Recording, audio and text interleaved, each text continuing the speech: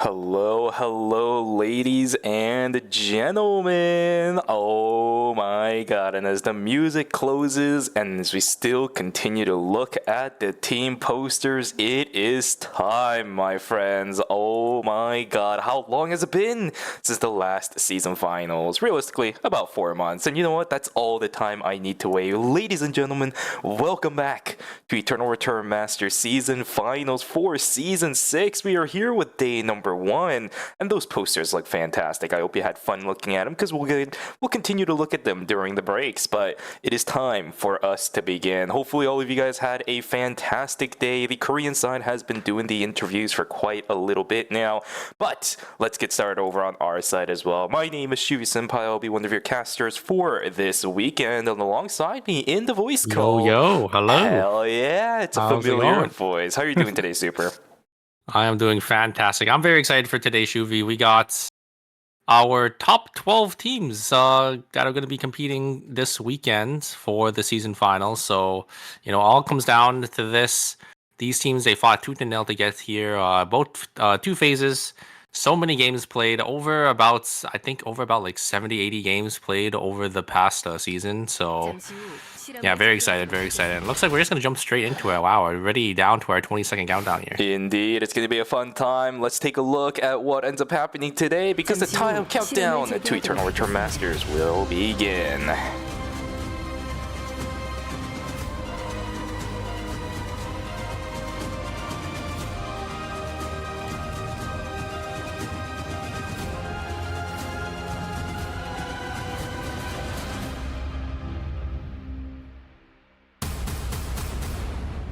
절망의 끝에 다다른 폰에게 모든 영광을. The research will begin, my friends. The trophy for Eternal Return Master Season 6. Every single season they improve on that thing. Look at the audience as well. Of course, as it is the season finals, they are live today in the Digen Dream Arena. It is the in-person event every ERM player wants to go out and play in. But for you and I, Super, it just means that we get to watch a fantastic audience today. And you know what that means? We get the posters as well from the audience. It's gonna be great. Yeah, I always love seeing those posters being made, for these teams. It's just nice, seeing like the fan art, all these players coming out to support, these teams.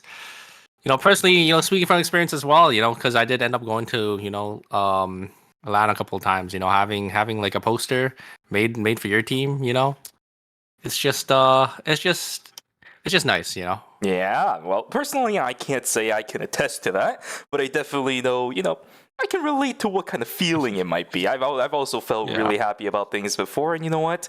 These are the moments that you really look back and say, I was here, and the proof of that is going to be inside the video for not just the players, but even for the audience, right? For some of the people who have drawn some incredible posters, we'll be able to see them today throughout the broadcast. But yeah, Super, it is time, my friend, for you and I, as for everybody in the chat. Season finals is finally upon us. It's the first season finals we are going to have with the newly created Eternal Return Masters format. But luckily for you and I, as well as most of the people in the chat, it's going to be a similar format for the season finals. So nothing too different when it comes to today and tomorrow. It's just the fact that the road we took to get here was definitely a little bit arduous. Yeah, the season final is still going to be the same thing. Day one is still just going to be 6 games. And then the top 4 will qualify for day 2, which is going to be the finals for the season finals. Now it's a little... It might get a little confusing, but right now we're in the semifinals, so we're still one step away from the grand finals for season 6. Yeah, indeed. It's going to be a fun day today, Super. We have 6 games that are going to be lined up specifically for today. We have 8 total teams that are going to be playing tonight, 4 teams that are already in day number 2 for the season finals, which means today we got to trim some of these players. We got to trim some of these teams. We have a total of 8 that's going to go down to 4 after the 6 games today. Top 4, again, is going to be moving on into day number 2, which means it's not going to be a fun run for some of these teams, man. It's going to be a rough one. It's definitely not going to be easy. We know which teams, have made it from the bottom. And also, we're gonna get a live feed here for DHC&J. Oh wow, there's like a viewing party. That's really cool. Dude, every season, the Eternal Return Masters season finals always improves on something. I think this is the first time we've had a viewing party from a team somewhere. DHC&J, yeah. So like, where is this? Is this in like? It's definitely not like in the venue, right? I don't think so. Okay, I don't know because I've never been to the venue before myself. Yeah. So Fair. you're gonna have to give you a little bit on that. And quite frankly, actually, I don't think you've been to this specific arena I am before as well. not, Right? no, I'm Yeah. So you and I don't know, but because DHC&J, I believe, did not make it to the season finals for either day 1 or 2, they are actually going to be hosting the viewing party, which is going to be super fun. Oh, right. Okay. Yeah. I see. Yeah, I mean, like, we got all these fans here just gonna be watching the game on the big screen. It's really nice, if you guys have ever been to a viewing party before, right? The community, brings together. Everyone's gonna be cheering on, their teams. Having that crowd there, right, cheering on for these teams and reacting to plays. It's nice. Absolutely. It's going to be just a a fun good environment. time. Yeah, for those people as well. Having people around you that are super excited about what you're watching at the same time is going to be awesome. But what are we even watching today? For those of you guys who are joining us, season finals again. But today, it's going to be day number 2, technically, of the season finals because LCQ still counts. But for us, it's effectively day number 1. Last chance qualifiers at the top left already completed. We did that a couple weeks ago. So today, we are going to start with the semifinals, as I mentioned earlier. It's going to be 6 total games that we're going to be watching today for determining which 4 teams will be moving on to day number 2 for the grand finals. This prize pool, 20 million Korean won, as we've been seeing throughout the entire course of the season, pretty much ever since, well, not the entire course of the season, I suppose. Ever since LCQ, we saw this 20 million Korean won. And the road to Daejeon, we have gone through everything, quite literally. Phase 1, Phase 2, LCQ, and we are at the end game, my friend, the Season 6 season finals. Yeah, and the point matrix is going to be exactly the same. But here are our Season 6 finalists here. We got FN Sejong, Ultimate, Gangnam Sparkle, and Gang In all going to already qualify for day number 2. And fighting today is going to be Slasher, Daeyoung Cybers. Daeyoung Cybers is... no. That was DHT&J. Yes. The watch party, yeah. Auto Arms, Tangle WX, Red, Green, Yellow, Saber, Insider, and Team Cartel are previous ERM winners. Just barely making it in here. We're gonna have to see if they are gonna be able to defend their title for season 6. Absolutely, it's been a rough road this season for Team Cartel. They've had a little bit of flops, a little bit of good moments, but they are here in day number 1 of season finals. And you said it the best, my friend. Team Cartel is the winners of Season 5 season finals for the Eternal Return Masters, which means they are here to defend their title. They definitely want to try to hold on to that to the best of their ability. And with a little bit of that shaky beginning of the season, can they finish with the biggest bang of them all? We are almost ready to start today, ladies and gentlemen. Indeed, the walkout will begin. I always love seeing these because they always have like some quote for their team, and it's always so funny. I have a special request from a friend of mine today, so I'm going to be taking a look at these team slogans, and the moment that request shows up, I will be talking about that. So let's take a look at our first team that's going to be walking up to our stage today, Team Cartel. The first team who is going to be showing up will be our lowest seeded team. And you know what, my friend? Oh my god, look at what a run they had. The stats, 6th place and 17th, a very rough season, but they're still here with the team slogan of Last Dance. I love that slogan because, actually, is this one of the teams that's disbanding, or are they staying together as well? That is a good question. There is going to be quite a lot this season. For those of you guys who haven't heard about it, a lot of teams will be disbanding. And you know what? If it is the last season Team Cartel will be running, man, I am going to be super sad about it. But that Last Dance, I love the team slogan as well. Yeah, because they barely squeaked it in. This is their last shot, to come out here and make another name for themselves. Obviously, we did see them win season 5, so we already know they're really good players. But yeah, this is gonna be their last dance. Indeed. All right, our second team up on the stage. They're gonna be walking up, trouncing up. It is going to be Team Insider, a team that we really did not get to see too much this season. Funny enough, their only performance was going to be in phase like number 2. It's a really similar slogan. One last dance. Insight prevails. Interesting. Did they just kind of work together with Team Cartel on that one? I don't know. I don't know either. Yeah, but our team. Also, was that Magnani? Magnani the one giving a little, I think it was a piggyback ride to Seiko there. Could be the case. Could be the case. I'm not entirely sure. But again, this is a team that we actually weren't able to watch too much throughout the course of the season, but they were able to get here through that first place spot in LCQ. And you know what that means. They definitely have the qualifications to be here today. Super excited to be able to watch Team Insider. For sure. I think they looked pretty dominant in the LCQ, so we're going to have to see if that translates over to the Season 6 finals. But I mean, we'll have to see. I think they do have a pretty, solid team comp. They're just running the Nikki Adela team comp. We're going to have to see if it does end up working out in this lobby as well. Indeed. Somebody was asking about Team Saber in the chat. You did not miss it, guys. That means this team up on the screen is going to be Team Saber. We got Sutton, Curry, as well as Belzer, who's going to be playing today. Okay. What does that say? I'm not entirely sure what the last word on that left side is, but it's talking about the combination of mint chocolate chip. It is a big meme in Korea because everything gets affiliated with mint chocolate chip, but they're saying the combination is like something. I don't know what that something is. I see. Mint chocolate chip. Oh, okay. Indeed. They had a performance. Yeah, they had fourth place. Yeah, for phase number 1, and that's all they needed to get here today. Yeah, it just goes to show you, if you have a really good performance for one of the phases, it should be enough to, qualify you. But gotta make sure you have a consistent season, I would say. I mean, a fourth place is quite the feat. So yeah. Absolutely. The next team on the stage is going to be a team debuting in the Eternal Return Masters Season Finals, red, green, and yellow. A first debut for every single one of the players up on the stage today. Team super excited. The team slogan is, even if it's a red light, we do not stop and we keep on running. A fifth place performance. I like that. I love it so much. It's perfectly in line with their team name too. Yeah, I love their slogan. But yeah, like you said, 5th place, phase 2. So I actually had a worse performance than Saber, but because of how the point system works, like we've been talking about throughout the season, they got more points because it is a later phase, right?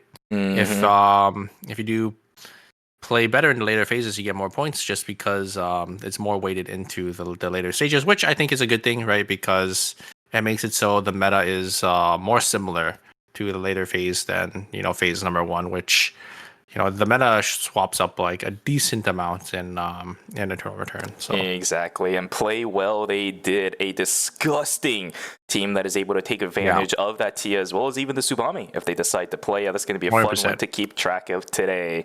Our next team up on the chopping block, Team Tango Dobby X. Okay, this team, quite frankly, from you and I, don't really need that big of an introduction. It's a team that we have seen time and time again in this stage of Eternal Return Masters, and you know what? I'm going to be so happy being able to watch them play today. We got Phoenix Park, Riori, Insane, as well as Nodinel. The team slogan for this team, New Rise. The Phoenix has risen, my friends. Wow. And I mean, look at their performance. They're just consistently 9th place there. Solid performance, I would say, from this team overall, right? Just great consistency.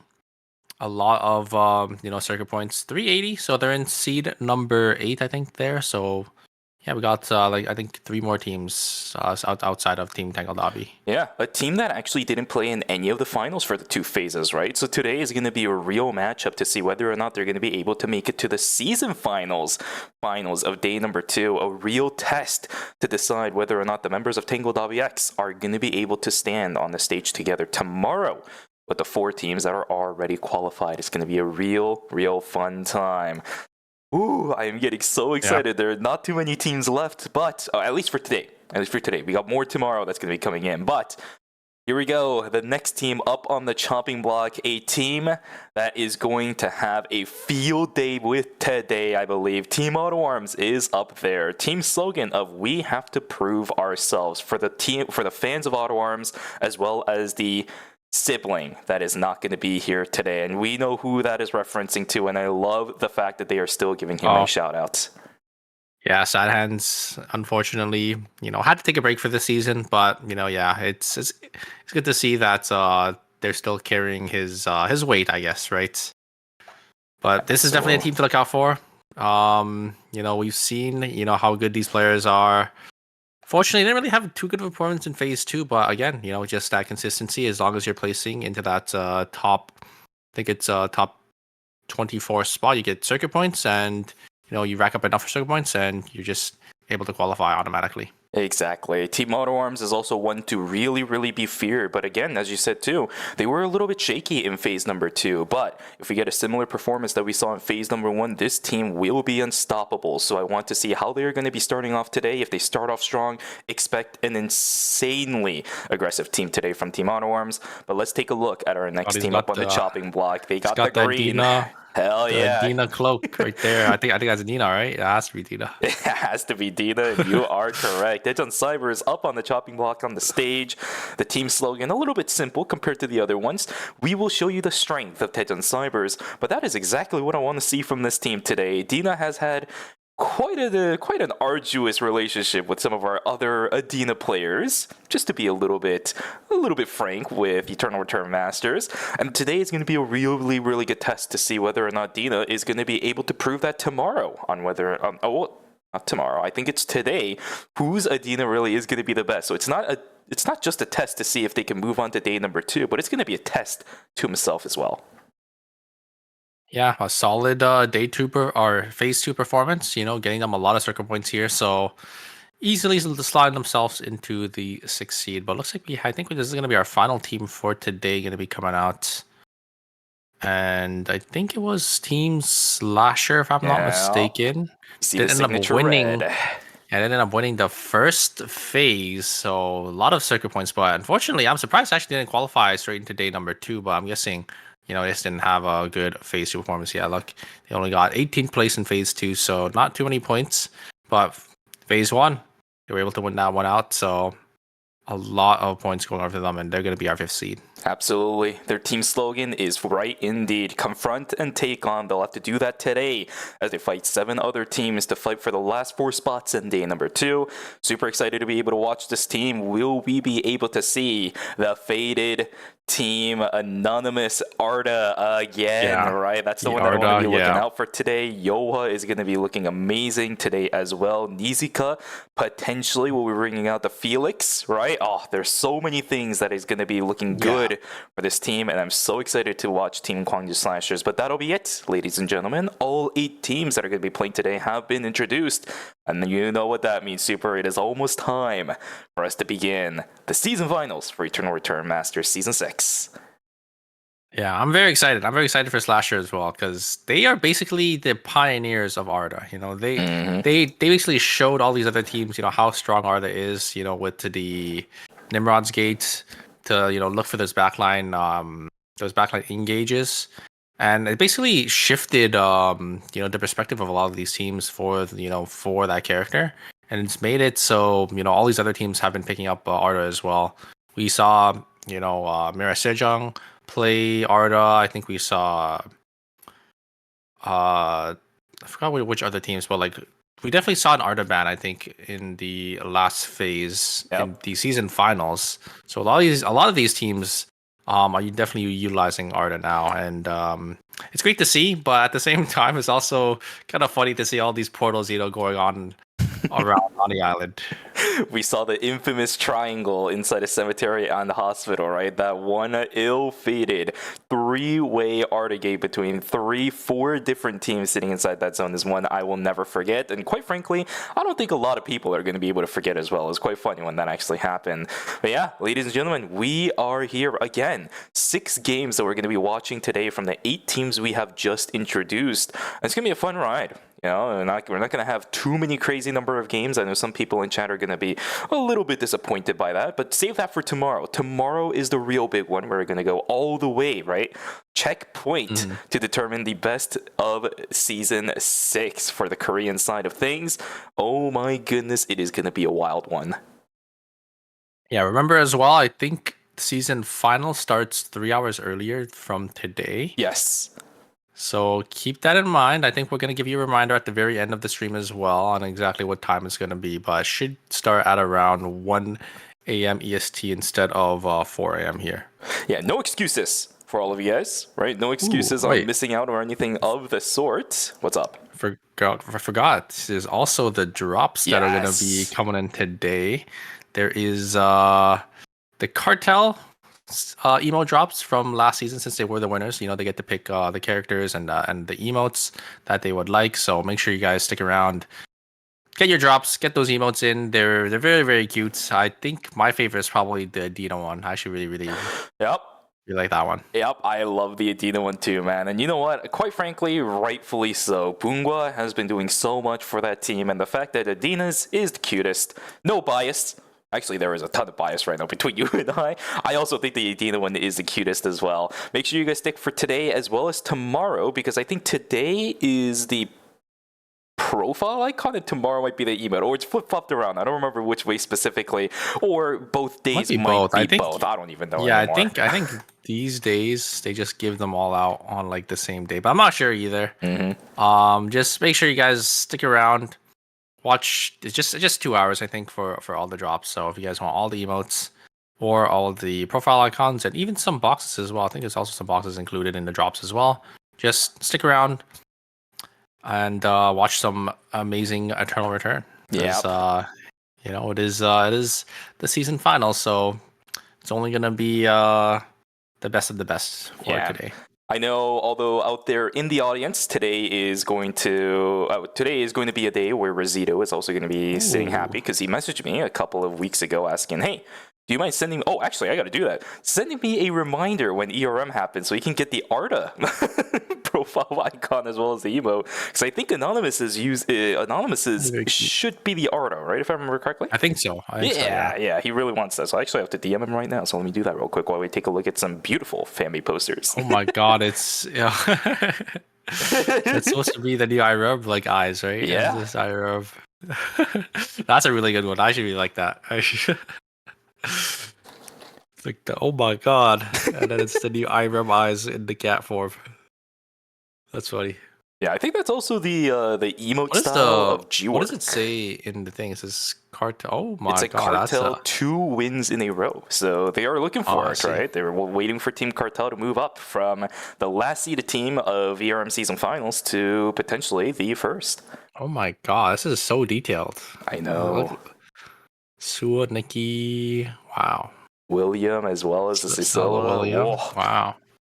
And that's for Team Insider, by the way. So let's see if this roster shows up, right? We've actually have seen it before.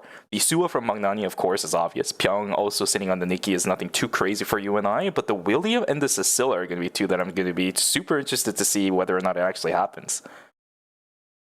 Yeah, I don't think. I think we're just gonna see the Nikki Adela combo because that's the main team comp they've been comfortable with. And oh look, they're just gonna bring it back here. I mean, it's a really cute poster. That's something like you would see on Twitter, you know? Yeah, exactly. It's just.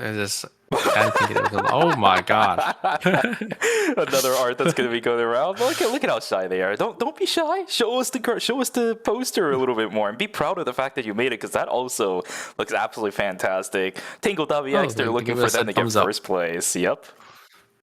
It looks good. That's kind of funny. Yeah, it's nice. It's nice. Sometimes you gotta really love how shy the audience is, but at the same time you gotta really appreciate their talents. Man, look at this. They're gonna be making it hard too. Okay, it's lit. It's lit. Wow.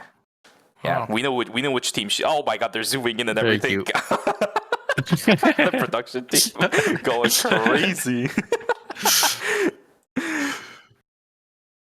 Well, I guess I think we're just just idling here a little bit. Oh, well, you can see it's starting on our player screens there. So it looks like we're just gonna jump straight into it. Actually, really curious on what the picks and bans are gonna be from these teams coming out here.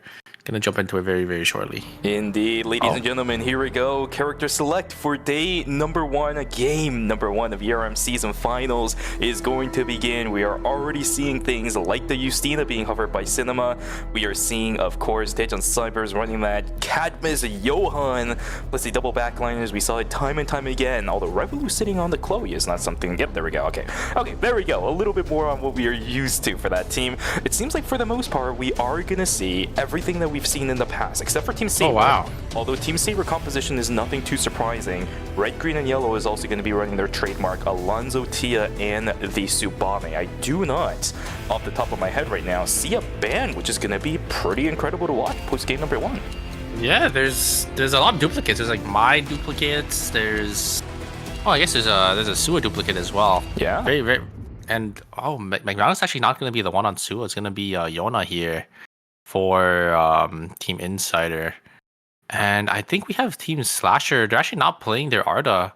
They're playing a double, I would say like a full dive comp with 2 melees and the Bianca in the backline to follow up on the dive, or maybe they send the Bianca in first and then the Lore and the Sue are able to follow up. I actually really like their team comp, but wonder how it's gonna play out into these teams here. But I think aside from that, yeah, it looks like most of these teams are just playing their standard team comp there. Which is what I love to see. Ladies and gentlemen, let me just get this out of the way in case people ask for it in the future. We're playing at 1.42. Right, we are not playing in the Season 7 patch. We're not playing on new season. No sense. Yeah, we are not playing on the new patch.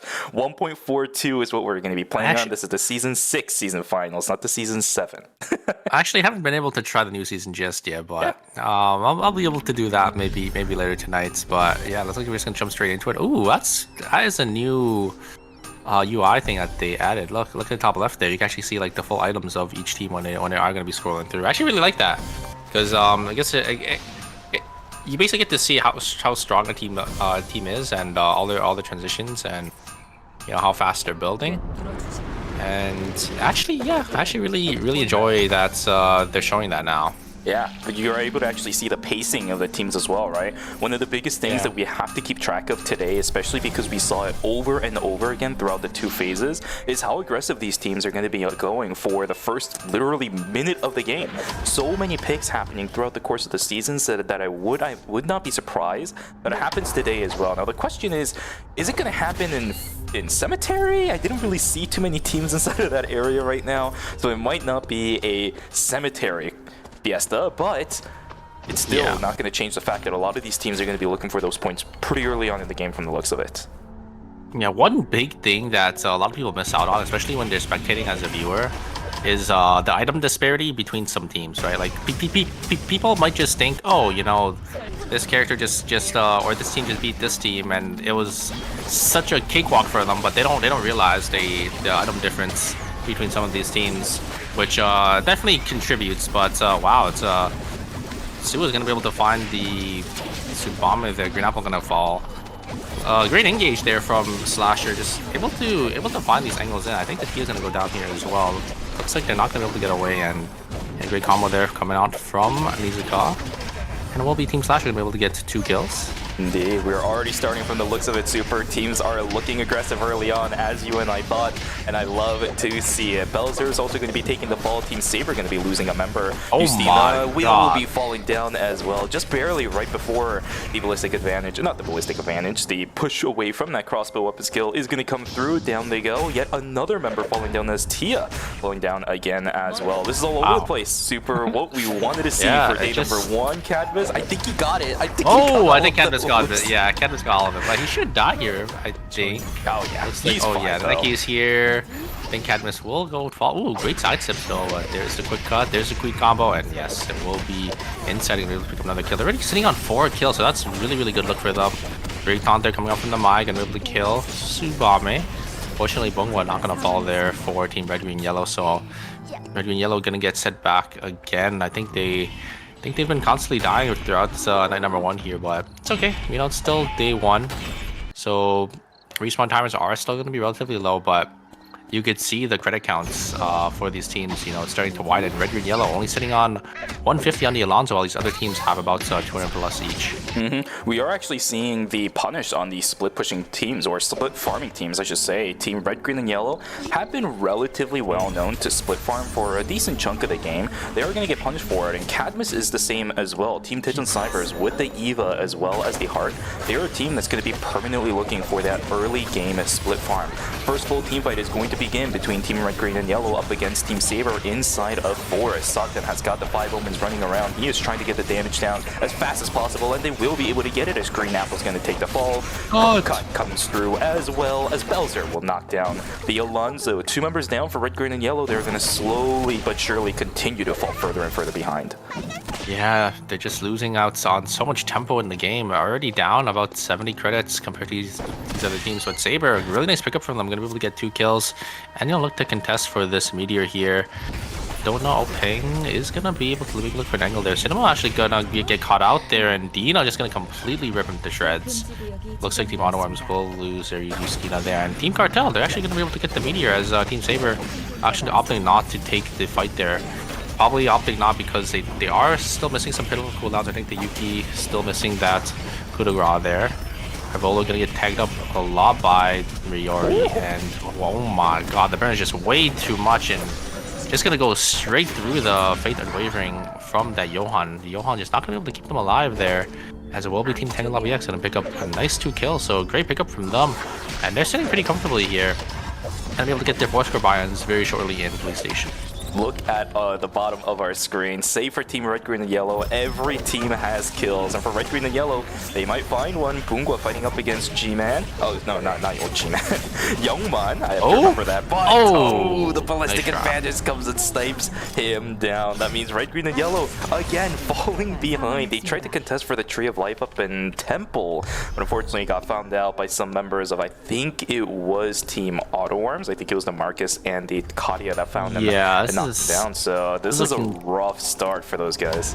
Looking pretty bad for Team Red, Green, Yellow. They don't have any buy-ins here, and you can see Team Insider here. They're actually only sitting on the tree as well, so an advantage is definitely going to go over to Slasher here. Probably look for an engage, but looks like Team Insider just going to back away. And Team Insider, you can see they're sitting on 3 items for themselves here. Probably gonna get some more buys in, or sorry, not Insider, but Team Slasher. They actually haven't got their force for buys ins as well. So, oh wow, wait, so they got really lucky. I think they got 2 items off of animals, so maybe like 2 wolves.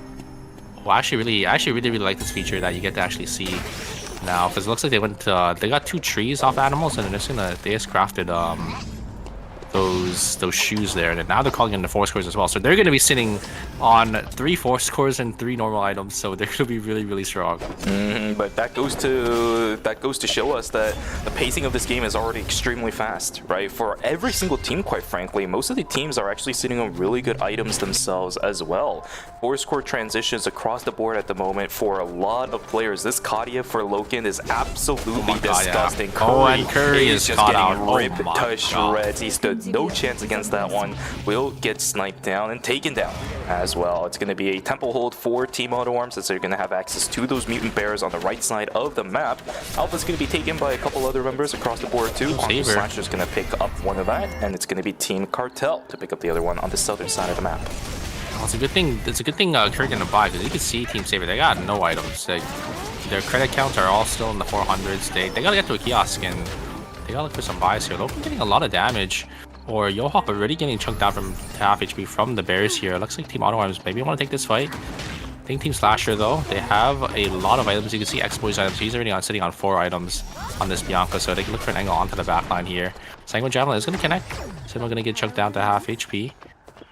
Cinema is going to charge up their Q shot, but nothing really going to come out of that there. From the looks of it, there are still some teams looking to split farm. I think the Loken caught out here. They're gonna send it awkward. Oh, but Blink is a little bit wrong-sided from this Bianca. That actually gives a lot of leeway for Loken to stay alive on the backside, but the Sua trying to hold as much as they can on the back as well. Exploit trying their best to run. If the Sua falls, they might actually be in trouble. Exploit taking away Lily will be able to keep themselves safe for the time being, but that was really dangerous for Kwangju Slasher. A little bit of a missed initiation from X-Boy. I think his blink actually got corner checked or something because he tried looking for an angle against Loken but failed.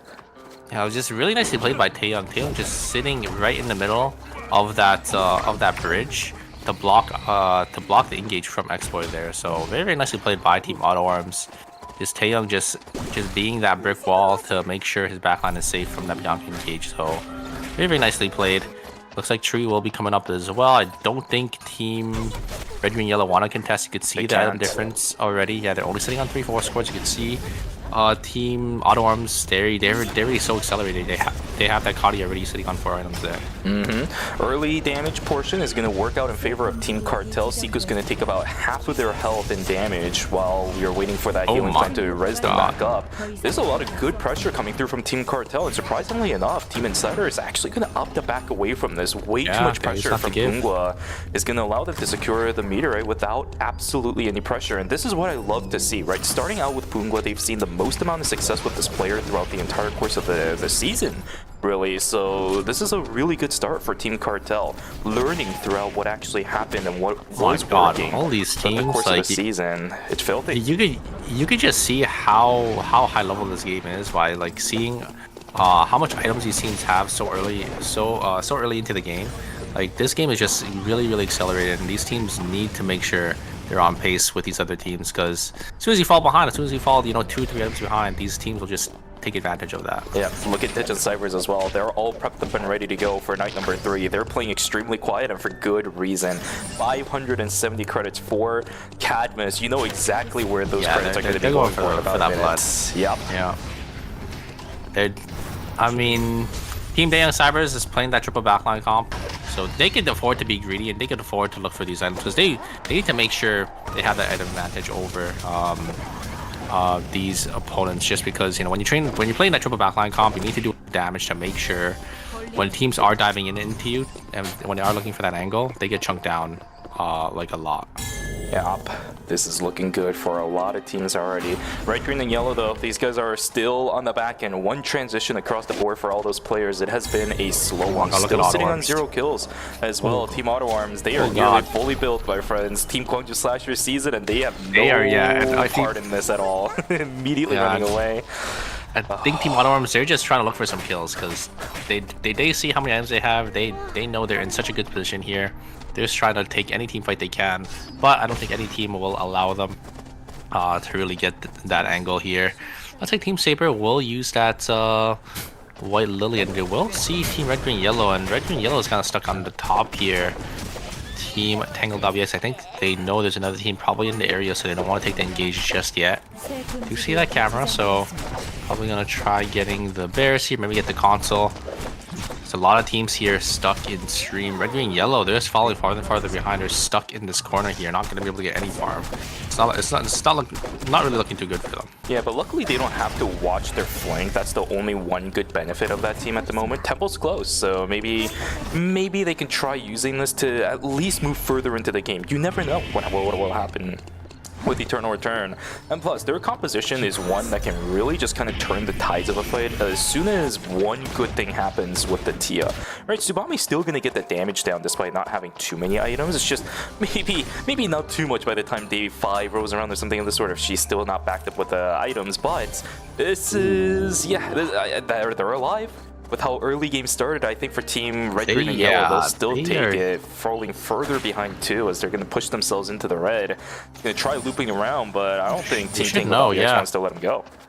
Yeah, they should know there was Lumi being stopped there, and it looks like Miltai just going to jump straight in, but the Mai is a little too far forward there. There's exclusive going to be used. A lot of damage being poked back here, but anyway, I think the item advantage is way too big, so they can just, slowly push on forward here. Green Apple getting chunked down to half HP. There's an engage from the Mai coming out once again, but wait a second. Oh my god, Omai gets so much damage from the Tia. The value, just the AoE damage was just way too big. I think Insane just got caught there tried to be a little too aggressive there. Unfortunately, will be the ones fallen, but oh no, here's a third party from Saber. I don't think Team Red, Green, Yellows are gonna be able to get away. There's the arrow from the Rio, and the Alon's gonna try getting away here. There's a coup de grace from the Yuki. It's not gonna Fortunately, it's not going to be enough for Red Green Yellow to get away, but I mean, 2 kills. They actually were able to win that team fight there. Old Man's going to have to TP. I think he should be able to make it. Yes, he started the TP at 5 seconds, so he should be able to get out of there. But oh no. Looks like they're actually, it looks like they're okay. Yeah, luckily Team Tangled WX is still looking for Resis, so Youngman was able to get out. And this was, okay, we're already starting out with this. Loken, he's still alive, here. Cannot get away from it. But the rest of the team for Team Auto Arms is there. It's a solo Adela for some reason, so far away from the rest of their team. We'll at least be able to pick off somebody, but that is a minus 200 for Team Insider.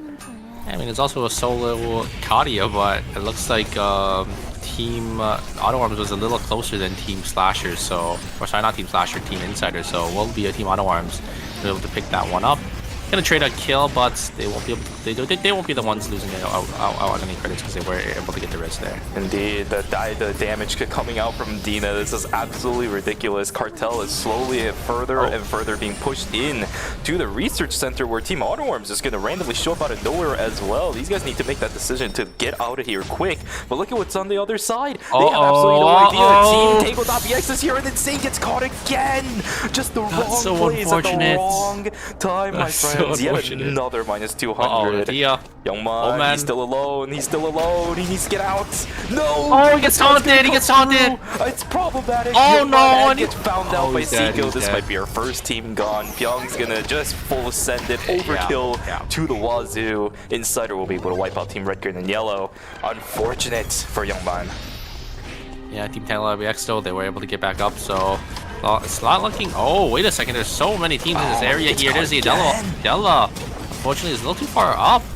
And yeah, Insane, unfortunately, is going to be the one to fall there. Looks like Seiko just traded 1 for 1, and Team Cartel will be the ones to benefit from that. Auto Arms, though, will be able to get this Wickline completely uncontested in Cemetery there. It looks like Team Dayoung Cybers did end up giving it up. Probably thought it wasn't worth the risk there, and there's the Suwa engage. Riori completely caught there. No timer as well. There's the Nikki ult, and there is going to be Riori gonna go down there, and Team Tangled WX, look at their credit counts. They're not going to be able to get the reses off here, unfortunately. I think that will be it for them for round number 1 here. Dina gonna get a lot of damage, basically gonna completely zone off Team Saber here. Team Saber, they're just gonna opt to TP on out of here. Oh, actually gonna use a VLS. Wonder where they're gonna go. It's the butterfly effect for a lot of these teams, slowly pushing in, losing out on the fight for Team Tangled Dabi, by the way, earlier on in stream has actually completely ruined their chances for the remainder of this game. They look so good at the start too, but it is not going to be able to hold it. Tejan Cybers also pushed into the red. These guys are in trouble, but will be able to TP in right in front of the face of Team Insider. Was right. He's trying to stay alive. Cadmus, he actually gets the timing off for the Faith of Wavering. I don't know how the hell that happened. And the reset is there. Seiko gonna land yet another Night Fork onto Revolu, and the fight will continue, but every survival tool was already invested. Dina's gonna get taken down. Cadmus will run away straight into the loving arms of Team Saber. What is with these third parties? Down goes Tejan Cybers. Looks so good, but Seiko with that beautiful queen timer, no time to react for Dina, will be able to wipe every single member. They just got so greedy because they chase into Stream Red to try to maybe look for some kills and try to get people off the TP. But unfortunately, it just cost them because they had to take a random TP down into Dock, and they TP right onto the Adela. Adela was just able to just combo the Evil for free, force all the defensive tools out, and then there's just nothing left for the heart there. So a little unfortunate. But it will be Team Dayoung Cybers going to go down in, it looks like in 6th place with only 2 kills, so not a good performance from them. But oh my god, look at the items on Team Auto Arms there. They are looking so strong. They got the Wickline as well. Team Slasher as well. They're sitting pretty comfortably. Just the Laura that's not fully kitted out yet, but don't think they're really looking for too many items on the Laura there. So exactly, it's all good. The players, for the most part, the teams are sitting exactly where they want to be, and with Nodanel getting caught out in just a second, stuck between 2 different teams at the moment inside of Factory, this Mai is not really going to have that many places to go. But Quang Slashers, I like the fact that they're still playing it a little bit safe, right? You don't know what's on the western side of the map just yet, so play it safe a little bit. Yeah, I think they can understand the way that the Mai is moving, that there's a team above them. So they don't want to full send onto the Mai because the Mai just ruined their game. and get them killed as well, and give Auto Arms, you know, that free third-party angle. So really like the way that Slasher kind of avoided that situation there. But looks like we will have our zone going to be closing your team. Auto Arms are gonna just bunker down onto Cemetery here. I do like that. Usually when you have the wick line, teams will just avoid you, so you could just take a zone completely for yourself. Looks like they're gonna choose Cemetery here. Maybe try clearing out Chapel as well. Looks like they're gonna try getting this console here. You're gonna see Slasher on the bottom side here, so maybe they can push them out and force them to burn some more red timer. This is a great place to be, by the way, for Team Auto Arms as well. It's a Chapel final zone. There is a direct path from Cemetery finals, from the Cemetery temp zone straight into the final zone of Chapel. Gonna allow Team, what is it, Auto Arms to have so much control over that final zone. They're gonna. Oh no! Oh my God, that's not where you want to go, Conscious Slashers. You should have seen that team. You should have seen that team straight into the loving arms of Team Saber. That was just fed straight to Team Saber. What on earth happened? Oh God! And Auto Arms is here. They get found out. It's not gonna look good at all. Curry is gonna get sniped down within the blitz. Down he goes, 2 members down. Team Saber finds one but loses 2.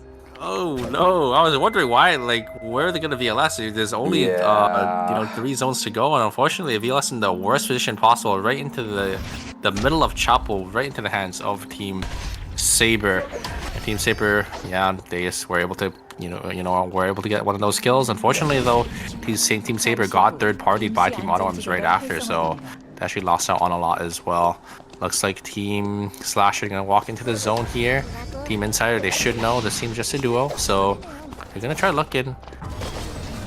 Oh wait, actually they're gonna find an angle onto Belzer here. Maybe try to get this kill, but look at the timers. Yeah, look at the timers onto Team Slasher. Can they get the kill off? I think they will be able to. They have a lot of defense shred.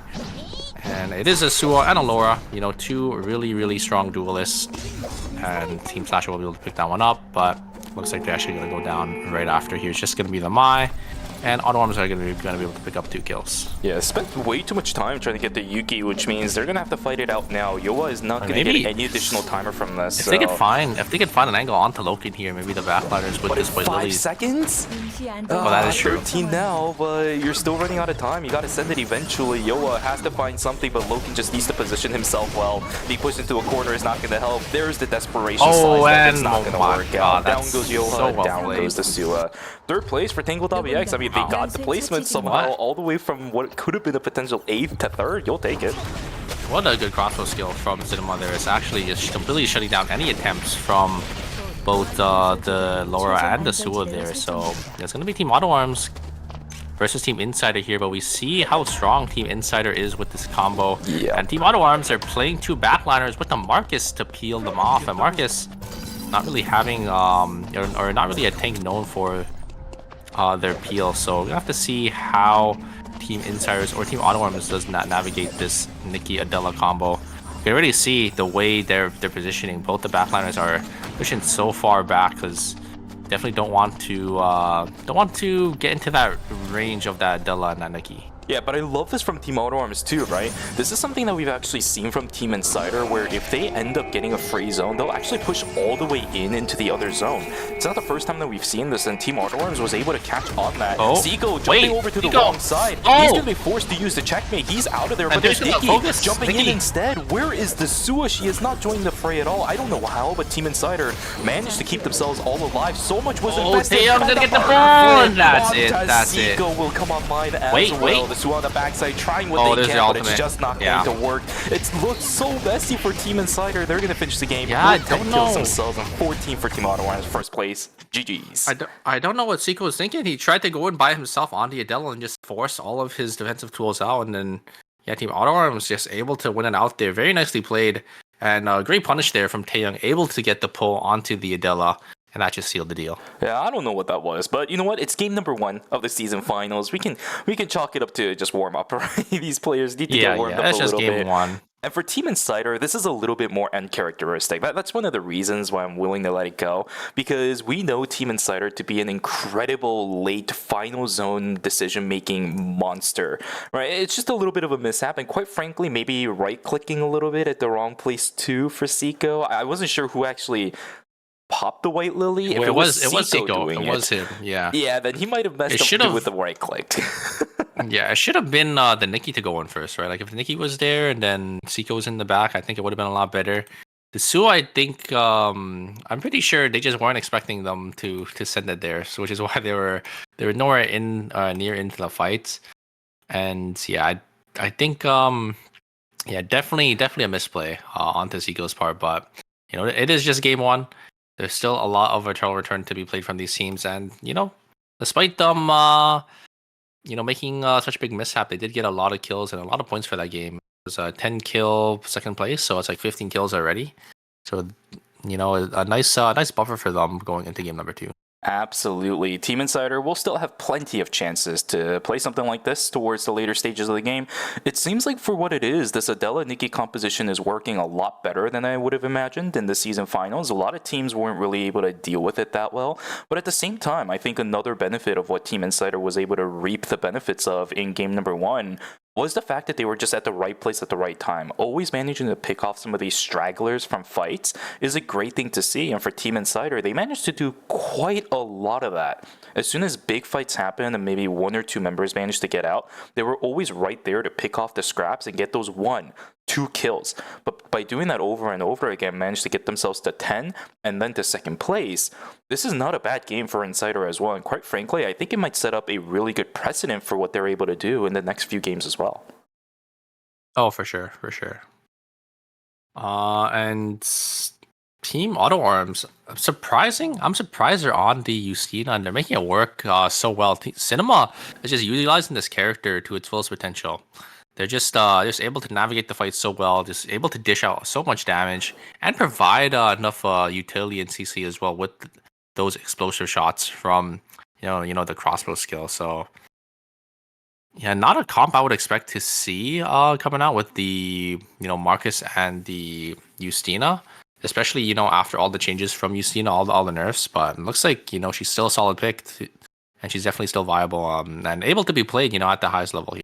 Yeah, can I get a cinema in the chat, ladies and gentlemen, because it absolutely was a cinema. What a game. What a game to start off the season finals. A very well-controlled final zone coming in from Team Auto Arms. And you know what?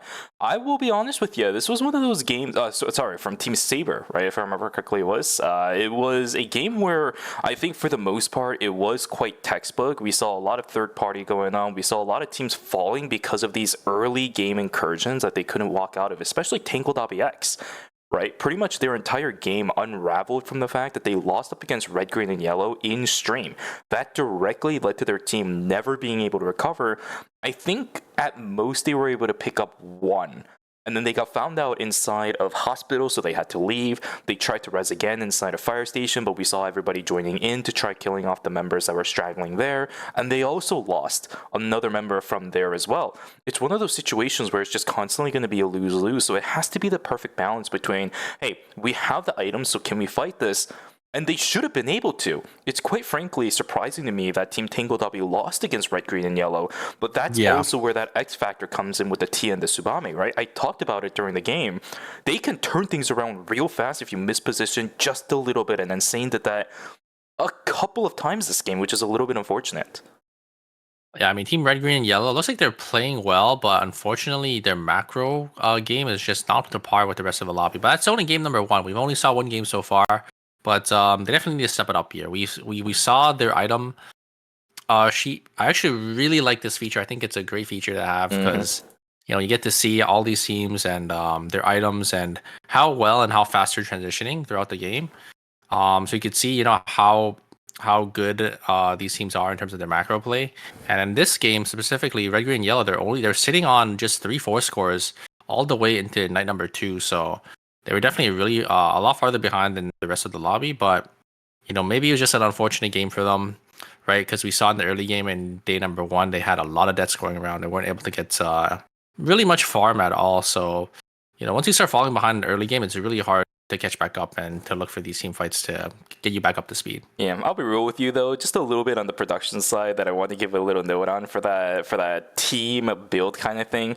They have two people dedicated to doing that right now, by the way, because they need two different people watching like the first half of the teams up at the tab, and then another person watching the bottom team for the bottom half of that tab button as well. So it's kind of funny that we are getting it, and it's really nice. But they have two people dedicated in the spectate slot to be able to get that specific graphics. Gotta really appreciate them when you're on staff. When it comes down to it, you have two people just literally watching the entire game with just tab on their screen, which in my opinion is kind of funny. But besides the point, you're absolutely right. The pacing of game number one is actually quite scary to me because it's not going to slow down tomorrow either, right? If we're already seeing teams like, for example, Team Autoarm sitting on full transitions by we somewhere saw around night 3, that's insane pacing. This is just how the top teams in KR are. Like speaking from experience, when I was playing over there as well, like even for us, like a top NA team, like we're falling behind some of these games just because the pacing is just so fast. These teams are just able to get so many items. They're able to get they're able to farm so efficiently and move over to these kiosks and get their buy-ins at the perfect time. So gotta make sure you get your items online as soon as possible. And I really like that you get to actually see the difference between these teams in terms of their items now. Because in the past, right, I think a big thing that was missing in the spectator feature was we see two teams fighting each other, and the fight's so lopsided, but you can't really tell why. But now you can actually see the item difference between these teams, and it just goes to show like how big of an advantage one team has over the other. And then it also sets up these storylines as well, where we saw red, green, yellow in game number one. They're only having 3 items, and they just were able to win that team fight. So I wouldn't say dominantly, but they were able to win a team fight with the team that had over maybe like 1,000 credits over them. Yeah, you can definitely tell which teams are just outplaying each other, which is the funnier part in this whole idea. Mainly, it's there to give us a track on which teams are stronger and all that stuff. But at the same time, counterintuitively, it actually gives us a taste on how these teams are playing up against teams that might be stronger as well, right? Again, red, green, and yellow should have not won that fight, but they were able to. They should not have won. No. Yeah, there were so many factors that went into that. I think they were down over like 1,000 to 2,000 credits. Right? Yeah, I know. We already had a blood as well, and then they did like team, or that team also just had like 4 or 5 gold items over them because red, green, yellow only had 3, which was just a 3-4 scores, right? So yeah, they're just up so many credits, and they just were able to win it out still. And that's one of those things that I think Insane might have to play a little bit better on. There was a lot of good things that Team Red, Green, and Yellow did, but it was more of a capitalization on Insane playing a little bit weird. Yeah. So again, game number 1, I'll chalk it up to warming up, and that's okay. But starting from game number 2, I think Insane definitely has to focus back up again. He is not going to be given a chance like that again, I think, in a 6-game series specifically. With how game 1 went, I would really want that Nadine to be farther in the back line just to let the rest of his team do most of the work while everybody else just does their own thing. So let's take a look at the leaderboard for game number 1. Not going to stay the same at all. Do not think of this as anything important.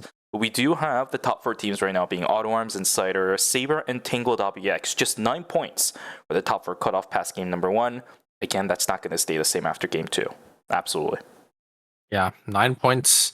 Lots less kills to go around this game, but it looks like it is going to be a little top heavy after game number 1. Team AutoArms with 14, Insider with 10, Saber with 8, Tangled with 5 kills. So you can kind of see the kills are slowly gonna be on the top heavy side with Team AutoArms on 14. So that's like most of the kills they're going to that team there for game 1. But it looks like we're actually going to jump straight into game number 2 here. We actually had no bans, so I wonder if these teams will end up swapping their strategies after game number 1, or if they're just going to stick with their comfort. Yeah, I'm interested about that too. From what it looked like in game number 1, none of these teams really had to.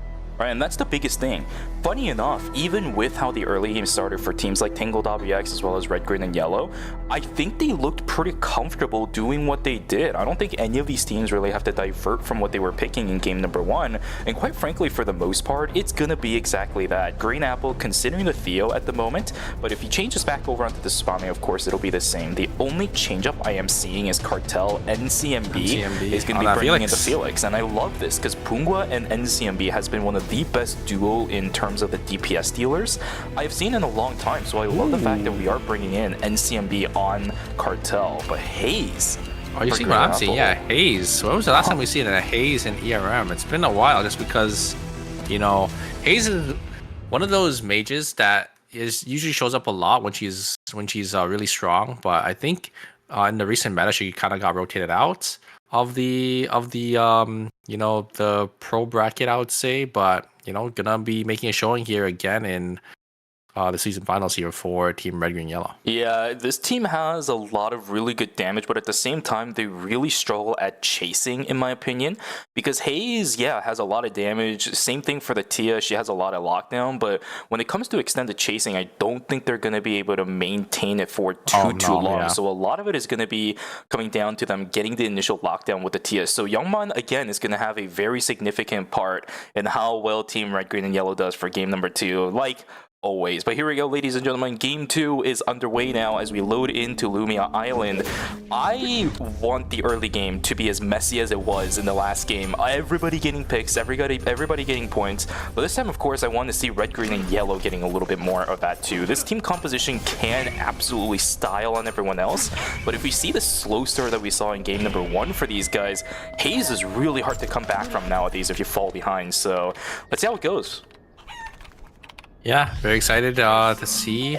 Okay, you can see the casters as well. The production is just hovering the Haze because they know, you know, it's a pick that, you know, hasn't been seen in a while here. Looks like we just gonna have the Alonso gonna try getting a taxi here, and Nicky's not having any of that. Gonna get some damage back.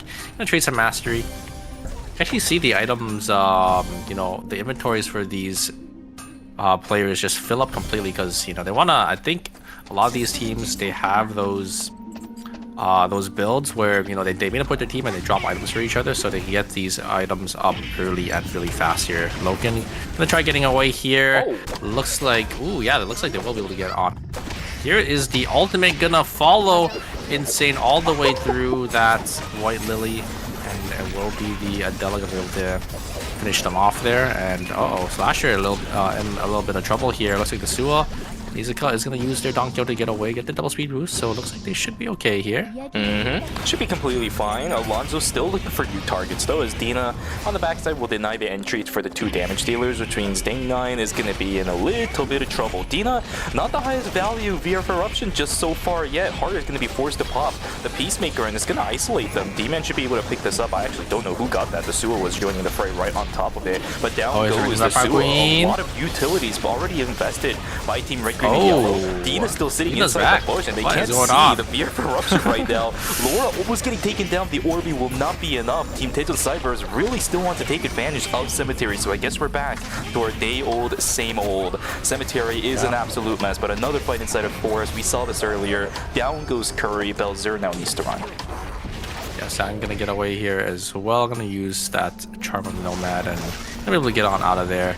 Looks like we do have Daeyoung Savage. They want to play for these cemetery boxes here. Green Apple gonna get a bit of poke, but completely isolated from the rest of the team, and it's gonna fall here very shortly. Oh no, actually they're gonna be able to kill Revolu. Revolu not having that Peacemaker there, but Dina gonna get some damage back. A great VF eruption, gonna be able to kill the Haze, but looks like they're gonna be able to pick that one up as well. So Cadmus gonna be the last member of Team Daeyoung Savage to run away there and try to keep their team alive. And seem Red, Green, Yellow, they're gonna be able to get that cemetery dog pack, and they're sitting on 5 kills already, so they're sitting in a pretty good spot. complete inverse of what we saw in game number 1. This is the start that Red, Green, Yellow really wanted. This Haze is already working out. Her early game investment is looking pretty good. X-Boy getting caught out early will get taunted. There's the Ghost Fire activated as well, but on the backside, NCMB, he's getting taken dangerously low. Will be saved with the exclusive. Punga trying to get the chase down onto X-Boy will actually be able to get it.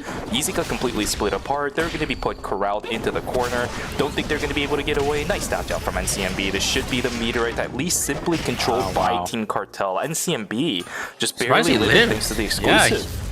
Spicy lived for so long where he's able to dodge out on so many his auto attacks with his spear weaving there, and then the exclusive just keeping him alive just a little bit longer there. Gonna be able to keep them alive just enough for them to win out on that team fight there. So very nicely played by Team Cartel that and like you said, you are gonna be able to get that meteorite coming into dock there. As you're gonna see a lot of these teams starting to split away. Gonna try getting these wolf packs, gonna try getting these trees and these meteors. Gotta make sure you don't fall behind the rest of the lobby. Absolutely amazing what we are seeing for day number 1. Dina being pushed a little bit far behind, but managed to dodge out on the calling card, which means he can stay strong. Kill the Bianca, down yes. the Bianca instead. Oh, right at the Wait a second, can I get these? Can I get these? Who's gonna get them? Who's gonna get them? I think Revolut got 1. Yeah. I think he got.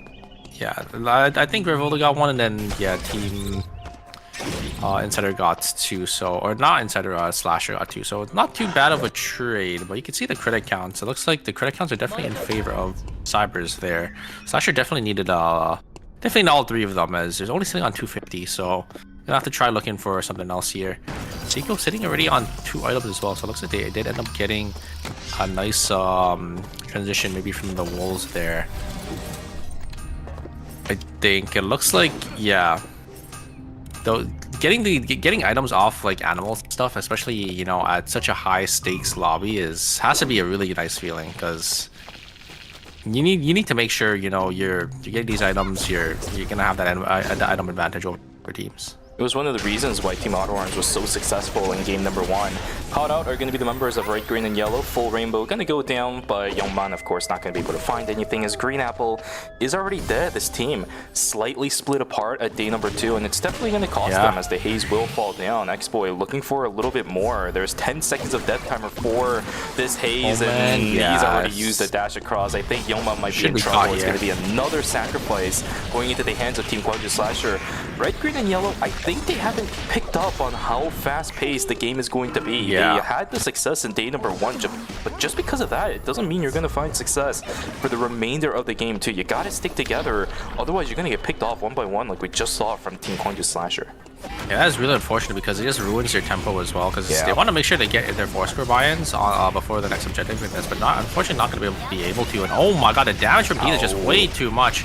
Cinema is going to use her ultimate to try to get some damage back onto Dina, but Loken is actually just going to be able to auto them down there.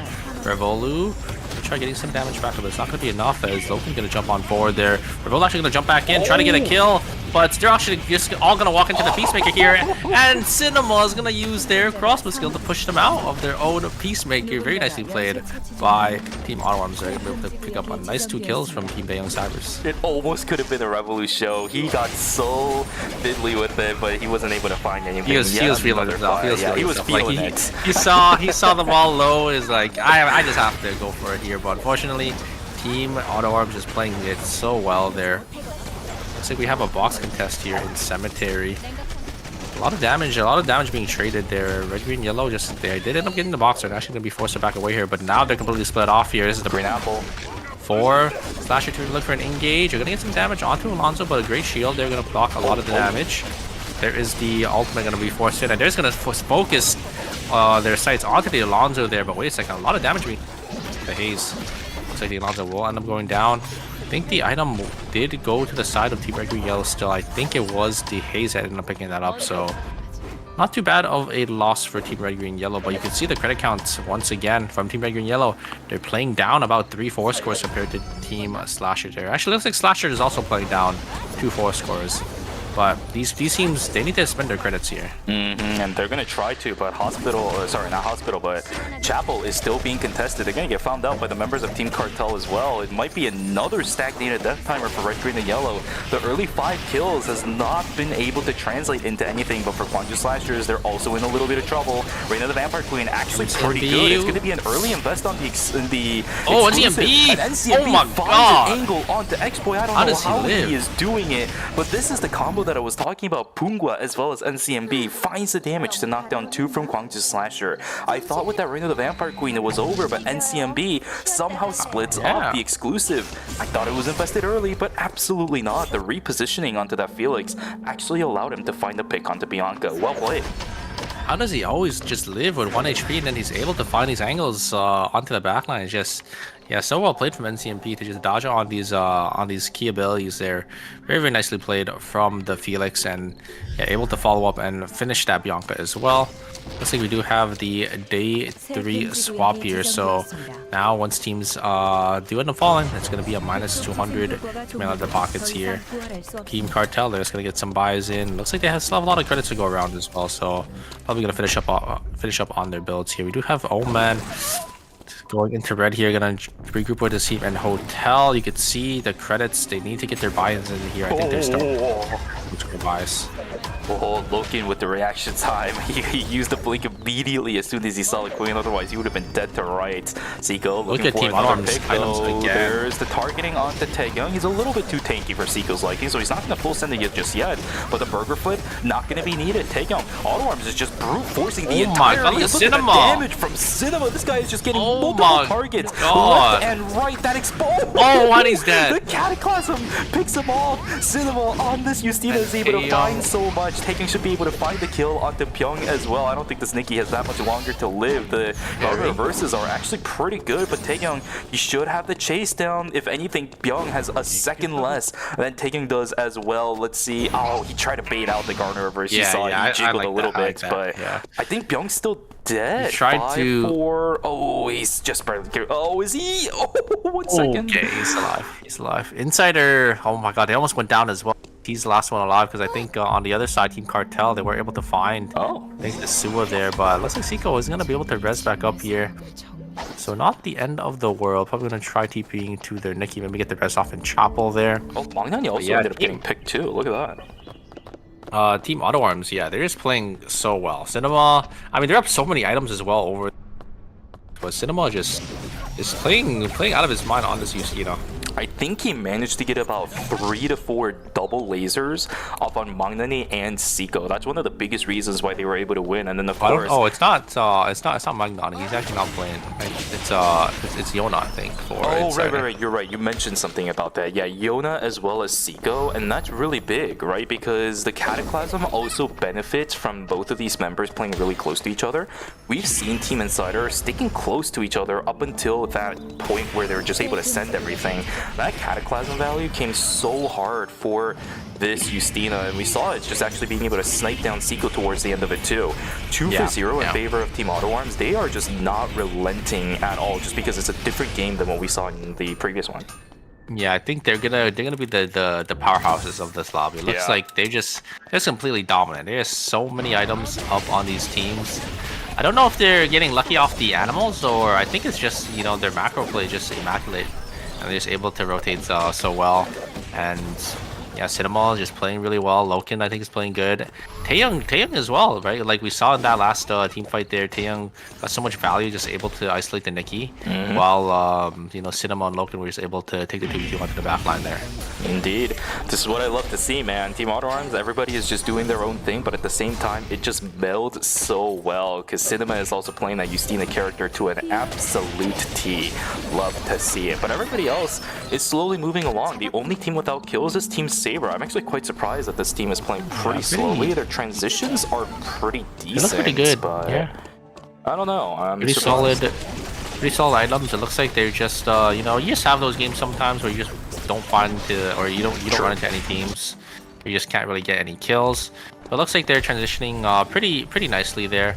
Team Auto Arms might take another fight into Team Slasher here. Looks like Team Slasher probably gonna press tab look at their items and say nope, no thank you, as they gonna look at probably almost 20 gold from Team Auto Arms, or sorry, not 20, 15 gold from Team Auto Arms. Yeah, they're sitting on 12 already, so they are definitely the team to beat for this lobby so far. It looks like Team Auto Arms gonna civilize system, gonna get into gas station here, probably get the cameras. Maybe he's prepared to go into alley as well. They saw the pings from Team Tingle.bx, so we're not going to see that weird VLS that we saw last game into Chapel. Around they'll keep themselves a little bit safer, but there is nothing inside of gas station. It's a completely dead zone. It's going to be a bit unfortunate for Team Auto Arms. I think they want to continue utilizing this advantage they have, but nothing really being found. Full Rainbow is going to go in. It's just going to be a blink out from the members of Team Insider to get out of that, but it's also a blink invested from the Haze. It's not going to be that good of a situation to be in, especially because they haven't been able to utilize those early kills at all still, right? They need to look for kills, but credit counts wise, they're pretty low, so they have utilized it a little bit. Haven't been able to find too many things outside of that FCMB. Trying to look for a jump into the back line, but Curry with good reactions is going to be able to get themselves on out of there. Curry and Saber, this is a lot of damage. I don't think the Yuki's going to die from that Saber. Oh my god, trying to chase him through. It's so close, but they managed to get the pick on the Pang. Bungo is trying to salvage just the best of his abilities, but will also get sniped down by the Daikubo of Curry. So close from the members of Team Saber to fall down, but they managed to keep themselves in line. Whereas Team Auto Arms knocking down the members of Dead Cybers. Down goes Cadmus. Heart will stay alive, but will get found out by Taegyung. That's going to be a wipe on the Dead Cybers too. Oh my god, Team Auto Arms just completely clean 3-0 from Team Dead Cybers there. I want to talk about the team for Team Cartel. Bungo just able to deal so much damage by himself. Unfortunately, it's not enough. And TMP ended up going in a little too early. They ended up getting caught out. Just wasn't able to find any angle there. Great reaction there from Team Saber, just able to peel back so well from that Felix. And then, yeah, just so close. Bungo just, unfortunately, is not having enough damage just yet. I think if he had like maybe 1 or 2 extra items there, the fight definitely would have went into the favor of Team Cartel, but just a little short there for Team Cartel. And Team Saber was going to be the one to win that one up here. Yoha is actually going to be a little far up here. I actually really like the positioning for Team Tango Lobby X. They know Team Slashers playing this full dive comp, so their backliners need to play relatively safe here. Don't want to get into that range of that Bianca blink engage. They're already calling in items too. As soon as it turns to nighttime, I think Rior is trying to call in some recons, vision. yeah, trying to get the recons. They need information on where every member of Kwangju Slasher is, because the moment Rior gets caught out by anybody, it could be lights out for Tingle.bx. Yeah. Still trying to fight it out up against Kwangju Slasher. The poke damage from this Adriana is absolutely insane. Yeah, take a look. Yoha, ooh, I think that was the quick invested from Nodanal. I don't think they can stay anymore. Riori, oh no. Backside. Exclusive will be utilized. That's a lot of damage gone from the side of Team Insider, but the punishment from Kwangju Slasher is not there too. They're not coordinated. They thought it was going to be Team Tingle.bx, but they see the Adela Nikki and say, oh, whoa. Yeah, I think both teams know there's a little too many teams in the zone. They don't want to take any team fights without getting third-partied, so that's why you see all the teams slowly start to pull back, because they know that there's these other teams. And it looks like another team, it's going to be Team Saber, actually going to VLS into into hospital or hotel here. Now there's gonna be it's gonna be 3 teams again, as it looks like Team Inside did end up leaving. You can look at the items on Team Slasher. They're actually not sitting in a comfortable position here. It's only gonna be exploits sitting on those 4 items. You can see both the Laura and the Sue are only sitting on 1 and 2. So I think Team Saber definitely want to take this team fight here, but gotta be a little careful, as there are some other teams that are lurking in the zone. Seems like this hotel is a 5-star rated hotel or something. Everybody's tripping by in this game.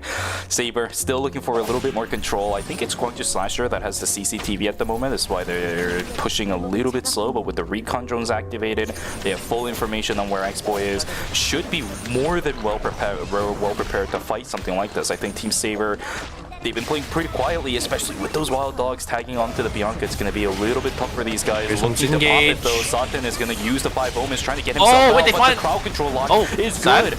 The cut is not going to really do anything as the coup de grace. Third party. The last thing he does before he falls down. Curry's getting a lot of value. Then they get the kills, but Curry on the other side trying to get himself out as well. White Lily will maybe allow him to do it, but Insane on the backside. There's the auto attack with the monkey wire, as well as the squirrel trap to lock him down as well. Team Saber, they couldn't finish the members a little bit too slow. It's going to cost them 2 members down to Kwangju Slasher. They're down to Saber, loses Curry, and I think that's about it. Somehow No, that Zuri got down, but he got rezzed, I think. They don't have credits to res Curry, though.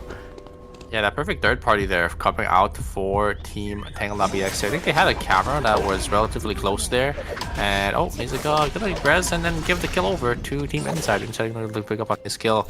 But yeah, I think Team Tangled BX, they did end up having a camera nearby, so they actually saw exactly what was going on. And perfect third party timing from that team there. Looks like Team Saber is gonna full send here. Try to get the last member of Team Slasher, but not gonna be able to get away. And they're just gonna invest so much time in trying to chase the Laura there. Not gonna be able to find anything. Team Saber gonna be able to Loken, gonna get a lot of damage off there. Loken gonna change his targets onto the Haze. Haze going down to 1 HP, but I don't really think there's much Team Red Green Yellow can do. Look at the items for Team Red Green Yellow, only sitting on about 6-7 items there, and we know how strong Team Auto Arms were. So yeah, I think the item disparity was just too big, and Team Auto Arms just gonna be able to clean this one up. And this is the problem with a composition like this, in my opinion, where with the Haze, you don't really have the consistent damage. You always have to land skill shots, whereas on the flip side, you have a Kadia that's going to be constantly pumping auto attacks with her passive as well, right? The Ashen Reaper auto attacks hurt a lot at this point in the game.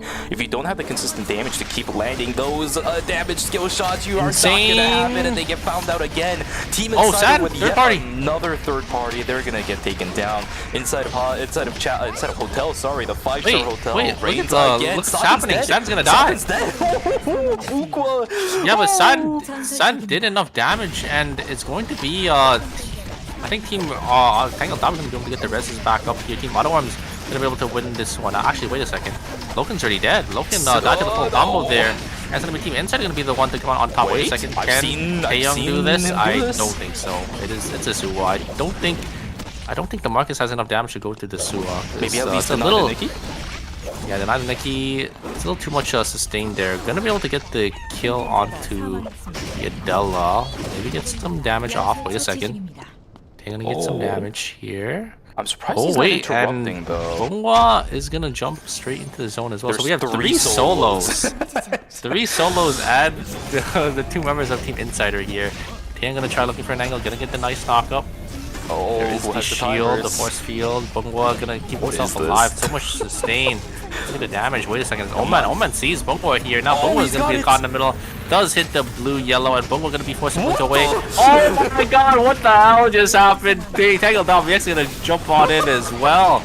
As now, wait a second. Insane is gonna die. And I think it's gonna be Insider gonna be the one to come on top.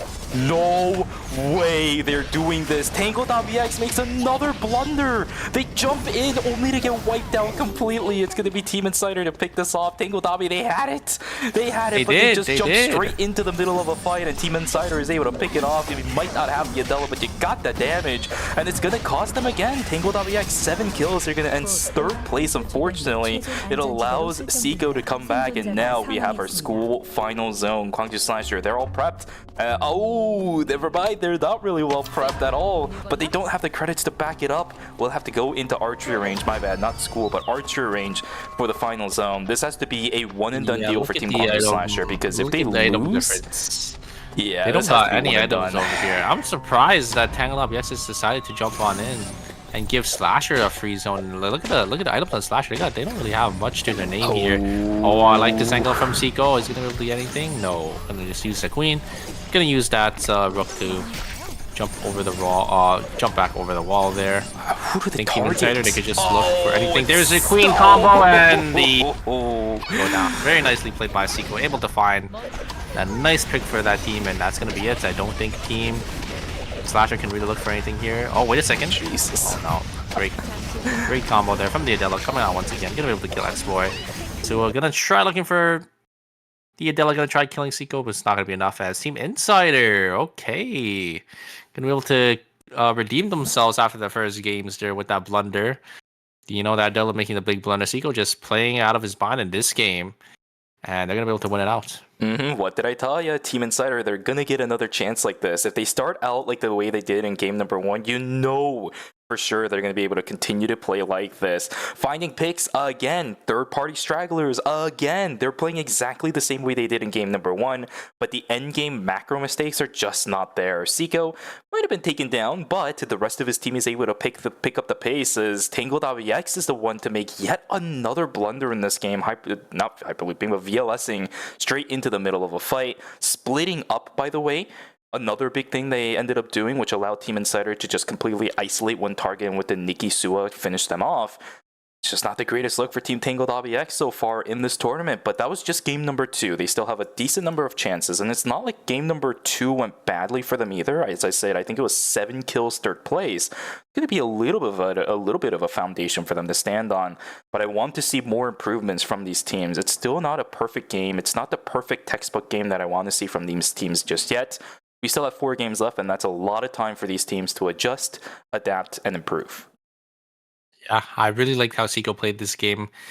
He was able to find so many picks on this Adela, able to get so many queen combos off, and basically solo win his team. These team fights here. Usually we see the Nikki Adela combo come through, but he's just a one-man show this game. He just jumped on in, able to find these angles, able to find those queens, and very, very nicely played from Adela.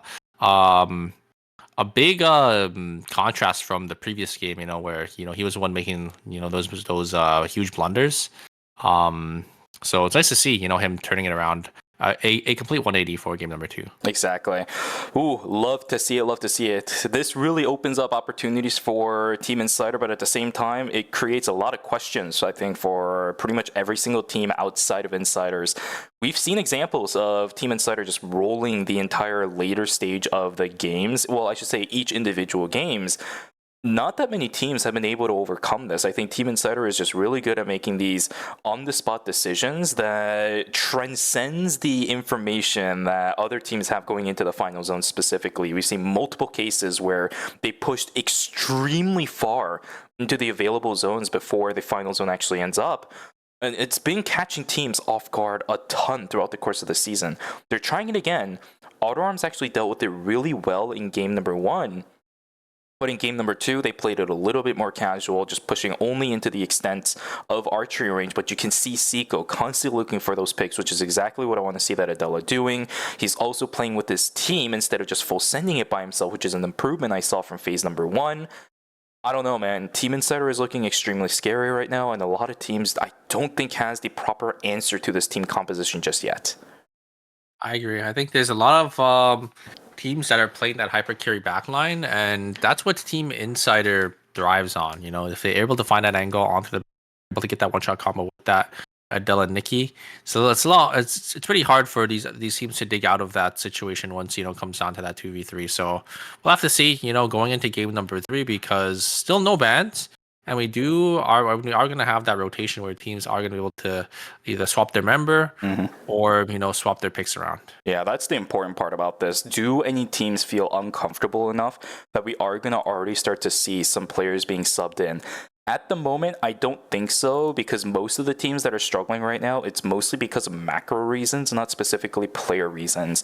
Insane seemed to improve a lot in game number 2 as well for Tangled Obby. I didn't see too many missed positions from him specifically. So, even Tangled X should be okay to go with the same roster.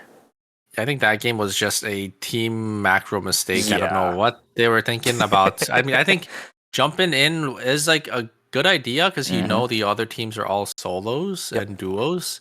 But the way they need to position, that that whole situation, I think, was a big mistake. And the way they jumped in as well, because they jumped in right into the middle. Three different teams. So I liked their macro play, and they're in the sense of them jumping in because they knew all the other teams were going to be solos or duos. But at the same time, they could have just played it safe, and they could have just taken 3v3 into Slasher, because they had such a big item advantage over them. Yeah, the craziest part about all of this is the fact that when you're using the VLS towards the end of the VLS timer, you get to see your environment. So I'm pretty sure Tangled.x was able to see Team Insider slowly pushing their way into the fight, but didn't react at all to that, and ended up turning their backs to Team Insider, which allowed the snipe to come through. Yeah, there's been a couple of VLS blunders you can definitely, already. yeah. You can definitely see, but sometimes once you could see, it's already too late because you're already too far down. You can't really turn your character far enough. But I do think they should have just maybe turned up into the duo instead. But at the same time, it is a Sua and a Nikki, so they could just lock down like your backliners if they do just jump straight into them. So it's kind of hard for them to navigate that. I just think they should have VLS in a completely different way, or they should have not VLS into the zone. But looks like we do have the leaderboards for you guys here. It's gonna be Team Insider. Gonna be in first place now with 37, and it looks like Team Auto Arms with 35. And for Tingle WX, they're still managing to hold on to that top first spots. They're in third place at the moment with 20. But ladies and gentlemen, that right there was game number 2. You guys know how it goes. It's an even number of games. So we're going to go to a break. So please go grab some water. Please go grab a snack and go get some stretching done. It's going to be a decent number of games tonight. So please get yourselves all prepped up and ready to go. We'll see you guys back here for games 3 and 4. Take care.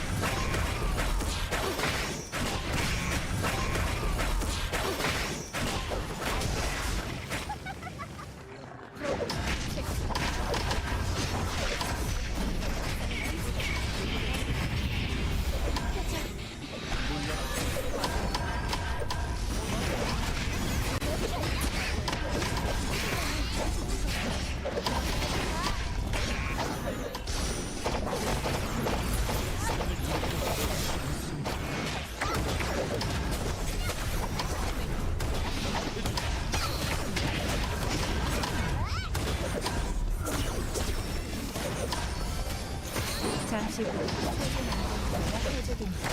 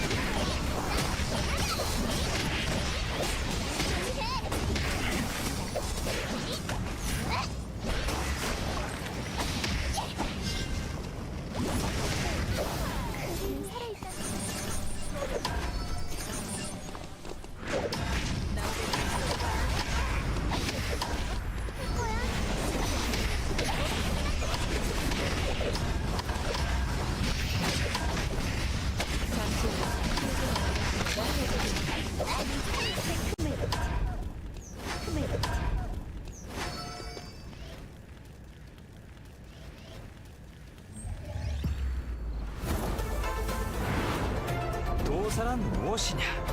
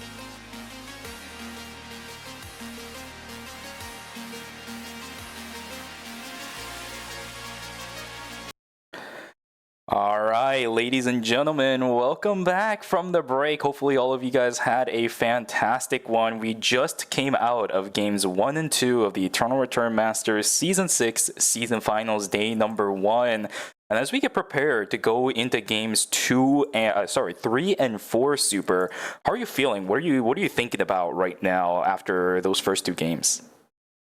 I'm thinking if Team Insider can, continue the streak of dominance. Actually, it's both Team Insider and Team Auto Arms. Both these teams have been having a really good showing so far. And I wonder if these two teams are just gonna, rack up all the points and just let these other teams, try to get the scraps and try to secure themselves a third or fourth spot. Exactly, and I think you're absolutely correct about that one, but they're doing it in two completely different ways. I think Team Auto Arms has been really stable in the amount of defenses they were able to put up, and the safety net for the double backliner they're able to give is so consistent. Taekyung has been doing really good on this market so far, just being that unmovable wall, and people who ever push past him are actually getting properly punished, so I really love the way that Team Auto Arms is playing that. It's a very traditional style of gameplay for Eternal Return.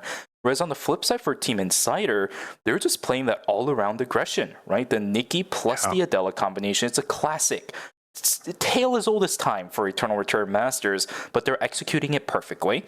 They're being at the right place at the right time with these third-party stragglers, as I've been mentioning pretty much the entire night so far for that team.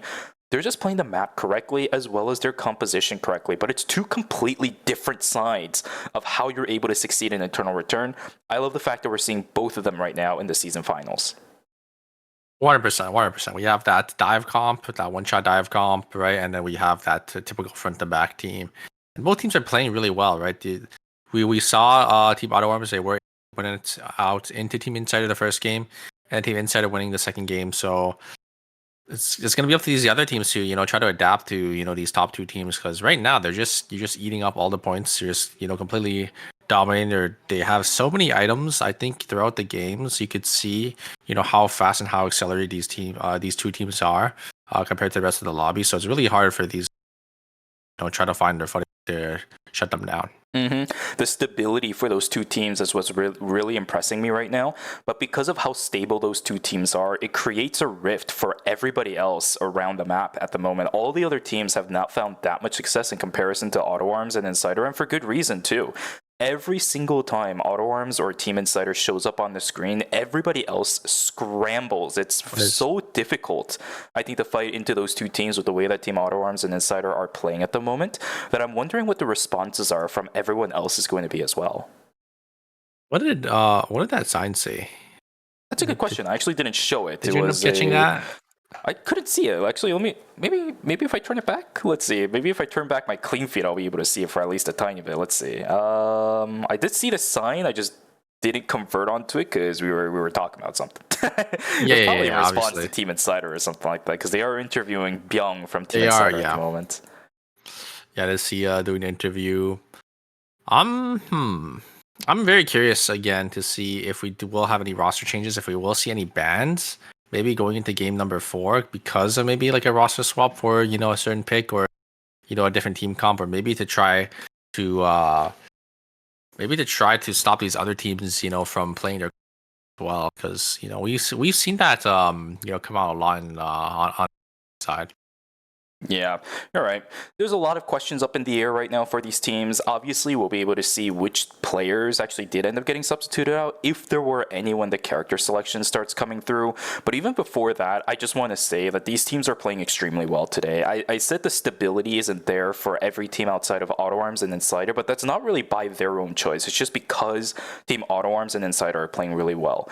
Whenever those rest of the 6 teams are fighting amongst each other, I still think that there is a lot of really good showing between each individual one of them, but now they have to transition that into improving up against a Team Insider and Auto Arms. That's what I want to see. Which teams are able to hold their own up against those two teams, and on top of that, which teams won't be making those VLS blunders today. Yeah, I think there's been a lot of mistakes so far, but it just goes to show you, that these players are still human, right?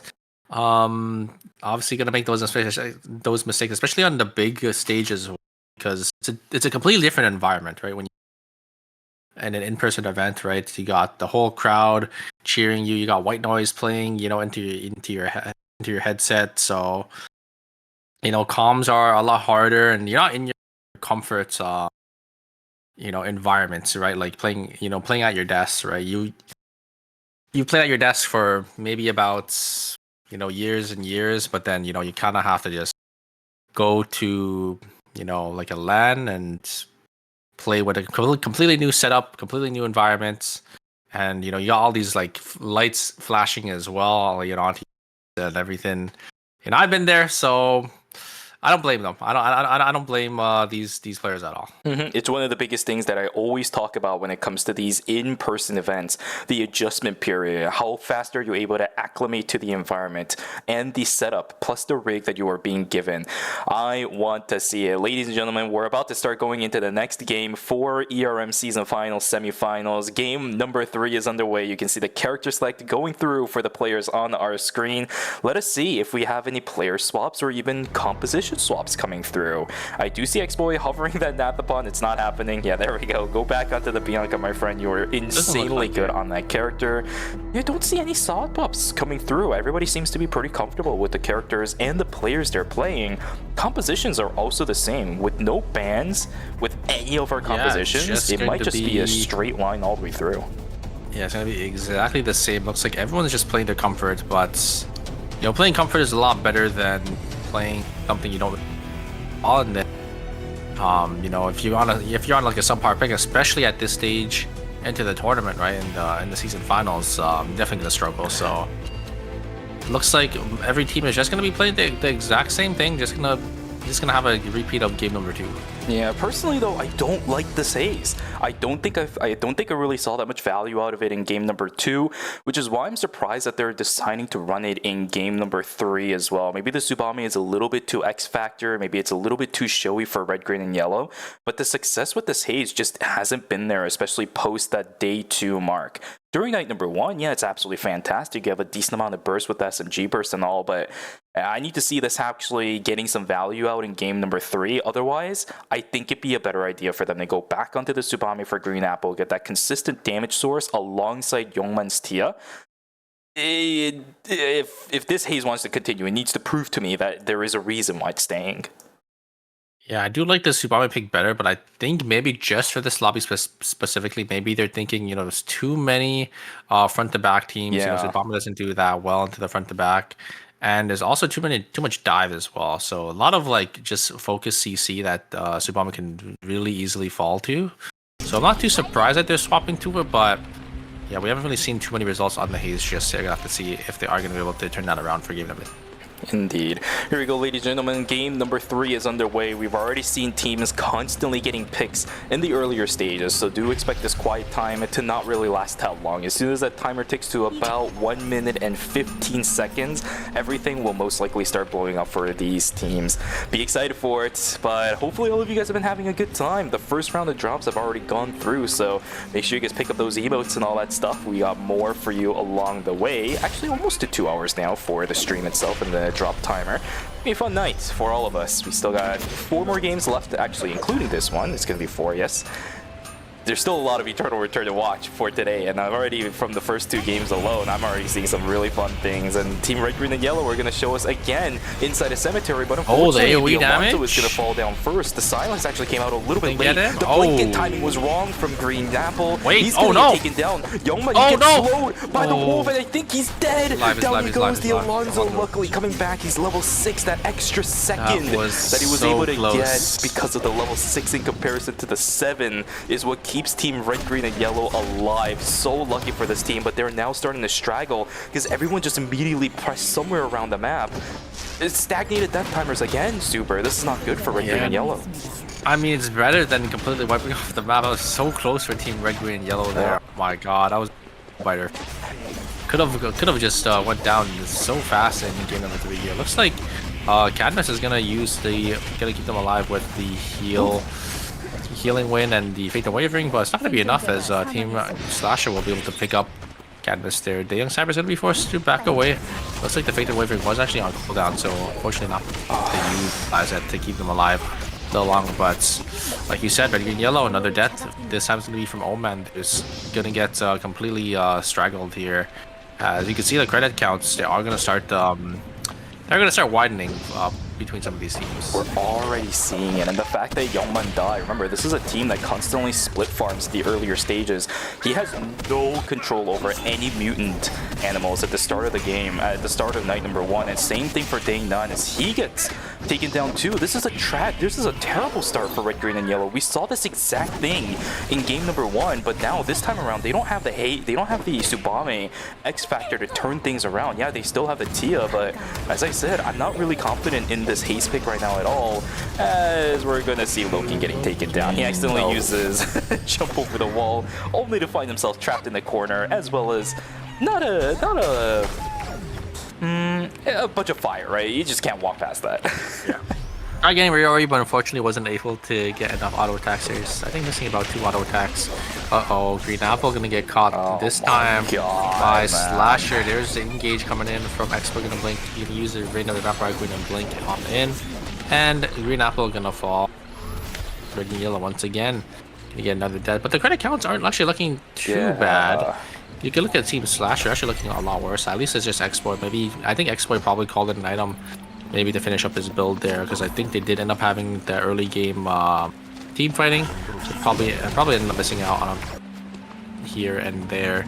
Looks like we're gonna have Red, Green, Yellow gonna be contesting for this cemetery tree. As looks like actually it doesn't look like any other team is gonna be making. Team WX already playing for this meteorite. They're only gonna get a nice bookmark onto Nodal Die, but nothing really gonna come out of that there. Riori just gonna try getting some poke here, comes engage from the Nikki. Actually gonna get a nice Imperial uppercut. Gonna be invested onto Riori. Riori gonna reach P. Oh my god. There is the peel back, but it's just not gonna be enough. Not enough damage from the side of Team Tangled WS. Will be Team Insider gonna be able to get 2 kills here. Wait a second. Insane needs to live here. Great side steps. Can he kill Zico? No. The pawn comes down, and Team Tangled WS is gonna go down in 8th place. An early wipe. Very nicely played by Team Inside, and that's just so unfortunate for Team Tangled WX. Early departure from them. I'm surprised that that pawn actually had enough damage to get the kill. That's insane. Tangled WX, oh okay, no pun intended. Tangled WX, that is not the way you want to go at all. It looked okay at the beginning because in the end, Riori managed to get out at the beginning of the fight. But these pawn snipes from Zico has been absolutely insane so far this game already. It's so good for Team Insider. 3-0, they managed to get the meteorite up in gas station as well. They're going to be on really good pace to get another game similarly to the first 2 that we watched for these guys. The consistency of Team Insider is absolutely amazing for me here today. Whereas for Team Red, Green, and Yellow, we saw more picks for that team happening. It is just not good at all. Curry stuck in the middle of nowhere. Cinema, okay. You know what, we'll give it to him. It's fine. Nothing happened. Nothing happened. Right?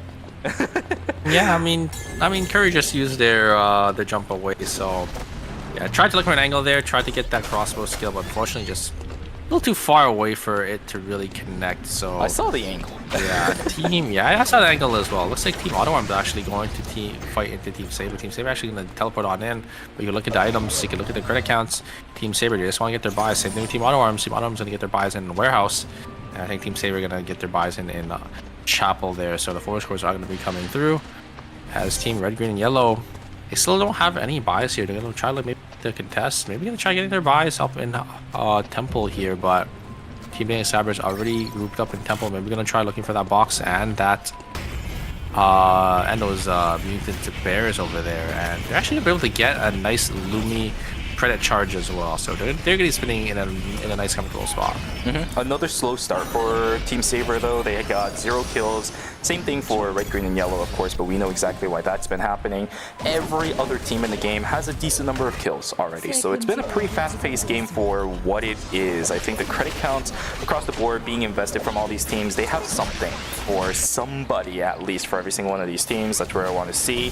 Red, Green, and Yellow a little bit late to the Alpha Party. Will not be able to contest that one. Moving up to the northern side is also not going to work because there is, I think, Team Titan Cyber sitting up there. Red, Green, and Yellow just continues to fall further and further behind, which is crazy to me. This team looked so strong during phase number 2 and their macro plays were absolutely incredible. They're just not having it at all so far in the season finals. I need to see something different from Red, Green, and Yellow. Again, the haze part is something that I have been worried about a little bit. Cinema, gotta tag him with the rockets, gotta tag him with one more, but the follow-up's just not there. Maybe? Yeah, it's just not going to be there. This is rough. There's just no follow-through possibility for red, green, and yellow, as I said. Yeah, but I mean, they could try to look for these seed points here. They There gotta is leave. the full rainbow. Unfortunately, not going to be able to land on it. One of Team Cartel there is, yeah, looks like Team Red, Green, Yellow invested some cooldowns, so they're just going to back on up. See the items as well on Team Cartel, so yeah, the item disparity already starting to grow. Unfortunately, to the side of Team Red, Green, and Yellow, just only sitting on those 3-4 scores once again. Not able to get really any objectives or any luck on here. Maybe they get something off those wolves, but yeah, it's not really looking too good for Team Red, Yellow. For a team that's making a debut in the season finals, it's looking really rough, I will say, completely to their counterpart of Team Insider, who also, by the way, this is also their debut as a team in ERM season finals. It's just, there is a clear disparity between the performance between these two teams. Seiko looks just so much more confident than any members from the side of Team Red, Green, and Yellow. And don't get me wrong, Youngman is trying on this tier. He really is, but the follow-through just isn't there at all with the rest of his team.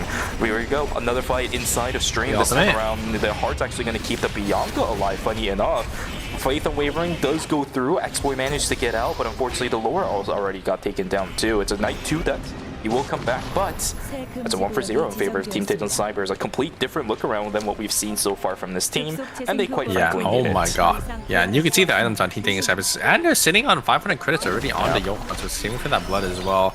But that's just really nicely played by Taejon Cybers. I don't know if you saw, but great timing there on the Peacemaker into the Faith Unwavering. So they actually used the Faith Unwavering in the second the Peacemaker did end up popping to keep Revoldo alive just enough, and then that HP difference is just enough for them to kill the members of Team Slasher out of the Peacemaker there. Looks like Team Cartel are gonna full send it here. There is the blink invested from Green Apple there, a little too far forward. And the Young Cybers, they're just gonna get some of the animals contest Team Slasher for some of these here. Actually, are they gonna take the jump pad over? Looks like they are, but it looks like Team Slasher are just gonna jump pad out into the cemetery there. And look at the items on the side of Team Young Cybers already in day number 3 there. They're almost sitting on, I think they're sitting on 10 golds to their name here. Team Auto Arms as well. I mean, we know how fast this team is able to get these items online. And Team Insider too. It looks like all these teams are, slowly getting there. They're making sure their macro is well enough to keep them alive. And the Young Cyber is gonna get another charge Lumi. This is absolutely it's gonna be 2 bloods going to them. Yeah, if they really want to do it, it's absolutely a possibility. 600 on Cadmus, we got 510 on Dina at the moment. They could go for both Heartbreaker as well as the Chaser if they want to in about 40 seconds. The entire northern side also looked really free at the moment. I didn't see anybody within their minimap while we were hovering them for just a second, which means that Temple console is completely free. The kiosk is going to be available for them if they want to go for it. Otherwise, they could even step into the red, because as soon as Night 3 hits and they get their builds done, no one can fight them. They're just going to be so disgustingly strong. Double blood on triple backline is going to be quite something to fight into, especially because it is going to be the Eva on that blood here. Curry completely isolated and caught off guard there, but a great peel back, and it's going to jump on back with the Soul Stealer to be able to keep them alive. And the Sua, unfortunately, is not going to be able to connect any of their skills there. Unfortunately, Slasher just not able to find anything. I think they just weren't on the same page on there to the the Hyejin, and then the Sua and the Bianca both went on to the Rio, but Curry just able to kite back and peel so well, just dodging out on all those skills there. So very nicely played by Team Saber there. Fortunately, Team Slasher, they're gonna be down on 200 crits. Look at the credit counts. You're not gonna have really much to go to really go for them for this game now. Gonna have to maybe look for these third-party angles. Unfortunately, it's not able to find their footing for the series. It's pretty weird. We're still seeing some shenanigans even in game number 3, which is not good at all. These teams need to focus back up because they're running out of time. We only have 3 more games after this, and while that might sound like a lot of Eternal Return, it really isn't in the grand scheme of things. I wonder if they're gonna go back to that Arda, right? Because we know them for their Arda, and that this Bianca team comp just unfortunately just isn't really working out for them. So little fuck. it's perfect up against these front to backs, right? Maybe they'll adjust. Maybe we'll see it again. I'm not entirely sure. Pungwa getting jumped on immediately. Smash to smithereens. Not followed up though. No burger. Cinema's HP though. That's a lot of damage over onto Ping. It's a flip side. A lot of damage dealt over onto Cinema. Oh and my CMB god! with a double jump in, and down goes two members of Auto Arms. Finally, they're getting shut down. It's Team Cartel to do it. Ping not going to be able to find the taunt onto Taekyung, but you know they're never going to let this go. There's the whip skill coming in. He's just going to get slowed to infinity. Ping, he's calling in the cameras. He wants this kill really bad. Yeah, here comes a taunt as well. Gonna get some slows again in. with the pin. The drape should be coming in just a gonna moment. try getting on there. Did it up? There's a TP.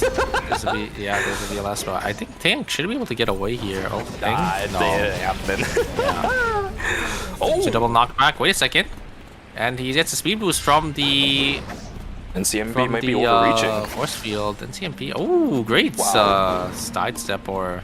Basically, just press the S key to stop his movement there to not get hit by the jump there. And yeah, Taeyang actually gonna be able to get away. Surprisingly, I thought they would have wiped as well. Looks like, where is he going here? He's looking for Lumi. Oh, Lumi res. I see. I cannot believe it. Taekyung, he just barely manages to get out. I think the VLS from NCMB was a little bit finicky, but that play just straight up came immediately from NCMB, right? This is the reason why I want to see this guy's Felix. Just jumps in, hits the two-man knockup on the backline. NCMB, I mean, we know how good he is on the Felix here. Ooh, Seiko tried to look for an angle there onto the Haze. Unfortunately, not going to be able to connect to anyone there. The items again for Team Red, Green, Yellow, unfortunately not there. Wickland is going to be spawning here very shortly in school, and you can see how many teams are, you know, slowly starting to posture up. Maybe try to contest for this Wick here. We have Daeyoung Cybers. Ooh, instant blink there for Nizuka there from Slasher. Looks like definitely have to make sure they don't instantly die to that art. Look at the position from Red, Green, and Yellow. They are just immediately ready to dip if they see any other teams joining in the fray. It's going to push them further and further behind. I don't like the way that Team Red, Green, and Yellow is playing right now. I'm being really critical of them, but it's because I had so much expectations for this team. Byung looking for a target. They want to try finding someone. Seiko's on the backside looking for a target, and down goes X-Boy just immediately. X-Boy and Yoha falling down correspondingly. Down goes the Sua as well. They split their focus, but they had the damage to kill everybody. Absolutely insane. Team Insider unstoppable yet again. Yeah, I mean, you know, I think Team Slasher, they were down quite a bit as well, so they could just full send it onto, you know, that team, their Team Insider. You know, we see how well they're able to grow out in these games. Daneki already sitting on 500 credits as well, probably gonna get a blood buy-in for one of their members there. But yeah, very nicely played, you know, able to, you know, those nice targeting. Exploit falling out so fast. I don't know if Exploit just didn't press, wasn't able to get into the coffin in time, but yeah, just ended up dying a little too quickly there. Team Cartel just gonna look to send it on in here. They know Team Red and Yellow aren't looking too good. And Simpy charging his spear weaving stacks here. Look for an angle in. Alonso getting cancelled there by Bongwa. A lot of damage though, and there's a Ghost Light as well gonna be tagged onto the Alonso, but nothing really gonna be able to come out of that, as you know, can't really chase into a Tia. And I think this is okay for Cartel, but devastating for Red, Green, and Yellow. And CMB's positioning was really good across the bus. It forced Green Apple as well as Youngman to never be able to play aggressive, and they're caught out again. This time it's going to be Auto Arms to push them back. Down goes Day 9. Green Apple only has 5 seconds left. He's going to have to walk back in. Luckily, Auto Arms is leaving the area, but now this team is in shambles yet again. Just split apart with everybody. Doesn't have any ways to recover from what just happened inside of Uptown. And as we go into day number 5, they're still going to get chased down too. Youngman is not going to have fun. Yona, yep, recon drone save lives, right? Here we go, another fight inside of Uptown. Gets obliterated, is going to be taken on Cinema. Can he turn this around? Loken is pumping out the auto attacks too, but Cartel has already picked up the body up against Taeyong. Down he goes. Cinema and Loken on full skill escape now. Yeah, I definitely have to get away here. You are playing those two backliners, and NCMP will just have a field day into you. But yeah, looks like Taeyong only sitting on, you know, that mid crop there, so not tanky enough to, you know, outlive the members of side of Team Team Cartel there, as the Felix is just able to, you know, the crit Felix and the Adina just able to just rip you to shreds. So I think Taeyong is dying a little too fast because of that Felix You know, CMP just able to deal so much damage there. But it looks like they ended up getting the res down here. Actually, I don't know actually where they got the res off. It looks like it was on the top side of the map. Maybe. AutoArm's still looking for Taekyung. They need to look for Lumi, which is zooming across school at the moment. It'll be on the, I think, the northern side. No, it's going to be looping around down into school. So we should be able to see Lumi going into some of these open areas in just a second. Revolu being able to dodge out on the castling will keep them themselves alive. 6ㅅ has been really good at deciding when he can actually go in and when he can't. This was something that we actually didn't see at the beginning of the season. I don't know if you remember, but we saw him getting killed there we go. a lot. Oh, the VLS was correct. Wait, what a play. Team AutoArms is back, baby. Wow. That, yeah. Actually, that's actually perfect by Team AutoArms there. Able to get the res and then having that VLS prepped to get them all out to safety just in time. On top side, Team Daring Cybers are going to get a nice kill on was 6ㅅ there from Team Insider too. So Team Insider unfortunately gonna be down a member there. So we'll go to our final zones very shortly. Lumi unfortunately on the bottom side, so only Insider will res off to get their member back up there. Team Saber only on 2 kills, but you can see their items there. Yeah. They've been playing a slow game. They're actually looking pretty strong here. Team Cartel maybe gonna try to contest. There's gonna be a 3 teams in the hotel, but one of them is gonna be a solo. Okay. This comes to engage. Oh, nice no. pushback from. Oh my god. It's so well played by Tiang. Nice pushback, and unfortunately Revolu wasn't able to get his Peacemaker off, and I think that is going to seal the deal. Here comes a double sniper. Is Xena gonna die? Cadmus is gonna block both of them, but yeah, Revolu didn't press his Peacemaker button, and that's gonna cost their fight there. As here comes the full combo there coming out for the side of Team Insider, going to be able to finish the last 2 members of Team Daring Cybers as they do end up fall. That is brutal. Team Daring Cybers has been the one to stunt our first and second place teams. AutoArms has lost against them. Same thing for Team Insider. But in the end, it's going to be Team, what is it? I think it was Team... I don't think... Oh, wait, they're going to get the res here in time. Oh, wow, Insider's going to be back. How do I do think that? I think Revolu wasn't expecting to die on like 70% HP, but he just got CC combo and he just got 1 shot. Yeah, so there was no wasn't able call to get for the Faith and Wavering to come out. Yeah. Just wasn't able to get the ult off here, but 6ㅅ might get caught here. No. Maybe our 2 first and second place teams gonna take our fight here in gas station. I think the item advantage is gonna go to the side of Team Insider. They could actually just one-shot the Marcus here, honestly. Even through his... But they've never done it before. Yeah, that is true. They never look for the frontline combo here. They are gonna look for the in-game cheers. Oh, a great buffer there, but it's gonna be Loken gonna fall once again. They always find the angle onto Loken there. Loken's gonna fall a little too early. I don't think there's enough damage for the side of Team AutoArms to really kill the Suo or the Nikki here. It's just gonna be... Oh, wait a second. We got Team Cartel gonna BLS on in, so they're gonna try looking to get the kill. So they're gonna get some timer back. You can look for this 3v3. A lot of cooldowns already invested from the side of Team Insider. You can see the Pure Jump Card is still down, so they need to look for a team fight right now. But look, they're actually just looking for the solo here. They're actually looking to try to kill Taeyong, but now they're gonna be put in a really awkward position here as Taeyong is just doing so much damage. And CMP will be able to get the kill after Taeyong. They do. They get the execute as well, and they do kill the Suo. Yona gonna go down there, and so much damage gonna come down. I don't think the Adele is gonna be able to get on out of there. It's just gonna be Nikki Lat on left, and Team Cartel gonna be the one to shut down Team Insider.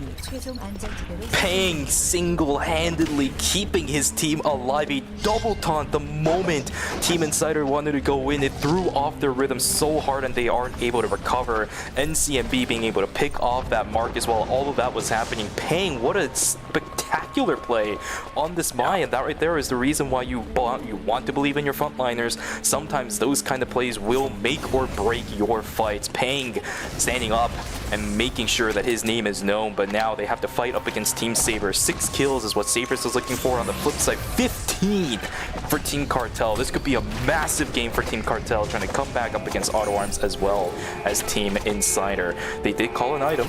It is stable inside of Kiosk, but no one's able to push on forward. Saber can stop this immediately. There is a moon, not going to land over onto Curry, unfortunately. The the Soul Fly, or what is it, the Ghost Flame will not pop. Belzer keeping himself safe. They're probably going to try resetting. No, the box is just not going to get picked up. I don't know what it was. Yeah, I think it was a 4 score, but like they don't really have time anymore. They want to make sure they get into the zone here. They want to make sure they're testing.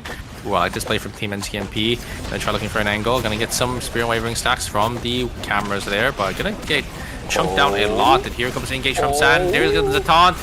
NCMP is going to be able to get away. Can they get a reset? I think Cartel needs to get out of here. Ping already took down half HP. Bungwa actually going to step into the coup de grace there. But it looks like they're alive. Oh my god, so close. But that's a lot of ults invested from Team Saber, right? Whereas Team Cartel, that is a lot of cooldowns. That is true. None of them were used throughout the entire course of this. Even the exclusive wasn't invested, so now Team Saber is on the back foot. They're also running out of time because while Cartel was walking out of the final zone, same did Team Saber. They need to buy themselves a little bit more time. About 10 seconds to go until the 5 Omens is available. 20 seconds for Satan. There's a lot of good poke coming in. Ping using that dash in a little bit prematurely. NCMB holding the front side, trying to get whatever damage he can. Got about 15 seconds to go before the final zone is going to finish. NCMB looking for something desperately. Oh, he gets a double knock! Oh my god! The knockups are there! Bowser just barely got needs to down, die. and there we go. Oh my god! Okay, Pungwa sitting on 20 seconds. He needs to try win finding these. something. The Oh, he gets execute. fire not gonna be there too. Oh, What's the timer no. looking like? 15 seconds, but it's not gonna matter as the W is gonna come in from Sutton. And that is a game for Team Saber. Might have been slow, but they do win it out. 6 kills in first place. And the executioner bonus was just too much. Great recognition from Curry to just instantly kill the bodies on that short bow Rio. Just way too much damage for the bodies to explode in time. And they just heal up so much. And, you know, once it comes down to the V2, you get the executioner bonus. It's just going to swing that fight into your favor. So very nicely played by Team Saber. Very close team fight there. Bungwa, I think, definitely could have turned it around if, you know, the executioner bonuses didn't come through. But yeah, the healing is just way too much. Incredible gameplay from both. I mean, that right there is what you want to see from Team Saber as well, right? We've seen them have multiple items towards the end of the game, despite a slow start, a lot of times, I think, throughout the entirety of Season 6, but they haven't been able to actually round that out into a victory. This time around, they are able to, and again, despite a slow game for the most part, you'll still take the placement points, you'll still take the additional 3 kills. On the flip side, though, man, what an exorbitant amount of kills for the side of, for the side of Team, oh my god, I'm forgetting which team they just fought up against because my brain is bad. I think it was Cartel. Exactly. They had an incredible game, too. With the number of points they got, I wouldn't be surprised if they're now contending up against the first and second place.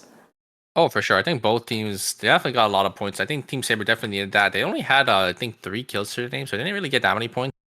But getting that win, you know, getting that 8 extra placement points is definitely what they need, I think, to, you know, slowly crawl their way back for that top 4 spot there. But yeah, what a great team fight! What a really good team fight. Both teams, you know, positioning really well. You know, just swung back and forth. NCMP got that double knockup, but it just wasn't enough there. And then yeah, just barely not enough damage from the side of Team Cartel as Curry, yeah, just completely obliterated the bodies for those for the extra heal. Rio late game damage is pretty good if you can get to that point and actually keep yourself safe, which is incredible, right? Usually playing the Rio up against something like a Felix, especially NCMB's Felix, has got to be so pressuring, but he maneuvered around the Felix pretty well, and by the time I think NCMB managed to get the double knockup over onto the Rio and the Yuki, the fight was kind of already over. The poke coming down from the Rio as well as the Hedge and a little bit too much for NCMB to deal with.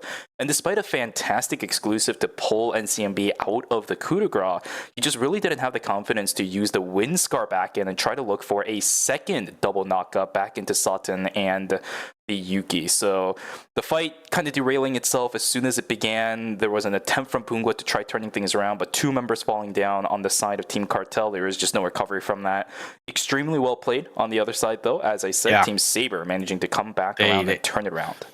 Yeah. I think I mean, Curry was just able to space so well, able to deal so much damage on that Rio. So yeah, very, very nicely played from Team Saber. But looks like we're just gonna jump into the scores here for you guys to take a look at. And yeah, it's getting a lot closer for all these teams. Team Insider still in first place with 50 points. Team Auto Arms in second with 43. Cartel now jumping up into third place with 33. And Team Saber with 28. But you can see there's like 2 other teams that are pretty, that are relatively Tangle LBX and Slasher, both 22 and 20. And Red, Green, Yellow, and Cybers 12 and 11. Unfortunately for these bottom teams, they gotta step up their game here as the point difference is getting bigger and bigger. Yeah, for red, green, and yellow, we've talked about him quite a lot already, but for Tej and Cybers, I think they need to just completely change their comp, if I'm going to be honest with you. And the reason why I say that is because their game plan has been working. You know, we've already seen this Eva as well as the Heart getting their Chaser plus the Heartbreaker so many times so far, but they haven't actually been able to get anything with it, and the proof of that is in their placement. They've been so aggressive, but hasn't been able to stay alive for too long. We can see that in the one placement point they have so far throughout the entire course of the series. It might be time to just change things around completely. It's the perfect time to do it. You've already had 3 games. It's been the exact same results so far, and there is no change in the lobby, say for NCMB on the Felix, right? As well as maybe Green Apple on the Haze, although that hasn't really affected the entire lobby as a whole. You can probably start flipping around compositions. We know they can still play the Hun comp. It might not be the best in comparison to when they were running it during phase number 1, but still, it's there. That is true. That is true. I'm curious to see if we will have any of these teams, especially on the teams that are on the bottom side of the scores, if they are gonna do a complete 180 on their team comp. I think they have to. If they play it again for game number 4, after game number 4, if it doesn't show the same showing again, I genuinely think they might change things around for games 5 and 6. Something has to work, right? I can't actually tell if this quote is real enough, but the definition of insanity, after all, is just trying the same thing, expecting different results, after all. So you gotta find workaways. Otherwise, the amount of time you're gonna have left is not gonna be good. You've already had times where teams have played a different comp in the final game they played and seen some incredible results, only for it to be too late. And I would hate for that to happen up against Tej and Cybers. This team is an absolute powerhouse when it comes to just rolling over lobbies if they can get the slight rhythm going in their favor. Yeah. 100%. I wonder if we'll see like Slasher, if we're gonna see Anonymous gonna be swapping to that Ardor or not, because oh look, and would you speak of the devil, we do have a nice Slasher poster for you guys as well. That Lenny? I think that is actually with the hat. Yeah. I think that is Lenny. Dang, man. I never knew Lenny was a Giga Chat. Jesus. Yeah, it just says Quantum Slasher fighting. Posters. Right, good luck. Ooh, what is this? Yeah. Is that for Pungo or is that for... Let's see, who is this for? Maybe it's just an Adina thing. Who cares? Oh, yeah. I see Tej on Cybers down there. Okay. I think I see DJC. Yeah, but Dina's not playing Adina today. Yo, that's the poster. That's the poster for the team. Did they get a really nice poster? I can't tell. I think they did. I see something right underneath Riori, unless it's part of the art. Do you see it, like right underneath Riori? Yeah, like I see it. You see like the black little line. Yeah. I think it might be signed. I want it. Oh, it's Felix. Oh no, it's Yuki. Summer Yuki. Mm-hmm. Oh, look at that! I like that Insider with the ER just split apart. Turtle return, truly. Yeah. Oh wow! Oh my god! I feel like I've seen these ones before. I don't know why. Bianca. Oh, this one's kind of new though. ISO. They have like a whole collection of this stuff. What the hell? These are so high quality. Aya. Are these all the cadet skins? Oh wait. No, this is. No, I guess they are. Oh wait! No, my god! Yeah, you're right. They have one for like every cadet almost. Oh my god! Quality is so good on the. It's crazy. Absolutely based, and the cadet heart one too, right? That was the one for season 6, if I remember correctly. Oh, I think they probably took all of. Maybe they come every season, and then they do one on the cadet skin, and then they're showing all. That's dedication, my friends. Ooh, baby. That's crazy. Yeah, there is no cadet buy though. Did they show mine? I didn't see mine. I didn't see one either. Somebody in chat's like, where's the cadet buy? Yeah, no, it's not there. But gotta love the quality. One of the reasons why I love watching season finals is for all of these arts. It says, let's see, which exterior I only determine what the let's see. I only determine what the tournament is like based on the noise, or the sounds, I guess. So maybe it's like something along the lines of the audience cheering or things like that too. What was this? There's like some let's see, something about dinosaurs. Dinosaurs. Yeah, I don't know what that was. I don't know what the reference is. Maybe it's Kwangju Slashers because they have like that little Lenny thing, right? Oh, or the dinosaur Lenny thing. I see. I don't know. I don't know what the reference for that is.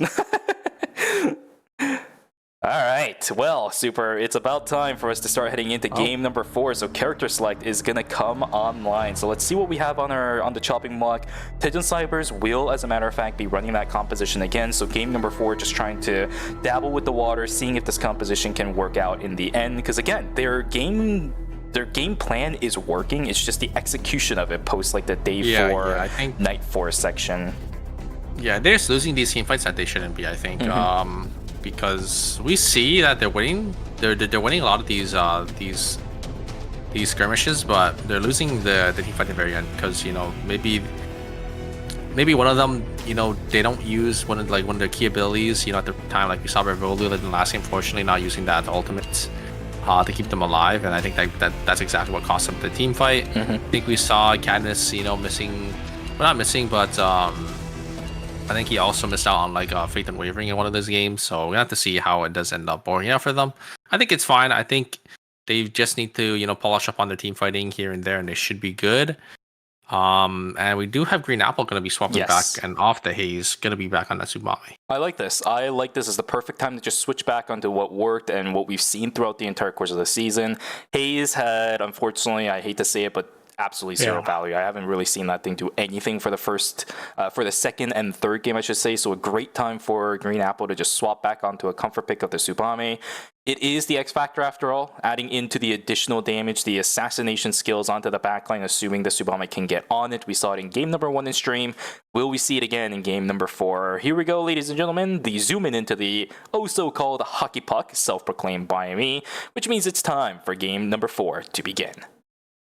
Yeah, I don't think the Haze really did much for that team, especially since, you know, there's a reason why a lot, like, all these teams aren't playing Haze as well. Just Haze isn't really in a good spot right now, so I'm not surprised that he did end up switching back to that Tsubame, just because, you know, he did have a pretty solid performance on that Tsubame, and we've seen him, you know, navigate these team fights and just able, you know, wreak havoc these backliners on that character. Yeah, I will say, sometimes when you take a look at the Haze, you're always looking for that Blink Shotgun SMG burst combo, but for some reason, every single time Green Apple used he was on a Suwa with the shield up, so there was actually just straight up zero value. I mean, it's not just that too, it's just these players know and are so well versed into playing into Haze that they're just able to react to his blink in to try to get that combo, right? They're just able to blink on reaction on his blink, so usually he's not able to find that value, but it looks like Green Apple actually going to jump on in there. There's a Fate going to try to keep him alive.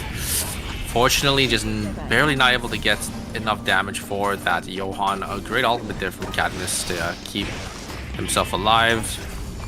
And yeah, Tsubame just unfortunately just barely not having enough damage, but yeah, Green Apple gonna jump straight back in and gonna get taken out again. And it looks like Team Daeyoung Simon is gonna be able to pick up a nice 2 kills. Gonna be a third, as I don't think Team Alonso can really get away. Yeah, okay. See, the thing is though, the way that Green Apple is playing the Tsubame, this opens up what you can do, right? This is the kind of confidence level I want to see from Green Apple, which is one of the reasons why I love seeing the Tsubame coming online. Seiko's going to get to take it down to split away from the rest of his team. It's going to be a split farm angle from the looks of it for Team Insider. I do see the Nikki sitting inside of Forest by themselves too. Credit count should start skyrocketing for some of these teams, and quite frankly, for Tangled WX, it already is. 144 for Riori at the moment.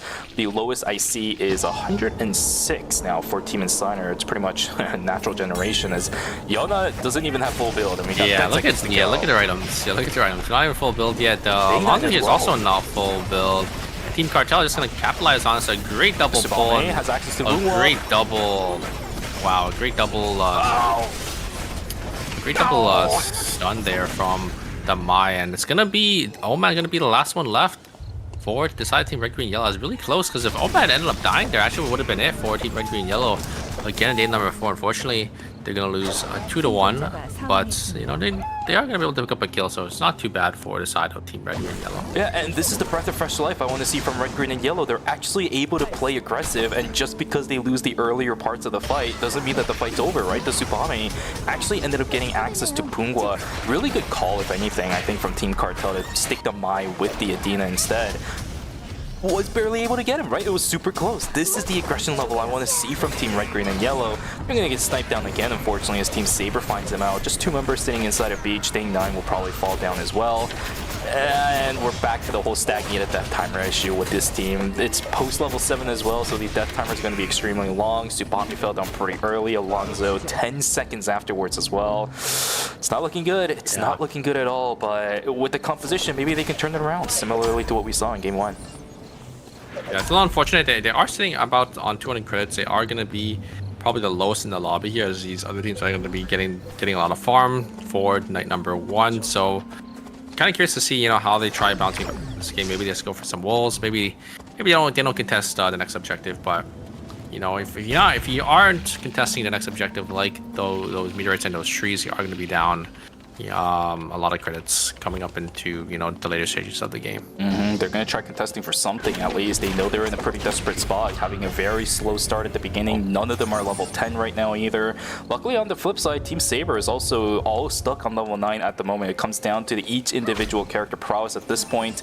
Pretty much. Alonzo. Here we got the Alonzo. Curry is going to get finger pointed at. He is trying desperately to lock down Curry as much as possible. Youngman not really landing anything. The Soul Stealer's been activated, but a beautiful yellow-blue landing onto the Yuki to deny something. The magnetic field's going to get canceled, and the third party's going to come in. And of course, the target going to go straight onto red, green, and yellow of all teams. Gwangju Slashers on the flip side will be able to take the Tree of Life for themselves. Team Saber is immediately going to book it, but 2 kills down for red, green, and yellow. Luckily, I think Gwangju Slasher picked up 1. Saber might have been able to nick 1 as well. Oh, they're dead. Oh no, and that's gonna be it. Corner check. Team Red, Green, Yellow's gonna go down. That's so unfortunate. A great White Lily there from the side of Team Saber. They're gonna be able to completely wipe Red, Green, Yellow off the map, and that is a disaster, especially when you're a team that's in 7th place. It's going down out in 8th so early into the series. Yeah, it's so rough for them. Looks like Saber are going to be able to pick up another kill. They're already sitting on 7 kills for themselves here. They're really good spots as they look to try to cement themselves into the top 4. Completely flipped around is going to be the situation again for Team Saber as well. Interestingly enough, we saw this with Tangle Dobby, right? Going from games 1 and 2, where we actually saw Tangle Dobby being able to get something like 7 kills or something like that in game number 2 after losing immediately from the beginning of the game. Oh my God. The full wombo combo from Zico comes online, and while he might not have items, he has the damage. 2-0 in favor of Team Insider. Yowa, yeah, he's out of there, man. Gwangju Slashers didn't stand a chance. I mean, doesn't have any items, but as long as you hit your full combo onto 2 members, it's gonna chunk them down all the way from, like, it's like 100 HP all the way down to like 30%, and it's just easy pickings there for the side of Team Insider there. Very nicely played by Seiko, able to get them off on the TP. And Slash unfortunately gonna lose 2 members, but that's okay. It's still day 2. They're just gonna get the reses off in archery there. Do have the Illumi being started up by Team Cartel. Can get a lot more credits here, in TMP are just gonna be able to solo it down here. Looks like by himself onto this Crit Felix. Crit Felix just having so much auto attack damage, gonna be able to get it by themselves. Team Auto Arm's gonna position for this this alpha, as we do have a Team Insider here gonna try to contest. There's the damage. Oh my god, Ting already chunked down to half HP. Zeona's gonna be on the top side here. There is the double knock up again from the Della there, and a lot of damage is being exchanged, and here's the full combo gonna be used onto Loken. They always are able to find, but yeah, Alpha's being unfortunately it's being aggroed onto Team Auto Arm, so it's gonna be Cinema gonna be forced to retreat there. A little unfortunate, because I actually think they could have looked for the 2v2 between Cinema and Taeyong, and what the? I think it was Seiko and the Nikki there, but unfortunately, oh my god, there's so much what's going on here. Insane here by himself. Third party is here as well. It's gonna be Team Slasher. He's the one coming on top as of a Sua Bisua, but looks like the Della is gonna be able to, or the Laura's gonna be able to join. As on the top side, what is Nova now doing? And looks like Team Auto Arms is back as well, but unfortunately, Cinema not gonna be able to hit that crossbow skill. I think the Mithra went over to the side of team. I think it's Slasher. I think Slasher did end up getting it. So, bro, what was that? It was like 3 or 4 people just let the voices take over for a second. We saw then the Dean walk in by themselves. We saw Nodadel walking by themselves. We saw Exploit trying to 1v2 everybody for some reason. Like, what is going on here? Nodadel is also gonna take the punishment for being split by himself. Insane teleports right on top of Zico. There's the knife ward coming in, and I think. Oh! What is going on, man? I'm telling you, what is with the voices, dude? Everyone's just letting him take over. Guys, this is semifinals. This is not phases. This is not phase 1 or 2. Yeah, Insane, unfortunately, might be a little insane because he just, just teleported on in and just died to Adela there. Adela hit a nice combo. Nice knife work into the checkmate there. I think it's Insane already had his monkey wire maybe on cooldown there. Wasn't able to really utilize that to dodge out on the checkmate there. And Team Tangla BX, unfortunately, it's gonna really hurt their tempo as they're gonna be pretty far behind in this game. They will be able to get that free box going up over there, and there is the ultimate coming out from the Rio. Gonna be able to get the slows, but the damage coming out from Sigma is gonna be quite a bit. They're able to utilize that ultimate to keep them alive, but Loken gonna be the one to fall there. Cinnamon maybe gonna try looking for an angle back in. No, just gonna be forced to jump on out of there. This will be a -400. Cinnamon's gonna try using the VLS and will be able to get it off. There's a superhero pose for the side of Team Auto Arms. A little unfortunate. I think Loken just slightly mispositioned, just a little too far forward there, and then just ended up dying to the key there. But yeah, they will be back, so it's not the end of the world, but -400 is definitely not a good look, especially this early into the game. Should be fine though. It's Team Auto Arms after all. They've had situations like this already in the series, but they've been able to bounce back. Should be okay. -400 at the beginning of day 3 is not bad because you still have a ton of time to make that credit back. Yep, and then they're immediately able to make it back, but they gotta check for this. Team Cartel is waiting. They gotta check for this. They get access over on the Takeout. Luckily, the Justina is still alive, but NCMP just a perfect target. Okay, oh my god! Shot is fantastic from Cinema. And they can't chase. I don't know. Yep, there's the blink in with the Thunder Strike. They do end up getting it, but it looks so cool for a moment. A -3, well, I should say -600. I was gonna say third res of the game. They don't have enough credits. It's evenly split between the Marcus and the Kadia. They can't get the res just yet. Never mind, they have enough on the Kadia. This is brutal. It looks so good. Cinema is making this character look incredible right now, but. Did you see the poison crossbow and think it was yeah, I thought it was a white weapon for a second, but I get baited by that a lot. Yeah, it looks so good. It looks so good. He was able to, dodge out. Nice double crossbow skill, but just wasn't enough. The Felix is just so sticky, just able to, just jump on and use your blink on forward and then hit that W as well to, get that gap closed. Unfortunately, another -200 for Team Auto Arms, so they're -600 in total so far. It's not sitting in a good position going into night 3 here, as you do have the day swap coming very shortly. Insider gonna try contesting for this box here in, looks like in Pawn, as Team Saber is well positioned to just take this Omega completely for free. And you can see the items on Team Saber. The carries are already fully built, fully kitted out here. I think this Forcer will go to the side of the SSM, it looks like. And it will be that Holy Water as well. A really nice pickup. I think Holy Water is probably the best drink you could get. 9 defense, really nice value in stats. Especially when it actually pops, right? By the time it gets to night number 3, you're starting to now transition from having raw HP to actual defense stats, because your character stats are looking pretty good at this point.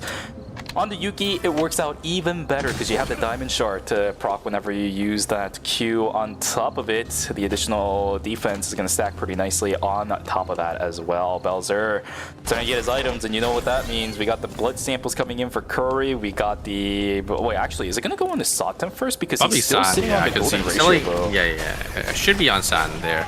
Taeyong gonna get some damage, and Peng actually gonna get a nice taunt there, but the damage coming back is going to be quite a bit. NCMP tried to look for an angle in there, but unfortunately not gonna be able to find anything, as you can see the items on Team Auto Arms. They are sitting pretty far behind now, just because they did end up losing quite a bit of credits. Cartel gonna be sitting on 5 items already onto that Felix there.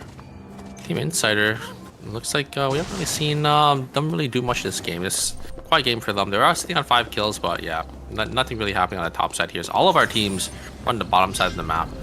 it looks like here. We have about like 4 to 5 teams down here. I will say Peacebringer online for the Suwa on the side of Team Insider. This is actually something we've seen quite often from that team. It's not too surprising. It's just quite interesting that they decided to go for it now. I think every single teammate on Team Insider is only sitting on 2 transitions, so it might not be the greatest of time for you to go for that blood sample, but it is an investment. It is an investment. Maybe Insider will be able to turn things around with that specific weapon going over to the Suwa.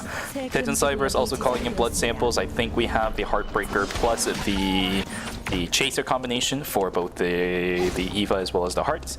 Everybody else just slowly getting those small transitions up and going. Johan gonna have the Sun upgraded as well.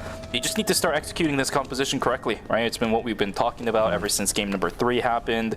They have the items, they have the game plan all set. It's just actually executing what their team wants to do.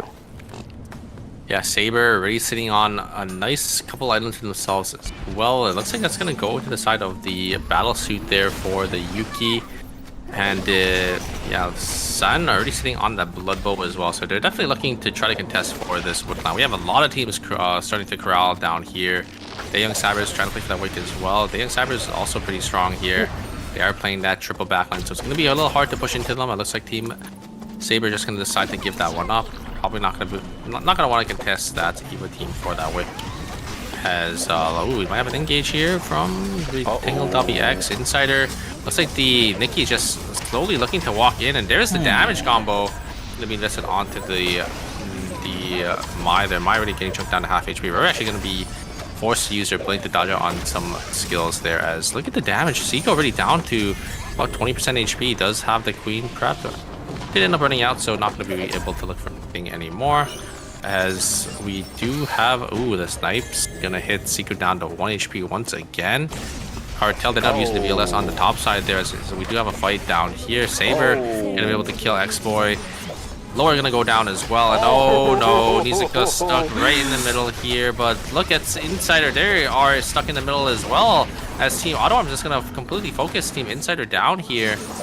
The Suwa is going to be forced to get on out of here, but I don't think they're going to be able to get away as Team Saber's in the zone, and they're going to be able to find Yona there, and a great White Lily to deny the Suwa from getting away. And Team Saber sitting out on 12 kills for themselves, sitting in a pretty comfortable spot here. Looks like Seiko can get the res, but gonna play it patient here, as they do know there's a lot of teams here, but I don't really want to set anything off just yet. Kwangju Slasher is slowly moving themselves up too. We don't have enough credits for Kwangju Slasher to get the res onto everybody just yet. About a minute to go before that window is going to close. Unfortunately, I don't think that's where you wanted to jump in. No Danelle, he's stuck in the middle of nowhere, but Insane and Riori is going to be joining the fray. It's a 2v1, it's a 2v3 at the moment for this team. Insane's going to blink forward. Nizuka is going to get quarter check. The Bullseye will be able to get it. Oh, there's a counter kill though, X-Boy. I mean, he's not going to be able to get anything more, but okay. Exclusive to Pole Insane as well. X-Boy, he's now stuck in the real middle of nowhere. Uh-oh. I like that. Using the exclusive to pull the body to safety so they get the res off, as, you know, they don't know if there's any teams that are by. So get the safety res off, as X-Boy gonna be the last one left, gonna be stuck in the corner here. I wonder if they are gonna be able to snip the Bianca out, and it looks like they will. I think that is going to be it for our Team Slasher there. They're going to be our second team to fall. Fortunately, 7th place with 6 kills, so actually we're able to get some kills here. San, oh no, indeed. Fortunately, they vision checked, or they just bush checked in straight to the hands of Team Cartel. I think Daeyoung Cybers is here to kill Curry as well, so they're gonna lose 2 members. They had such a good performance this game, and they just threw it away. 13 kills is what they had, but Hospital is just the death of everybody. Look at how many red X's there are in the minimap inside of Hospitals. This entire zone has been an absolute fiesta for this entire lobby so far. But in the end, it's going to be Team Titan Cybers to get the final kill, at least for the time being.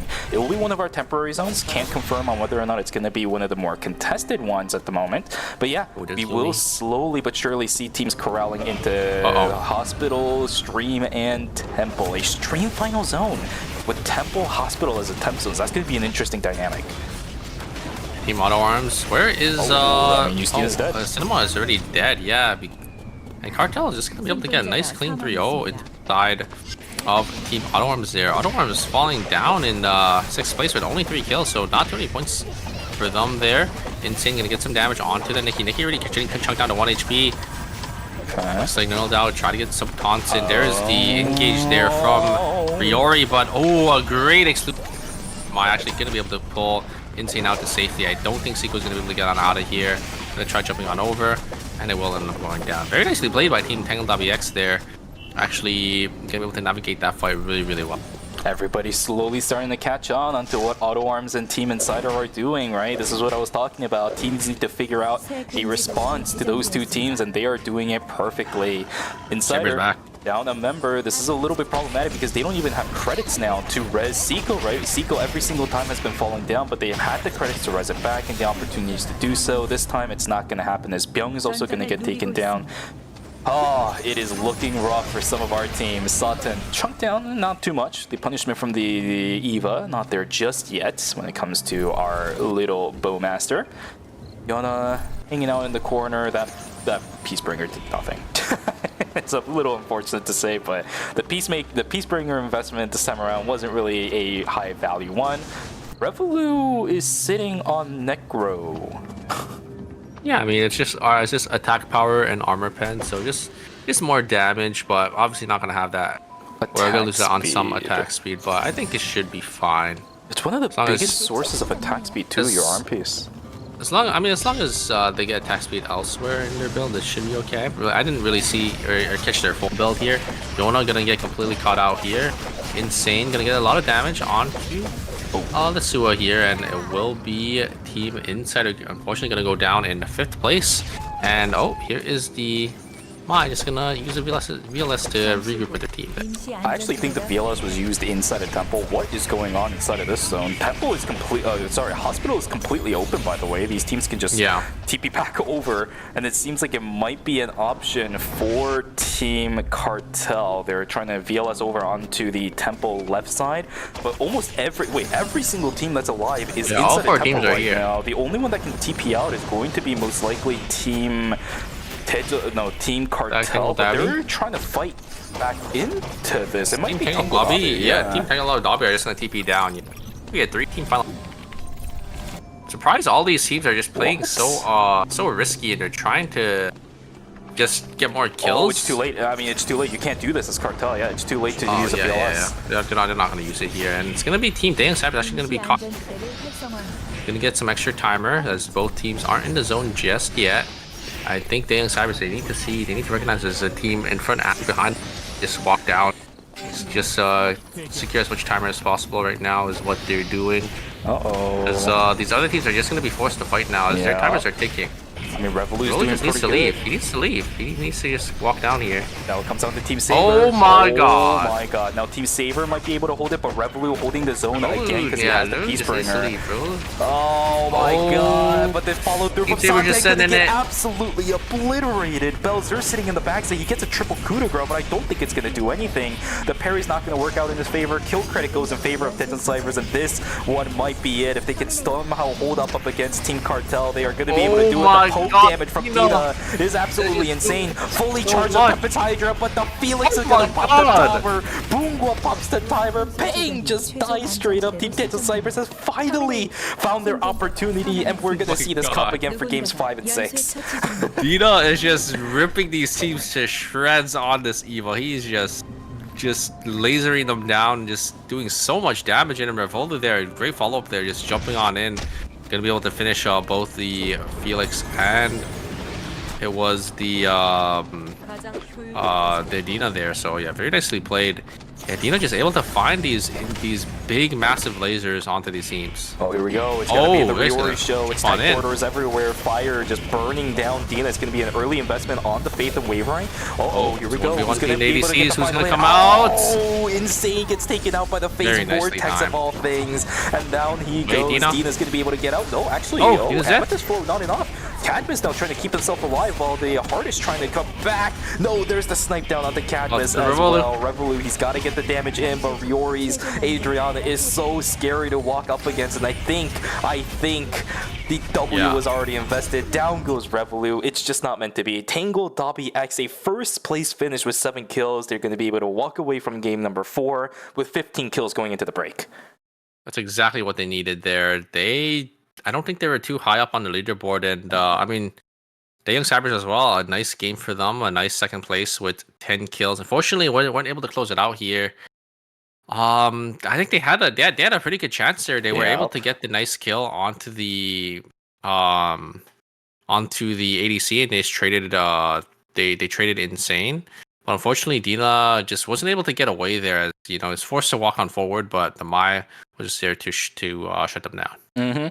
Planting in, I think, was the right play, if I'm going to be honest with you, though, because Riori's Adriana can completely lock out that top entry and even the bottom entry around the Baradin as well. Trying to open in a wide area is great, but the biggest problem was that Riori put down the fire right on top of Dina, and then the taunt from the Mai came in. So Dina was just eating the cocktail party fire pretty much the entire time that duration went on, which is not something you see a lot of times with Adriana. Eventually, people will walk out of it, but the value of that one cocktail party actually forced out the faith and wavering from the Johan.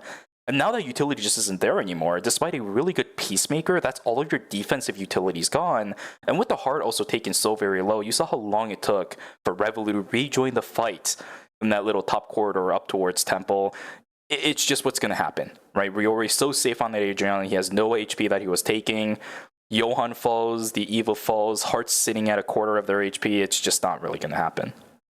Yeah, it's a lot unfortunate, right? That Tangled WX were able to get the zone control first, because Team Daeyoung Sabres is a team. They're playing that triple backline team. They thrive off teams pushing into them.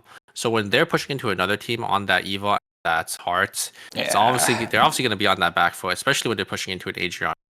So it's a lot unfortunate for Team Daeyoung Sabres, but I think they played it the best they could.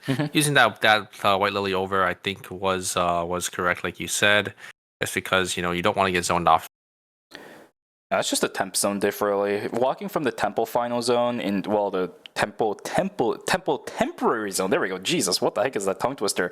Temple temporary zone into the stream final zone in comparison to the hospital temp zone into the stream final zone. You're definitely going to have the advantage as a team inside a hospital. You even saw the Mai using the VLS to get the additional scout outs because you're going to be safe. It was just not in the favor of Team Daejeon Sabres at all. I think you phrased it perfectly with the fact that Daejeon Sabres composition, you want everyone else to walk into you, not you walk into them. That right there was the big deal. That unfortunately broke the camel's back. For the leaderboard, Team Insider, Auto Arms, Cartel, and Saber will be holding on to that top 4 spots. It's actually the same for what it is. The same 4 teams holding that top 4 spots, but the point difference is a lot closer now. Yeah, Tangled WX slowly making their way up, only 7 points away from Team Saber, whereas Team Red, Green, and Yellow, they are 30 points away from that 4th place spot. Something needs to happen in Gaming Live. 30 points away, and there's only 2 games left. It's not looking too good for Team Yellow, but for the rest of the lobby, it's still looking pretty doable. And Team Auto Arms, unfortunately, their lead was cut short now. They only have a 3 lead between 2nd and 4th now, so definitely need to step it up if they want to make sure they secure themselves a spot for the grand finals. A massive improvement for all the other teams in the lobby, though. They're finding answers to Team Auto Arms' stable front to back, and I love to see it. Whereas Team Insider, they're just doing their own thing. Unfortunately, Seiko always seems to get taken out before the final zone. It's been, I think, like 2, maybe 1 game where I saw Seiko walking into final zone alive, which is not exactly the greatest thing that you want to see, or at least the temporary zones, I'm sorry. The rest of his teams are trying to hold that Adela on their back when it comes to these temporary zone fights. You need to stay alive as the Adela. One of the biggest things about your entire composition is the Adela can combo off everyone else, not really the other way around. It's still fine, though. Insider still holding on to that 1st place spot. We still have 2 more games left. So anything can happen, my friend. Yeah, we're going to have the sub as well. So teams are going to be able to look for that substitution. Again, there's going to be no bans. These teams are just playing just what they're used to, the comfort picks. I don't think we saw really much team adjustments just yet, but maybe after the break we will see some more. Indeed. And as Super said, everybody, we're going to be going on to a break because that was game number 4. So make sure you guys go grab some water, go grab a snack, and go take a stretch. We'll see you guys back here for the last 2 games of day number 1 of Season 6 Finals. Take care.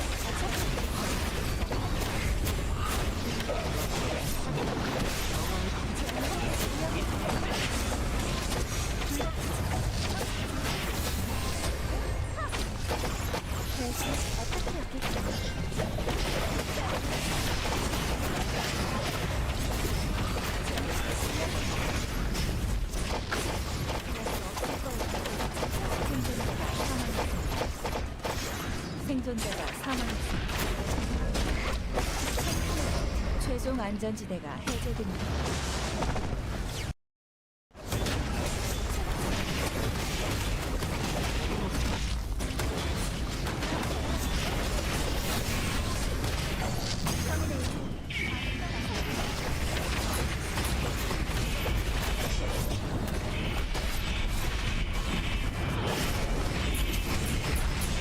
생존자가 사망했습니다. 누군가가 연쇄 터미네이터. 생존자가 사망했습니다. 생존자가 사망했습니다. 안전을 누르고 있습니다. 또 무한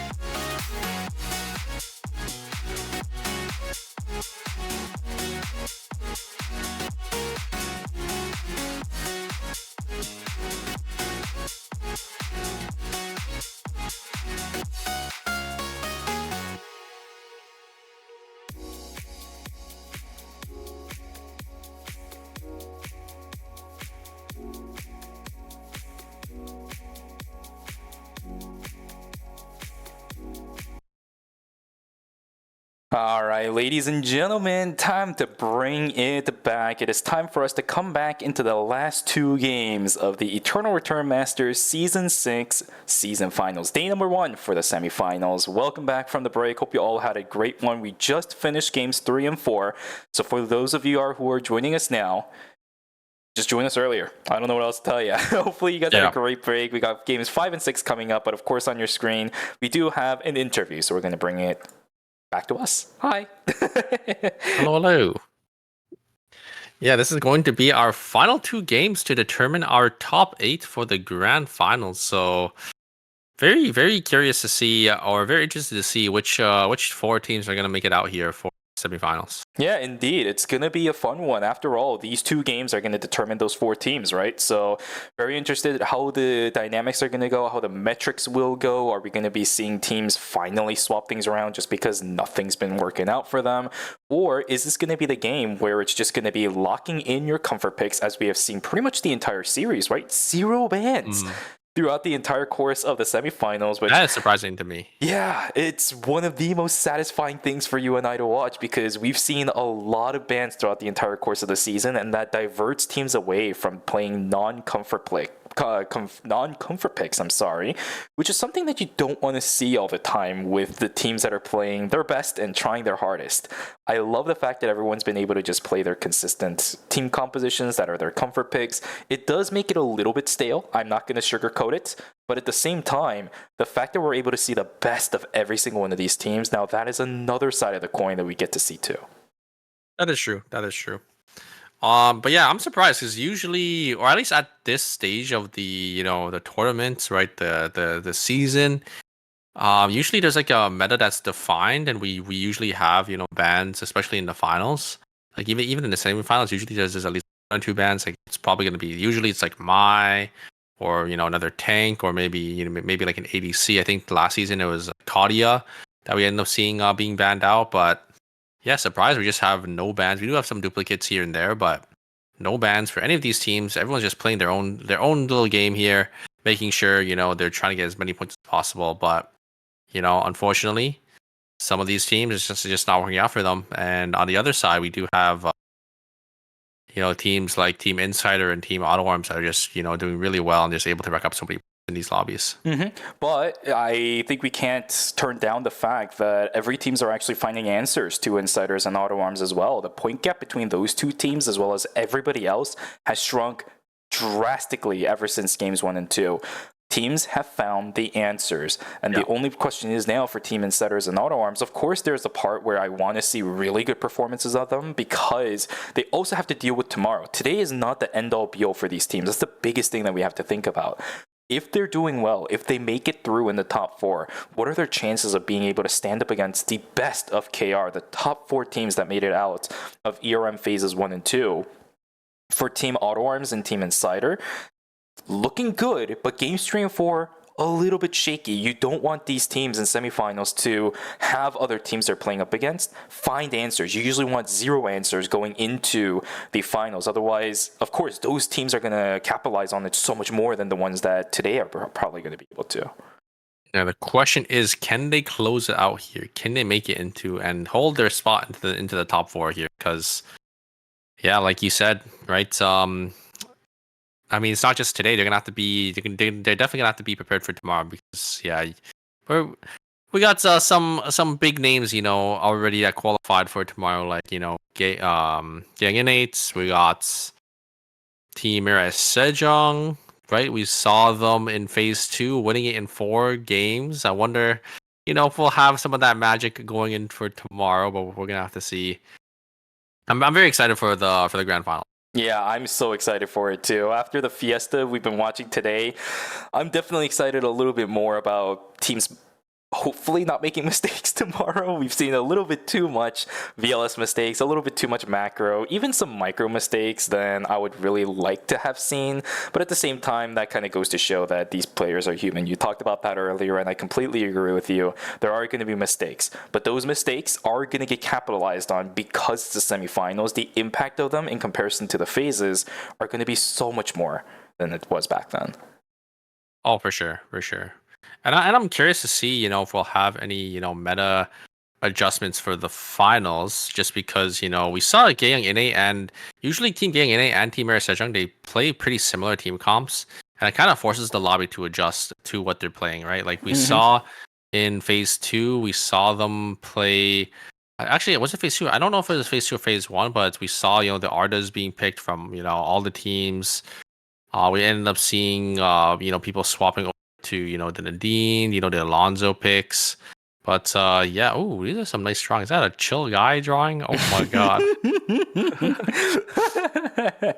I swear. Koreans and their memes, yeah? And he has like the mask of like oh, that's kind of funny. It's a great drawing too. Yeah, even says chill at the bottom left. You see that? Who's the one in the middle? Is that supposed to be who's that? Isn't that a Dina? I think that's a Dina. I see like the little blue the shawl ball at the top. Oh, interesting. That's a Mai at the left. Johan obviously that on one's the a far Dina. right.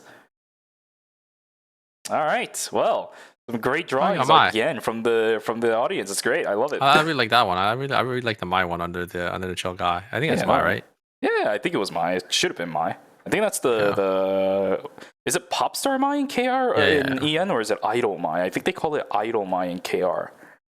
Should be Popstar, I think, right? I mean, it's same difference. Yeah, basically for us, it's the same thing, but there is a legit name for it, and there is the fake name for it. I want to get it right, I'm a caster after all. I need to pretend like I know things. Yeah, some really nice ones, and I think it's Johan on the right there, and ooh, Cicella. They need to get the lighting a little bit better on some of these. I want to see better. Yeah, I mean, yeah. What's the one on the right? Oh, that's really the nice Nikki emote. I can't see it. It's a little. Oh yeah, I see it now. I see. Yeah, it's the Nikki emote really where cute. she's That's like really punching cute. the air. Yeah. Yeah. Ooh, I love all these arts. These drawings are so good. I want to buy them. Is there somewhere that you just upload these posters? I'd actually buy them and pay for shipping for some of these. These are really good. Yeah. That's a Tsubame. Oh wow. Oh my god, they That's even a good got the one, too. clout behind her. Yeah, that's nice. I don't think they'll sell them though. But if you go to the events, like I think if you ask, maybe they would give it to you. I don't know. If I ask nicely, right? But when am I even going to be able to go to KR for these events, man? It's a dream of mine to be able to. Yeah, it's a dream of mine to be able to one day in the future. But as of right now, it is just not meant to be. So yeah, later down the road, maybe I'll be able to find a chance to do it. But at least right now, all we can do is just watch from the stream, which is perfectly fine with me. The fact that I even get to do it in the first place is where I really get to enjoy it. So good to see. But super, I believe it's almost time for us to get started with game number 5. The end game for the semifinals is upon us. The final 2 games to determine our 4 teams moving forward will be decided in the next 2. Which teams will it be? Are we going to see any swap ups? Are we going to see same things over and over again? Let us take a look, because character select will begin right now. Oh, I'm already seeing it. Oh, yes, we do have the Arda pick coming in from Slasher. I knew they're going to go back to their comfort. The Arda, PLO, and Fiora, so they're like dive team comp. It looks like Nonsense is going to be put in, and I think the rest of the lobby is staying relatively the same. Red, green, yellow actually might be swapping over. Oh, wait a second. The Tia is no more. We're going to have an AR ISOL with the Theodore. So we're going to have this front to back team comp. Oh, what is going on here? Looks like some technical difficulties on the KR side, I think. Yeah. Don't exactly know what was going on there, but we're back. To see us a little bit longer, yeah.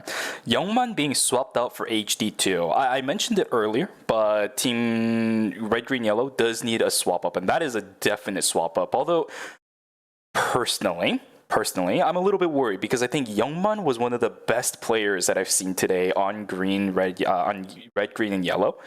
So the fact that we're subbing out the main crowd control mage of Youngman in place for HD2, which seems to be playing the assault rifle ISOL, and then putting Green Apple on what seemed to be the Theo. Now, Theodore. it's a great comp, right? We've seen Theo Alonso so many times in the past. We know exactly how it works. And ISO, if you have a lot of the annoyance from the Theo and the Alonso stacking up, ISO should be able to theoretically get a lot of free damage in.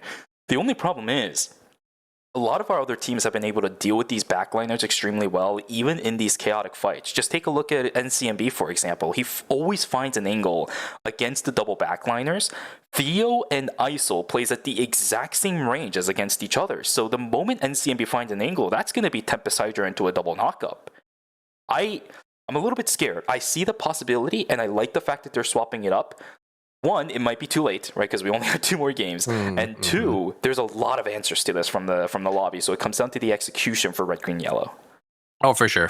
I think because there are a decent amount of dive teams in this lobby as well. So Theodore and ISO, both characters don't really have much escapes and don't really have much self peel going for them. So they kind of have to play off of each other, and they have to make sure they're playing at their correct effective range. Because it's gonna be really easy for a team like Slasher to just get on into the back line, right? So with the Fiora and the PLO, they can just drop the Artist Gate down, just jump in, get onto the Theodore, get onto the ISO, try to one shot them. Same thing with what was the team? I think it was Team Insider, right? With the Nikki and the Adela, should be really easy for them to get in. And like you said, NZMB on that Felix, the Felix should be able to get it in relatively easy there. But actually, it looks like we are going to come back here and actually we're playing the Haze instead of the Theodore.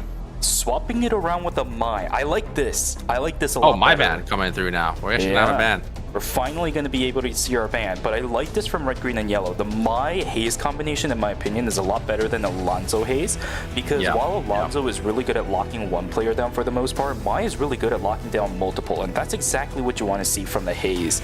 So this combination, in my opinion, is going to be okay. It, of course, comes down to how much value this Haze is going to be able to have. We know what the ISO is able to do, but he's also running the Blink. It's not going to be the Electric Shift. He doesn't have the additional range. A lot of close range fight for the backline is going to be problematic sometimes for red, green, and red, green, yellow. How well are they going to be able to execute this today? I do wonder.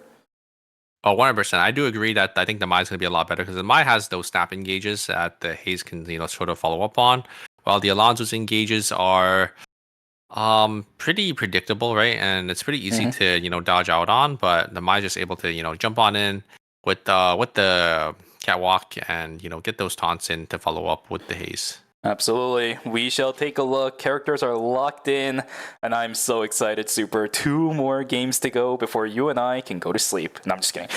Before we determine which 4 teams are going to be moving on, and we will zoom in to the Hockey Puck. And as you know, as I know, as so many people in the chat know, that means game number 5 is about to go underway. Let us take a look at what it looks like. Yeah, just going to jump straight into it here. Looks like we are going to be hovering over to Slasher because I think they know as well, the casters know, and the production team knows that this is their comfort comp, right? We haven't seen them pull it out yet until now in game number 5. But you have to wonder, is it going to be too late for them to pull it out so late into the stage here? I don't know exactly what their points are, but we're going to see very shortly here where Team Slasher does end up standing. I know they're relatively close to the top 4. I don't know. 4, but just barely here. They are actually. Oh no, they're actually in 7th place, and they're actually 18 points behind. So definitely gonna have to get a nice game here for game number 5. Absolutely, a lot of teams. This is pretty much the last chance for them to get a fighting chance going into the season finals. Hopefully, they're able to withstand it. Otherwise, game number 6 might be one of those where you just try your best, but it's not gonna work out. Worst feeling in the world, right? Because you still have to play it. It's just not that good. Okay, red, green, yellow already picking up a kill. Titan Cybers. We are going to see Revolut falling down pretty early. HD2 on the other hand, though, doesn't really want to chase into the Eva. This is tight corridors, guys. I don't think you want to fight this. This is not good. Again, getting third party once again inside of Cemetery. HD2 is trying, but unfortunately, it's a Justina. You're going to be untargetable. Green Apple spawns inside of Cemetery. He needs to live. I'm surprised he just ended up just ripping a raw TP into Cemetery. You are correct here. Probably going to probably want to help with their Haze, but not their Haze, but their Mai, but a little risky there. Because they were the last one alive. They ended up falling there. It would have been another 8th place. Another early death for Team Red, Green, Yellow. Looks like on the top side though, Slasher getting exactly what they need. Getting these early kills here. Green Apple gonna try looking for a kill back to the Cinema. Not gonna be able to find anything. As Team AutoArms gonna be able to pick up another kill. Interesting. Okay, we're already seeing a lot of change-ups. Okay, and CMB getting a double knock, they get him. Unfortunately, Oh, nice. the ISO is going to be able to get the pick off, but there's still third parties yet again, and it pushes Team RGY back onto the cutting board once again. Paying, trying as desperately to run. I think you should be able to, as the burger flip doesn't come on through. Smash to Smithereens was walked out of by the Mai. But for Red, Green, and Yellow, 2 kills, but it's been an absolute mess for them in the first minute of the game. HC2 is going to fall down again on top of it. Boomgua's going to go down. What is happening? They keep 1v1ing each other, both the ISO and the Felix, but this time it's going to be the Felix coming out on top. Boomgua going to go down, but I think they did end up getting a lot of those dogs there, so did end up stealing a lot of farm out of Team AutoArms' pockets here, so not too bad. Blink invested in for Revolu, gonna try looking for Peng here. Green Apple on the top side though. Looks like it is going to be the Sua. Yona gonna be chunked down to 1 HP. Here's the ultimate from Peng, gonna try to stay alive for a little longer, but not gonna be enough. That same thing, Sab's gonna be able to pick up another kill. Yeah, this is all over the place. You know, I kind of like the fact that we're seeing all over the place because, quite frankly, some of these teams do need it. Love the timing for this. It is an absolute mess in the final game, in the finals, second to final game, I should say. There's another pick coming through as Yona is going to fall down. Pyong just needs to immediately run. Seiko looking for something, but I don't think there is anything really here to look after anymore for you, my guy. He's going to immediately run Castling. That's a good queen. Good damage exchange for that team as well. 35 seconds to go. There's still plenty of time for Team Insider to come back and fight this if they regroup and wait for the Suwa to respawn. Yeah, decent start there here for Team Red, Green, Yellow. Finally able to find their footing for game number 5 here. They have 3 kills. Not going to have those stagnated death timers. Going to contest for this Tree of Life. Looks like Slasher going to contest for this tree in Temple here. I don't know if Team Tangle Dobby are going to want to contest. Yeah, Red, Green, Yellow gonna set up here, but Team Saber gonna be coming from the bottom side, gonna try to contest as well. Here comes Rockets from Green Apple, but yeah, Green Apple completely isolated from their team. There's the Fear coming out from Satin, and a great follow-up there from Bells. Are gonna able to use. Oh my God, a great ultimate from Curry, able to push the ISO away. Unfortunately, that is going to keep Curry alive, and Red, Green, Yellow going to lose 2 members, and very nicely played by Team Saber all around. Nice follow-up there from the Hyejin and the Yuki, just recognizing Green Apple was completely isolated from the rest of this team, and then the Rio just able to keep themselves alive to peel off the ISO there. I see the spirit for Red, Green, and Yellow, but their composition just doesn't allow it for you to fight these weird, unconventional style of fights, which is exactly what Team Saber was able to set up. The 2 split completely onto the Haze. There is no escaping from that. Even the coup de grace invested to not let her out. Gwangju Slasher also losing 2. Again, it's day number 2, though. They're not really too worried about it, although Anonymous on this Arda, guys. The only Arda in this game. They're the only ones to have that Nimrod gate advantage. I do wonder if it's going to be something that Team Gwangju Slasher can exploit to turn their fates around. They need it. It's going to be X-Boy sitting on the Fiora, as well as I think that was Yoha on the Piolo. I don't remember who it is, but this is a combo they played several times throughout the entire course of the season. It just comes down to whether or not X-Boy can land those Fiora skill shots. We know what happens when he can. Yeah, I mean, this was the comp that did end up winning the phase number 1, so a lot of damage though. NCMP is able to cut around the Sua there, as Yona is gonna Cartel gonna be able to pick up another kill, as they're sitting on 5 already for themselves, so really nice spot for them. What they do yeah, looks like Slasher are gonna be able to call in their 4 scores with that mobile kiosk, so they're sitting in a pretty good spot too, and able to finish that Lumi off pretty early there. 4 scores gonna be invested for Cartel as well. Definitely want to make sure you're getting your 4 scores for this next objective coming up very shortly here. It's going to be Dayang Cybers. Maybe going to be contesting this purple box into Team Red, Green, and Yellow. Here comes the Rockets. Going to get a lot of poke down, but not really going to amount too much here. Revolu. Engage for Revolu, yeah. HD2 is taken pretty low. Dina is 100% safe. It's going to push red, green, and yellow again, back away into restricted area. They're trying to contest it again, but I don't think the options are there anymore. Digital Cypress is chasing this down. Revolut blinks on it. He wants to fight for kills. Oh, and the Peacemaker comes just in time. HD2 trying desperately to run. Day 9 is going to be stuck in the middle of nowhere. Nobody else on this team anywhere close. Down goes the Mai. HD2, Oh, wow. he is in trouble. He's got to deal with this camera. Luckily, I don't think anybody from the side of Tetsun Cypress wants to push the issue any further, but he's going to only have like 2 seconds of timer left. And look at his items. Just sitting on one is going to be the, I forget what that item is called, but it's the assault rifle. And he's also about to get taken down. No, just barely managed to dodge out. Oh my god. Oh, they're still alive, but the amount of time and the amount of space they have to work with is just running out. Yeah, it's so scary for Team Red, Green, Yellow because, you know, if the ISL died there, that would have been it. That would have been Team Red, Green, Yellow going out in 8th place, but ISL is going to be found out here, so they're going to fall, so their tempo is going to get hit quite a bit once again. It's going to be Slasher is going to push in onto Team Cartel. Looks like NCMP did end up going down there. Nizuka is going to chase Peng here. Don't think Peng can get away here, as it is going to be that Ardo with the Nimrod's game. Maybe gonna be able to get that gap closed. Nizuka as well on that Piolo, gonna get that knocked up. Maybe gonna try stopping that White Lily. No, Peng is gonna be able to get away with that White Lily, but I feel like still on that 5 to 6 second cooldown timer, so not gonna be able to get up just yet. Yep. Oh, I love it, I love it. Teams are just bashing their heads against the wall, man, and this is what I want to see. Okay, here we go. Nizuka just jumping in. X-Boy trying to find something in the backside. He's landing a lot of stuff onto NCMP, but that's a Felix, my guy. That's a lot of mobility. Oh my god. You are not going to be able to deal with. Down goes 2. Kwangja Slasher is down 2 again. Team Cartel. I love it. These guys are just playing these fights so well. NCMP just showing us mastery on this character again. Oh, caught out. And it's day number 3. He needs to get himself out desperately, but the weapon skill from the heart makes it even Oh, gets knocked rougher. up. Oh no. Get out, and he cannot. That is a minus 200 to Tangled WX. That is 0 kills so far. That is a disaster for Team Tangled WX. They're in 5th place as well. They need these points. But unfortunately, yeah, the Mai is not hitting the White Lily. Wasn't able to get away there, and a great capitalize on the side of Team Dating Cybers. Able to just layer their CC so the Mai couldn't get away there. Revolo hitting that guitar skill to get that slow, and then the knock up from Dina there, just able to lock the Mai down. This is absolutely bonkers, man. Definitely deserving of a game number 5, yeah? I mean, it says game number 5 at the top right. Okay, it looked like 6 for a second there because it was pixelated. Yeah, definitely deserving of a game number 5. Teams are getting desperate. Teams are absolutely starting to get desperate. These fights are starting to get messy because everybody wants to look for points. Bowser getting dangerously low, and he's going to get absolutely smashed to smithereens. Quite frankly, that name fitting in line with Bowser getting annihilated from that smash to smithereens from DeMarcus.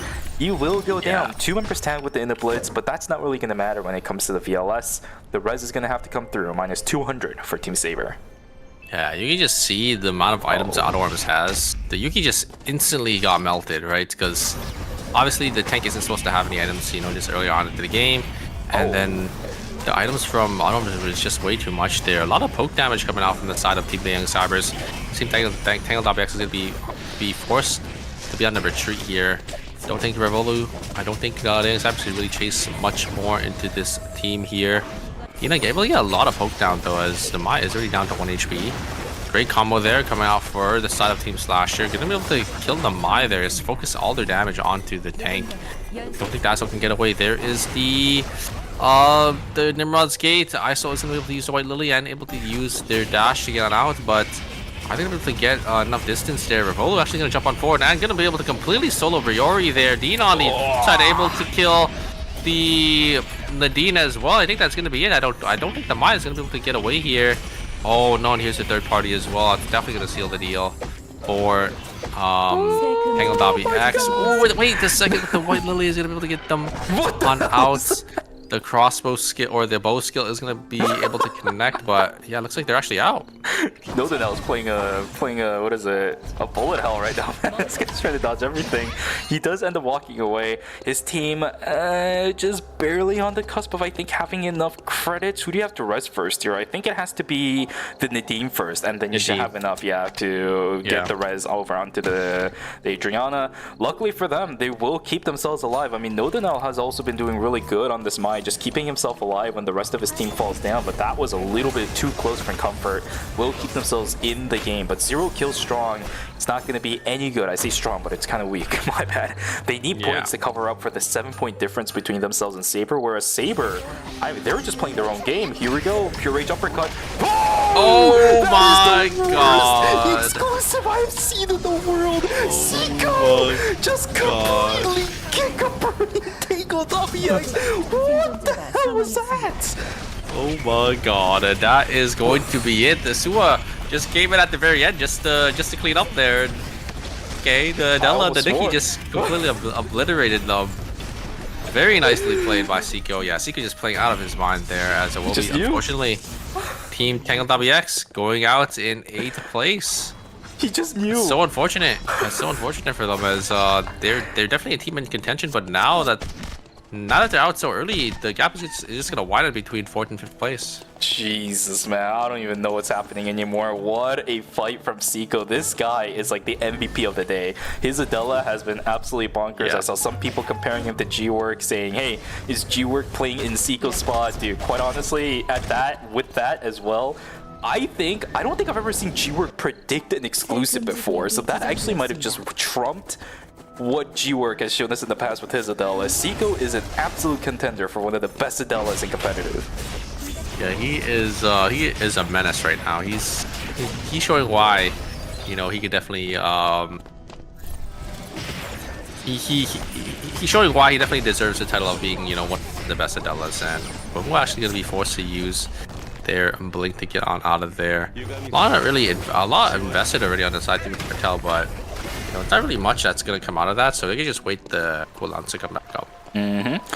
Okay, finally we're gonna find ourselves a little bit of breathing room for you and I to just observe what the hell is even happening in this game, right? It's been such a fiesta that I can't really keep track of what is happening for the most part. And as soon as Wig decides to spawn in Cemetery, we can see the number of teams going in. Again, this is the desperation coming into clutch for these teams too.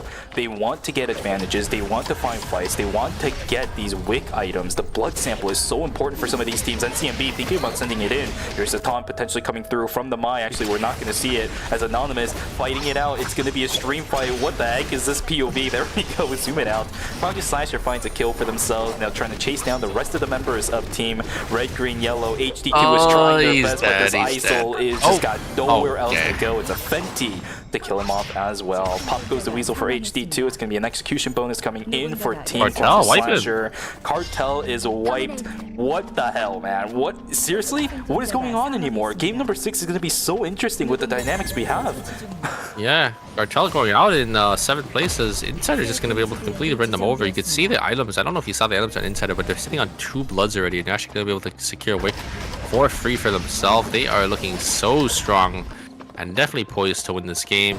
Team Slasher as well, they definitely got some items to their name. Maybe gonna look for some more team fighting here, as looks like on the top side though it's just gonna be Team Auto Arms, and actually we have a lot of teams here. Team Auto Arms, Cybers, and Team Red, Green, Yellow. It's just gonna be the Maya though. Logan. From Team Red, Green, Yellow. Here's the engage. Logan already getting chunked down half HP. Gonna stay into the Peacemaker here.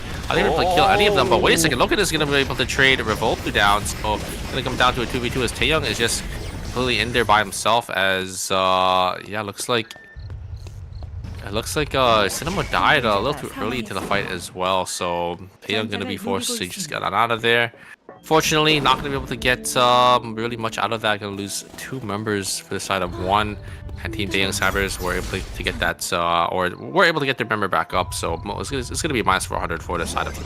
Yeah, he's going to be able to get the res thanks to the mobile kiosk. It's going to be round 2 between these 2 teams, but it's tight corridors everywhere for Team Auto Arms. Pushing into him, and Adina is not the greatest of options, but this is about to turn into a restricted area. Yeah, that is true. You gotta get out. You gotta get out.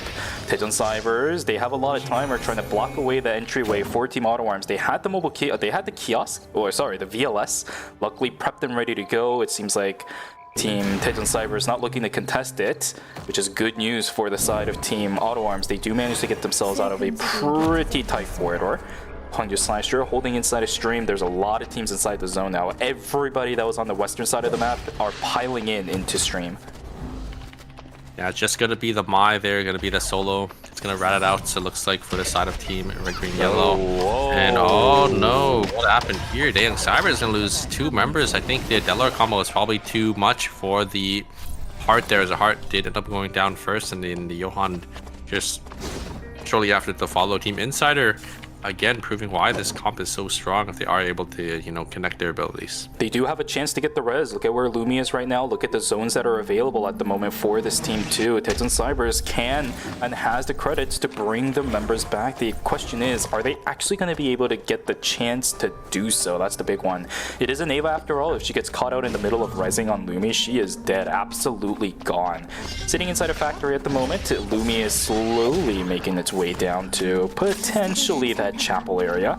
It will be a bit of red timer invested from Dina. Should come down to dock, but it looks like there is a team that's guarding it, which is not good.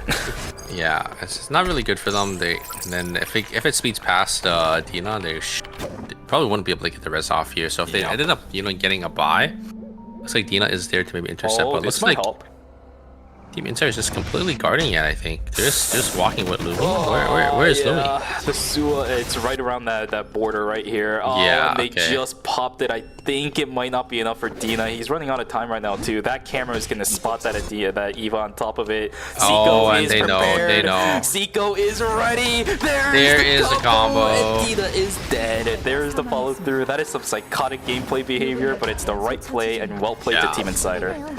That's just good macro play from Team Insider there, because they know there's probably, you know, players that are going to be looking to get the res off there, and just able to guard Lumi there, able to recognize there's going to be, you know, people looking for that res, and get a nice free kill from themselves and another placement point. So, especially since you are the WIT team as well, all the teams are probably just going to run away from you anyway, so you might as well, you know, try to look for these plays to, you know, secure some nice free kills for yourself here. Looks like Team Red, Green, Yellow, they're going to get caught.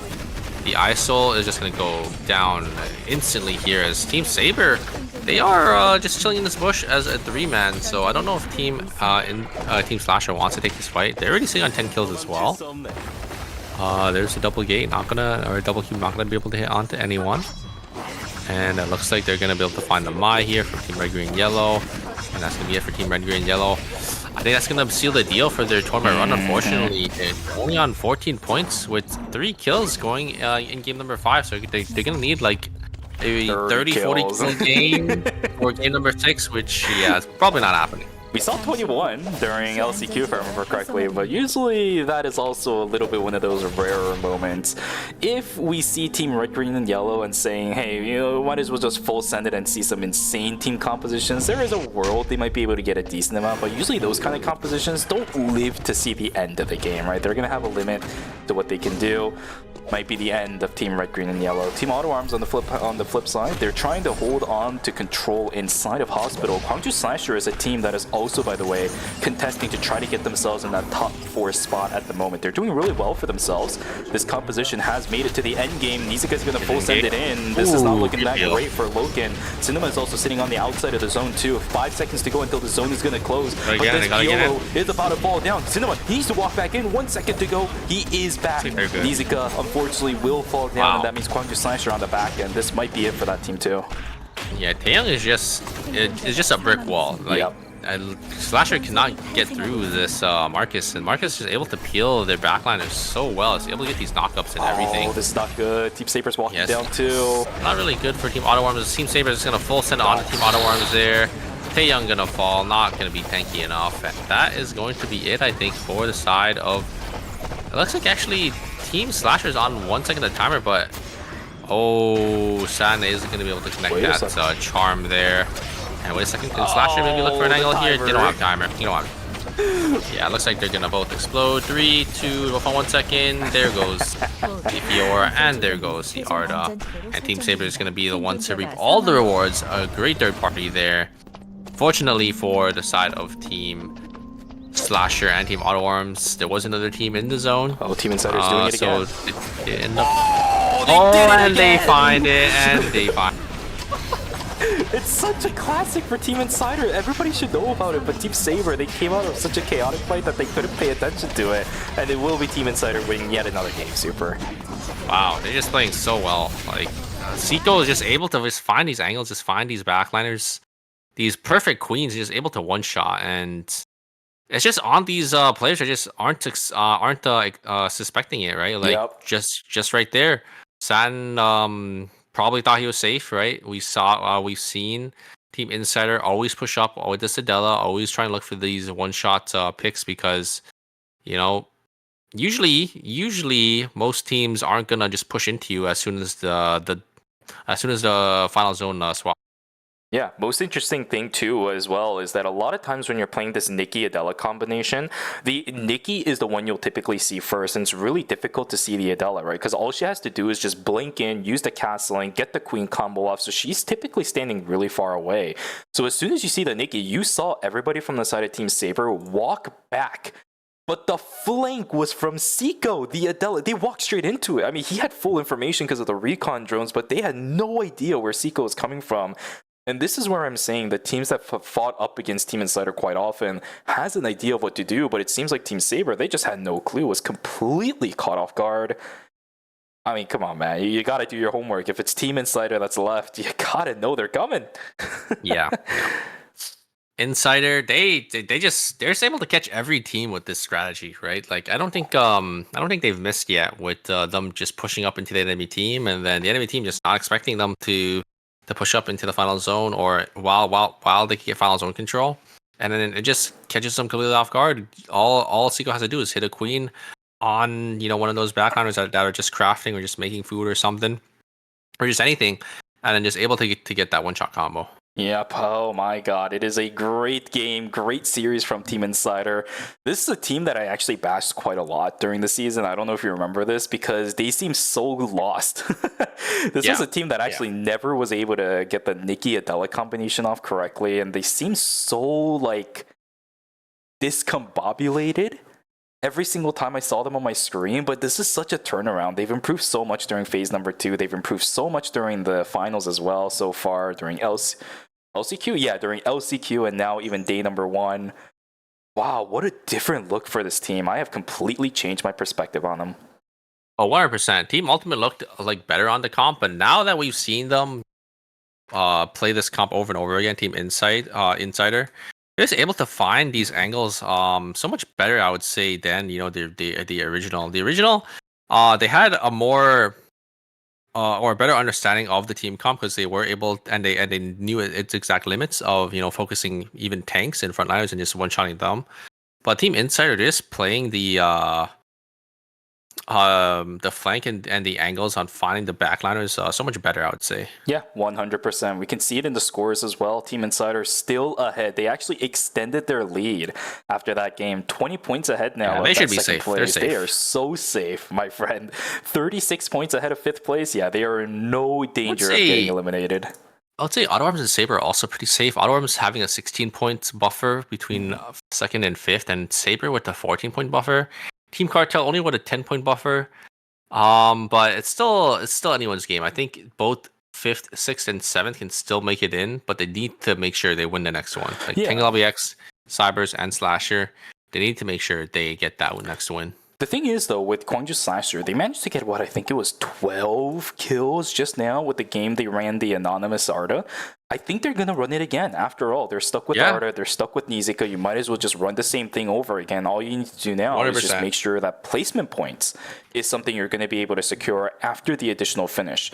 If they manage to get first with the 12 kills they had, plus maybe any additional kills in the temp zone, plus the final zone, they would have been ahead of Team Cartel, actually. It's just unfortunate that Auto Arms ended up fighting them first. We saw Nizica falling down, unfortunately, right before the zone closed as well. a lot of unfortunate things happen for Team Gwangju Slasher at the end. If that's managed in game number 6, there's still a really, really big possibility of what they can do. Oh, 100%, 100%. I think, I mean, Slasher, they're just back onto their comfort pick, right? They're back onto this team comp that they've played time and time again. I know these other teams are prepared for the Arda because obviously Arda has been quite the the hot pick going around, I think, in KR, especially in phase number 2.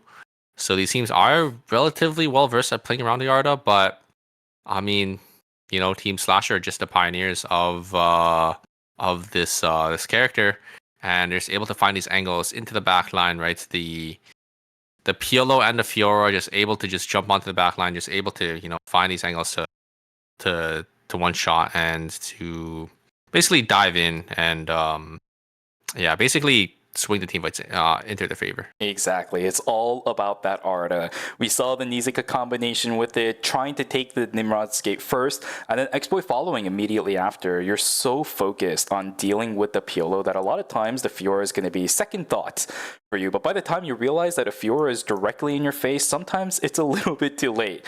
So for Gwangju Slashers, as Super said, it's going to be a classic for them. It is a comfort pick for those players.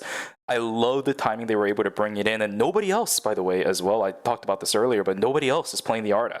Nimrod's gate advantage is only for them. It's not going to be like what we saw during phase number 2, where there was a ton of Ardas during one of those games. Nobody else is going to have the mobility benefits. Nobody's going to have the jump benefits. Nobody's also going to have opportunities to get out of the fight if you're in trouble.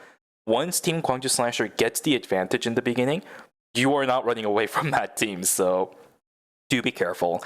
Ladies and gentlemen, though, there's still more posters going around. Love to see it, of course. But game number 6 is starting to get prepared. It's the last game of the night for day number 1 of season finals for season 6. After that, top 4 teams are locked in. They will be joining tomorrow's teams, the day 2 teams that are confirmed, which is, again, FN Sejong, Team Ultimate, Gyeongnam Sparkle, and Gyeonggi Innate. Oh, tomorrow is going to be a fun one, Super. What do you think? Yeah, I mean, I'm very excited. We got so many good teams, and after today as well, I'm really excited to see how the top 4 teams today pair into the top 4 teams tomorrow. Because obviously we got some powerhouse names tomorrow. Like you said, we have Mira Sejong, Sparkle, Gyeong Innate, and I'm forgetting who the last one is. Gyeonggi Innate, Gyeongnam Sparkle, Ultimate, yeah. Mm-hmm. So 4, pretty dominant teams throughout the season are just going to be, or are just waiting, to, or are just waiting for their moment to shine for tomorrow. Yeah, I know. That moment to shine for tomorrow is going to come a lot sooner than later for some of these teams. Ladies and gentlemen, we're taking a look at the players, which means you know what's up. A game at number 6, character select, is about to be underway. What are we going to see from these teams, especially the ones in the top 6 who are vying for those top 4 spots right now? It's a possibility, most likely, up until that 6th place slot. Maya's band, Tangled WX, are going to have to change things up. Cartel are going to have to change things up, which means no Danelle on the Arda? Wow, that is something I've never seen before. It's going to be insane diverting over onto the Alonzo. Unfortunately for Tangled WX, with the performance they had in game number 5, it might be a little bit too late for this team to find things around. Especially with this composition as well. You're not really looking for just completely diving teams. You're not looking for an insane number of picks as well. Get a coffee team inside. Saver. Oh, no. Okay, they're going to sell up. Well, I mean, it's still the Yuki and the Rio, but I think they're just having fun. I think they know they are fully secured, so might as well just play some picks just to mess around here and there. Maybe get some practice games in because maybe they suspect a ban for tomorrow, so they want to try like a different team comp. But I'm guessing they're just trying to have some fun. Yeah, 100%. Oh baby, here we go. I love the fact that game number 6 is where all the weird things start coming out. Team Insider, as the team, they're safe. You mentioned it already. We know, we've seen it in the past from some of our North American tournaments too. Just do whatever you want, right? You've earned it. It's game number 6. Yeah, there's no chance you're gonna get DQ'd out of it. So hey, exactly. just go. once you have enough points, like you're about 30 points above your fourth place competitor in game number 6 to qualify, you might as well just play whatever you want to play, you know, instead of playing, you know, your best team comp. Yes, sir. Here we go. Zooming into the hockey puck. We are gonna go into game number 6. Here we go, ladies and gentlemen. The last game of the night to determine the top 4 teams that will be moving on into day number 2. Here we go. I wonder, are we going to see the fiesta that we've been seeing at the beginning of these games? Oh, so many times, Super. Honestly, realistically speaking, it might even be worse for this game, right? Everyone's just gonna be sending it. Yeah, I mean, we're gonna have so many teams that just need kills that they're just gonna try getting as many and rack up as possible, because we know the bottom 2 teams, like in 5th, 6th, and 7th, or bottom 3 teams, they still need a lot of points, right, compared to 4th place. Like 6th, it looks like 5th, 6th, and 7th, they need 10, 14, 15, which is quite a bit of points to make up. Like, they need to get a lot of they have to get a decent amount of kills, and they gotta win the game as well.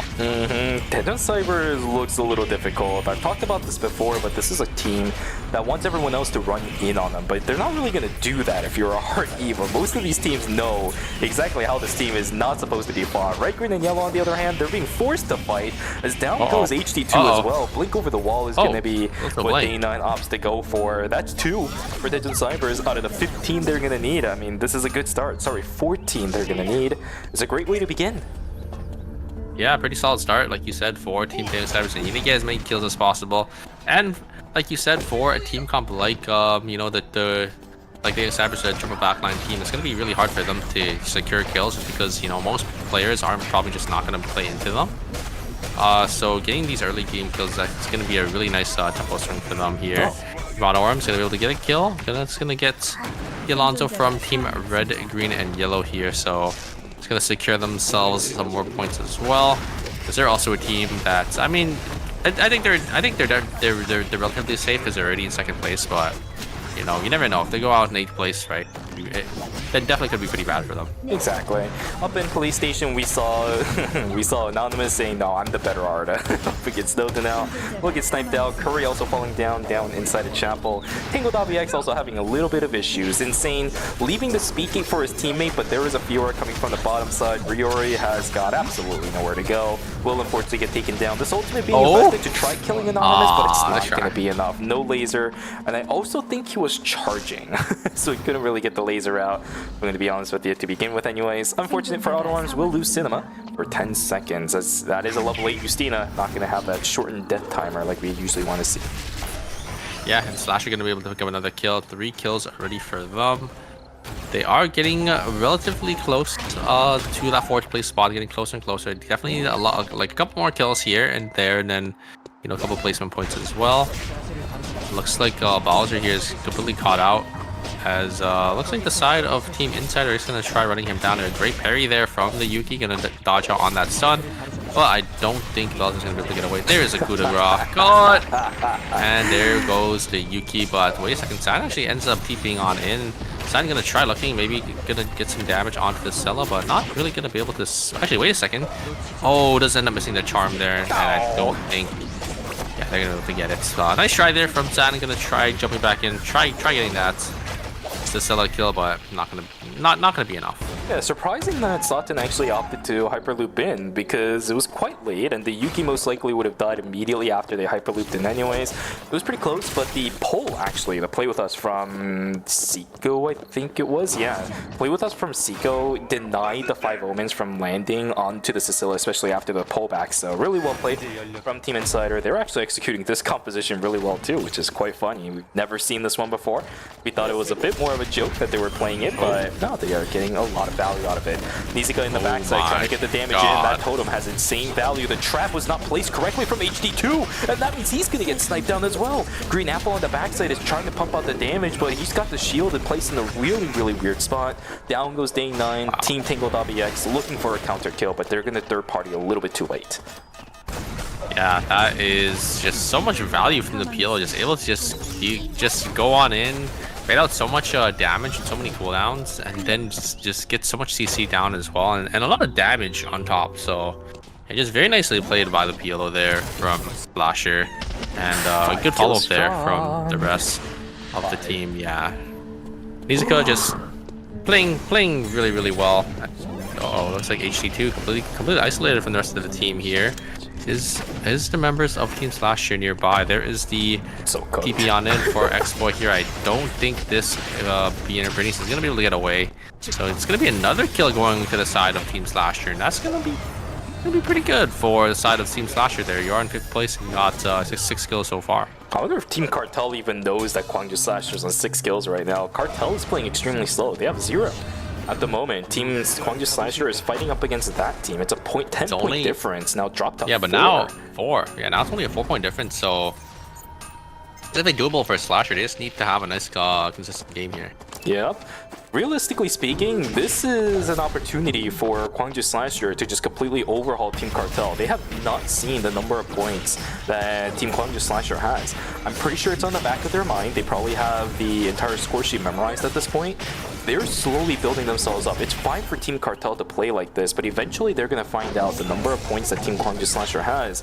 And then the brains are going to start racking. The numbers are going to start crunching. These guys have a lot of work to do to get themselves that ticket punch into the season finals. It's not over for them just yet. 100%. And we do have the Alpha is going to be spawning in Chapel here. The Daring Cyber is going to look to contest. Oh, Cadmus completely isolated from the rest of his team. Can they look for an angle there? But a great knock-up VF eruption from the Dina, not the Dina, but from Eva, and a great follow-up there. NCMP gonna be able to secure Dina, gonna trade 1 for 1, but Peng's gonna fall as well. Looks like is gonna be able to get that down there.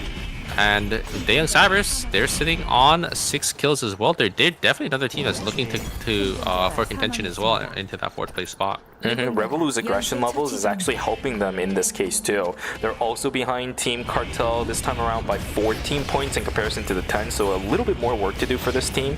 But on the top of it, Team Saber is also playing very, slow as well, right? Just 1 kill for this team. Cybers and Slasher, they definitely both have a chance here, as both Cartel and like you said, Team Saber are both playing relatively slow, and they're sitting on our 3rd and 4th place spot. If Team Saber and Team Cartel still take it slow, there is a possibility. But Team Saber, they're not going to let that happen as Red, Green, Yellow gets annihilated, decimated to pieces by Team Saber. Green Apple trying something, but the fear is going to come online. Sutton a little bit too well informed about this Theo. Sapphire Protocol also not available. Down goes the Theo. It's 2 kills for Team Saber. They're going to extend their lead up against the members of Team Gwangju Slasher and Tejan Cybers.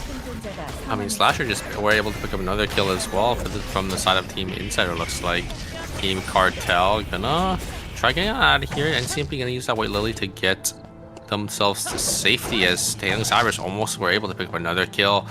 These teams are fighting tooth and nail. They want a spot here for the ground. Tejan Cybers also, if they were able to knock down Cartel a peg, it would have been a perfect target, right? They're also trying to knock down Team Cartel. Team Cartel is a little bit more realistic than Team Saber for Tejan Cybers. After all, it's an 18-point difference for those guys up against Team Saber. 14, you'll definitely take in comparison to that. Here we go. Fight's going to continue as Nizuka trying to jump on into the backside, but Byung, he is so tanky as is Yuki at the moment. X-Boy getting tagged down pretty dangerously. Ooh, that play with us not landing is quite lucky.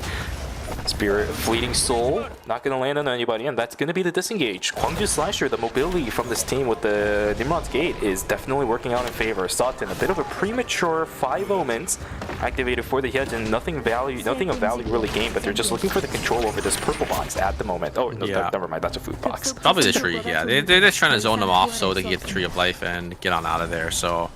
Looks like the tree will go to the side of Belzer here. It looks like Riori might try to look for some more. It looks like... No, it's actually just going to back on out of there. Loken, on the other hand, completely isolated from their team. What is the side of Team Autoworm? Just completely split up here. And it's day 3, so it's just going to be Slasher able to pick up another kill. They're sitting on 9 already for their team. A great Yuki ultimate going to hit 2 or 3 members of the side of Team Red, Green, Yellow. And it's just going to be a massacre. Insider is going to be able to get 2 kills, or 2 members from Team Red, Green, Yellow. as HD2 is going to try to walk away. Nothing for red, green, yellow today at all. Look at their items. They're so far behind. Not a single game where red, green, and yellow was able to show us the dominance they proved during phase number 2. Unfortunately, it seems like that's going to be the end of their road even further. Gwangju Slasher still trying to push on through, though. Fiora has access to the back line. Loken's going to get taken down. There's extra kills coming in. Team Auto Arms in danger as 2 members are going to fall down. And I want to say this too. Look at the score sheet. Auto Arms is 11. technically also in danger, right? They're 58. They're not too far away from Saber and Cartel. If they start losing credits and start losing points, losing control of the game like this, they could also be in danger of relegation. It's not likely, but there is a possibility. Yeah, that's true. Saber and Cartel just outscore them, and then Slasher somehow outscores them as well. You do bring up a good point. Team Auto Arms could actually get eliminated, but I mean, they have such a big buffer. It's going to be a little hard, but you are correct. It is in that realm of possibility, and you don't want to be put on the hot seat here. So Auto Arms definitely just has to look for some extra placement points, maybe play in a nice consistent game. But look at their credit counts. Their credit counts are kind of doomed, so not going to be able to get the res off anytime. Ooh. And that is going to be a lot of mastery loss for their carries there. Yep, Justina and Kadia definitely needs those mastery points. Just a little bit of an update for you as well, Super. Gwangju Slasher and Cartel, they're even on points now, 11-1. They've made up the 10-point difference. It's a Gwangju Slasher world right now for those guys. Titan Cyber still on 6, but still plenty of time left in the game for them to make up those points as well. Yeah, Tangled WX, unfortunately, they don't really have any kills or any really items to go for them this game, unfortunately. They have to look for something. They gotta look for kills now, because the time is running out for them. Time is running out. They need to look for some kills. Saber trying to look for something on the northern side as well. Do not want to let the pace of the game go any slower than this. Green Apple, okay, good. Tangled WX fighting up against Cartel. Insane is taken dangerously low. This Alonzo in a whole heap of trouble. Riori trying his best to run away, but NCMP has the ice set. Cartel. He is going to get taken down. Tangled WX seems like they're going to be the end of the road. Nodanel trying to take the White Lily out. He'll be fine, but still Insane. Ran down by Pungwa. I don't think he's going to be able to get away. He's got the stars. He's got everything. There's the Rod down with the moon. Down goes the Alonzo. 2-0 in favor of Team Cartel. I think Cartel just playing it so well. I mean, the Alonzo tried to look for the angle in with the Nimrod's Gate, but just got immediately cancelled. The point just got immediately cancelled by the Estelle. There's really not much they could do. Oh no, it's going to be red, green, yellow. That's going to be it for Team Red, Green, Yellow. It's going to be our first team to get wiped in the final game in the semifinals here. And yeah, like you could see their points on the bottom right. What a Red, rough Green, Yellow, day. unfortunately. Yeah, just gonna sit in 8th place for today. Played so well during the entire season. That phase 2 performance was one of the wildest I've seen from a new team that came up to the chopping block, sent themselves straight into the season finals. But season finals once again proving itself to be a completely different monstrosity compared to the phases. These teams know exactly what you're planning on doing. If you don't do your homework, today is exactly how it's going to go for Team Red, Green, and Yellow. Hopefully we see them again in next season because their composition was quite unique. I still loved watching the Subami plus Youngman's Tia. Not something you get to see every day in a competitive season like this, but today and this season, it is just not their one. Yeah, I just love seeing Tia, but we usually don't see Tia much in the competitive on the Korean side. So seeing Omwan, come out and show how strong the character can be, I think is just a nice showing from them. So I do agree. I do hope to see them back in the future seasons.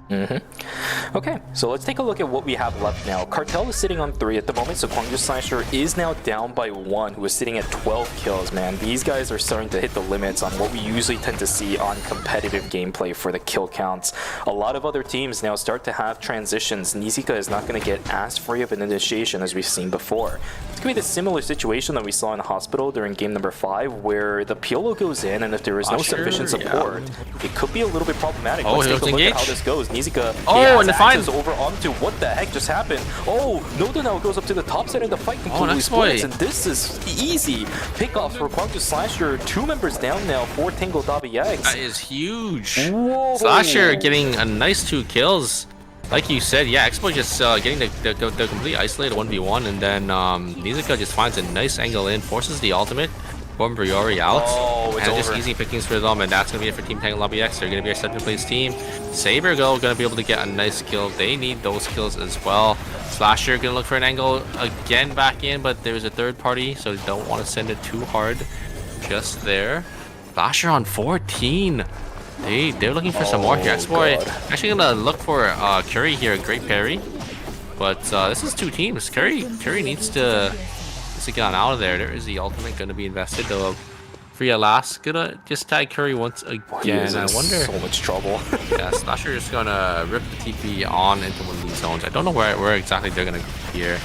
As it's gonna be Team Cartel gonna be able to pick up the Yuki from Team Insider. There's Curry actually just gonna completely bow down Seiko there from Insider as well. So Saber getting some kills, Cartel also getting some kills as well. So it's gonna be so close.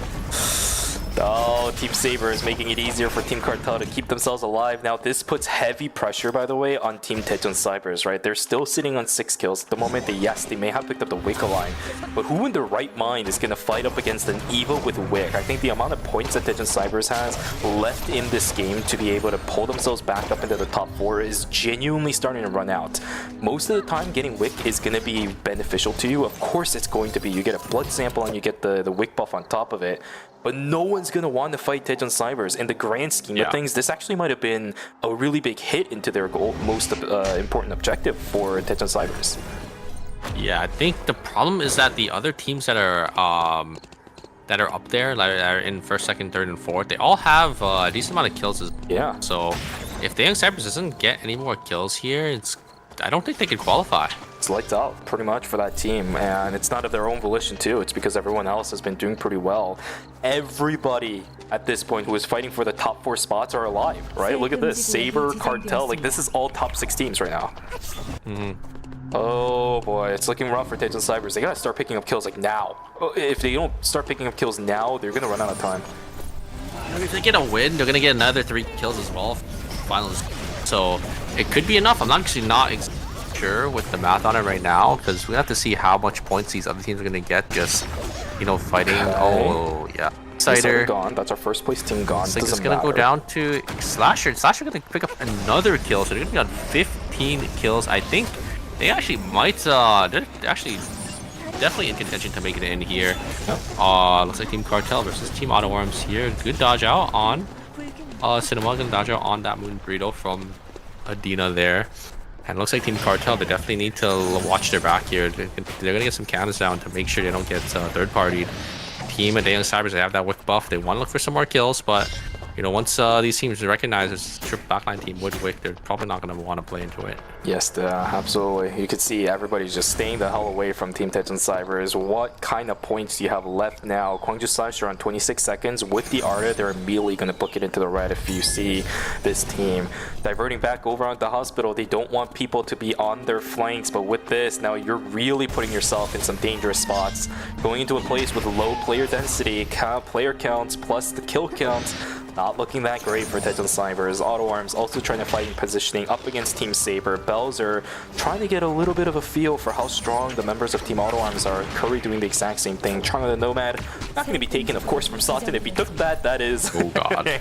No thanks. It is going to get so tense here, because I know these teams, they all know they're all relative. So it's just going to come down to these 2 final zones here. It looks like it's going to be Team Cartel going to get Factory Zone completely for free, while this final zone, which is Stream, going to have 4 teams in here. They need it. Maybe Team Saber is going to use the VLS system to go over, because I would not want to stay in a 4-team final zone. Yeah, it looks like they're going to go down to Factory, maybe take that 3v3. Team Tejon Cybers might sniff out Team Cartel or Team Slasher here. Oh my God, the recontrol. Yes, they're gonna sniff them out, and it looks like Team Slasher are just gonna move on down. Surprisingly, despite how many kills Team Slasher has, their items is actually that great. They're still missing about 4 to 5 gold items in there. Here we go.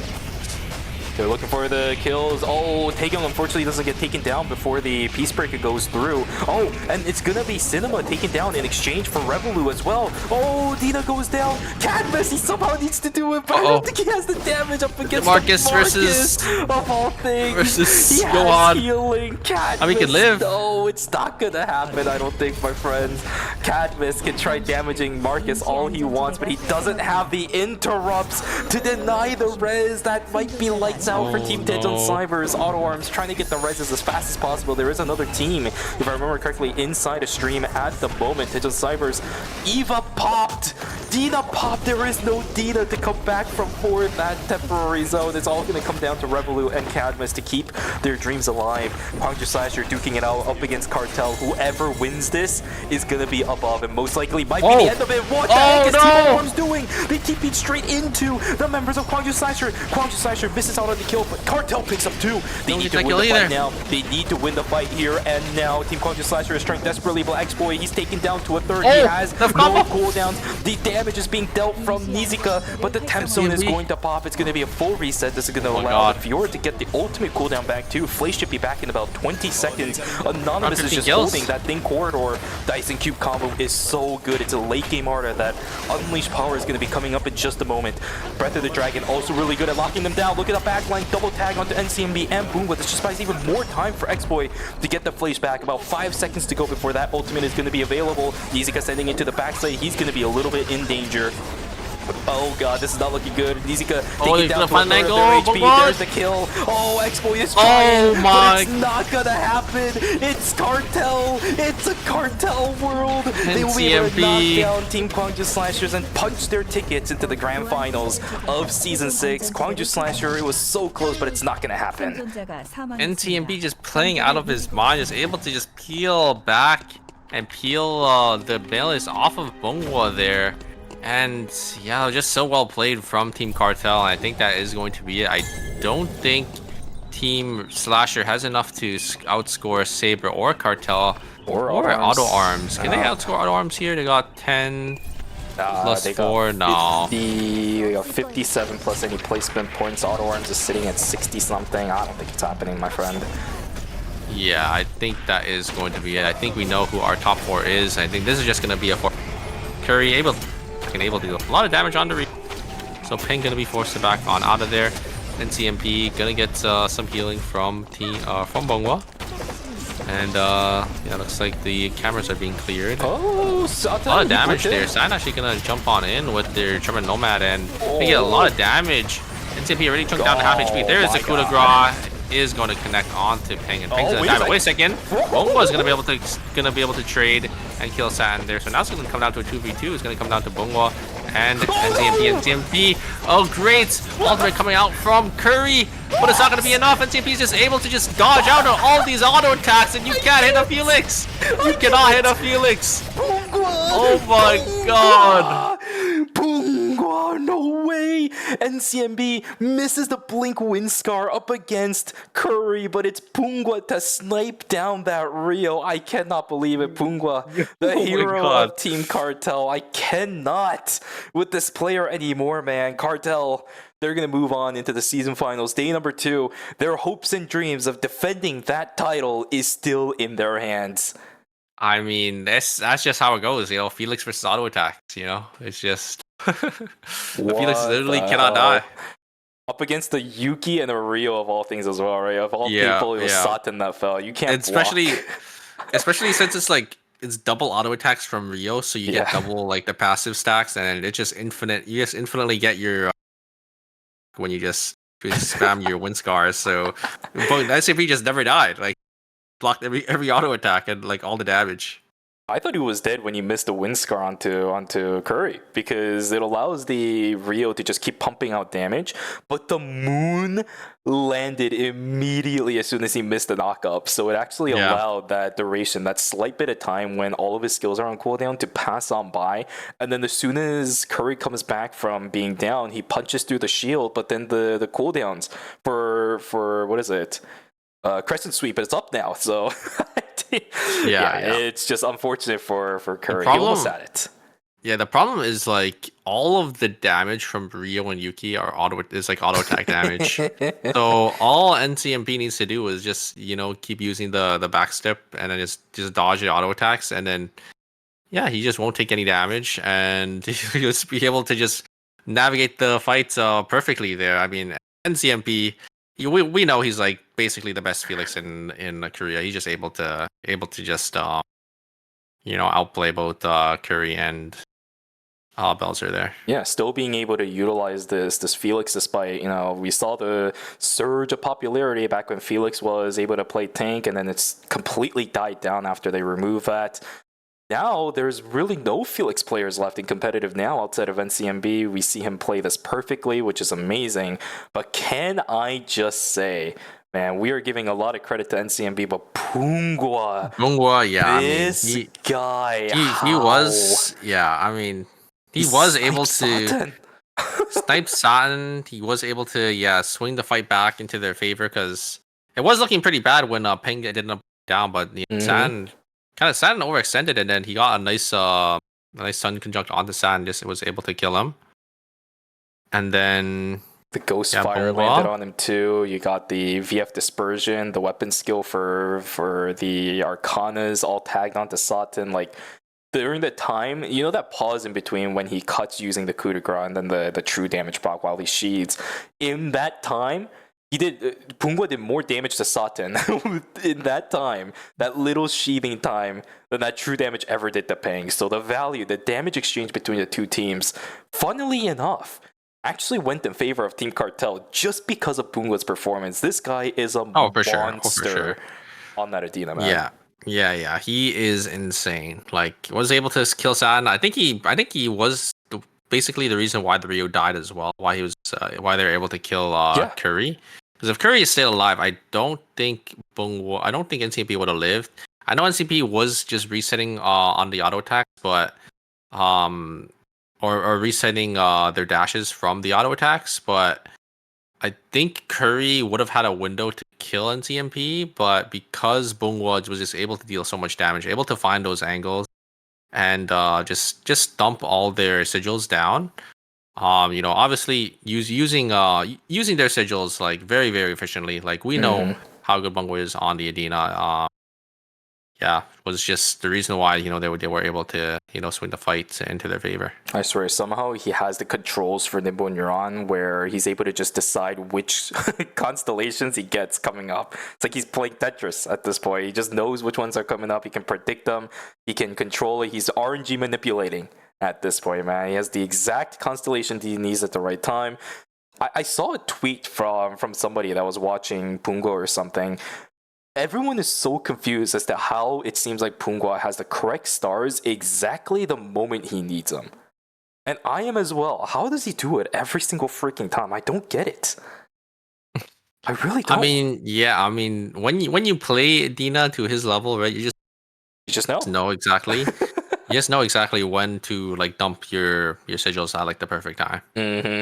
But here we go, Super. With that final game, we have our leaderboard, and the 4 teams that will move on never change throughout the course of tonight, if I remember correctly. Insider, Cartel, Saber, and Auto Arms. 4-point difference, unfortunately, for Quantum Actually, it was pretty close. Slasher almost, yeah. Unfortunately, Slasher they had a really good game 6, but just wasn't enough. And you kind of have to go back and you kind of have to wonder, what if they just played, their main earlier? Yeah, what if they just played their main team comp from the very beginning? Because it's their comfort, Arda dive team comp, and it was that like most of their points did end up coming from that team comp, right? Yep. Their original team comp with the Suwa and the Bianca, unfortunately, just didn't really work out for them. So just unfortunate to see them go so early. I think they tripled their TK with the Arda comp. Yeah. They were in their 10s when if I remember correctly, after game number 4. They went up to 45. Such an impressive performance from those guys, but in the end, it is just not enough. And Super, just barely short. Oh man, that is gonna do it. Unfortunately, the end of the road for Gwangju Slasher, Tejan Snipers, Tangle.bx, as well as Red, Green, and Yellow. Hopefully, they had a blast today, though, because I personally did. It was a great, great series overall. All of these teams showed us definitely why they deserve to be here. Maybe for Red, Green, and Yellow might have not been the case. If I'm gonna be real with you, they really didn't have any stellar Yeah. performances today. But it's a wake-up call for that team as to what the difference between the phases are. LCQ, well, they didn't play LCQ, what the phases are, as well as what the season finals days are. It's definite wake up call. Oh, for sure. Oh, for sure. But I think it's a good experience for them, right? Because Mm-hmm.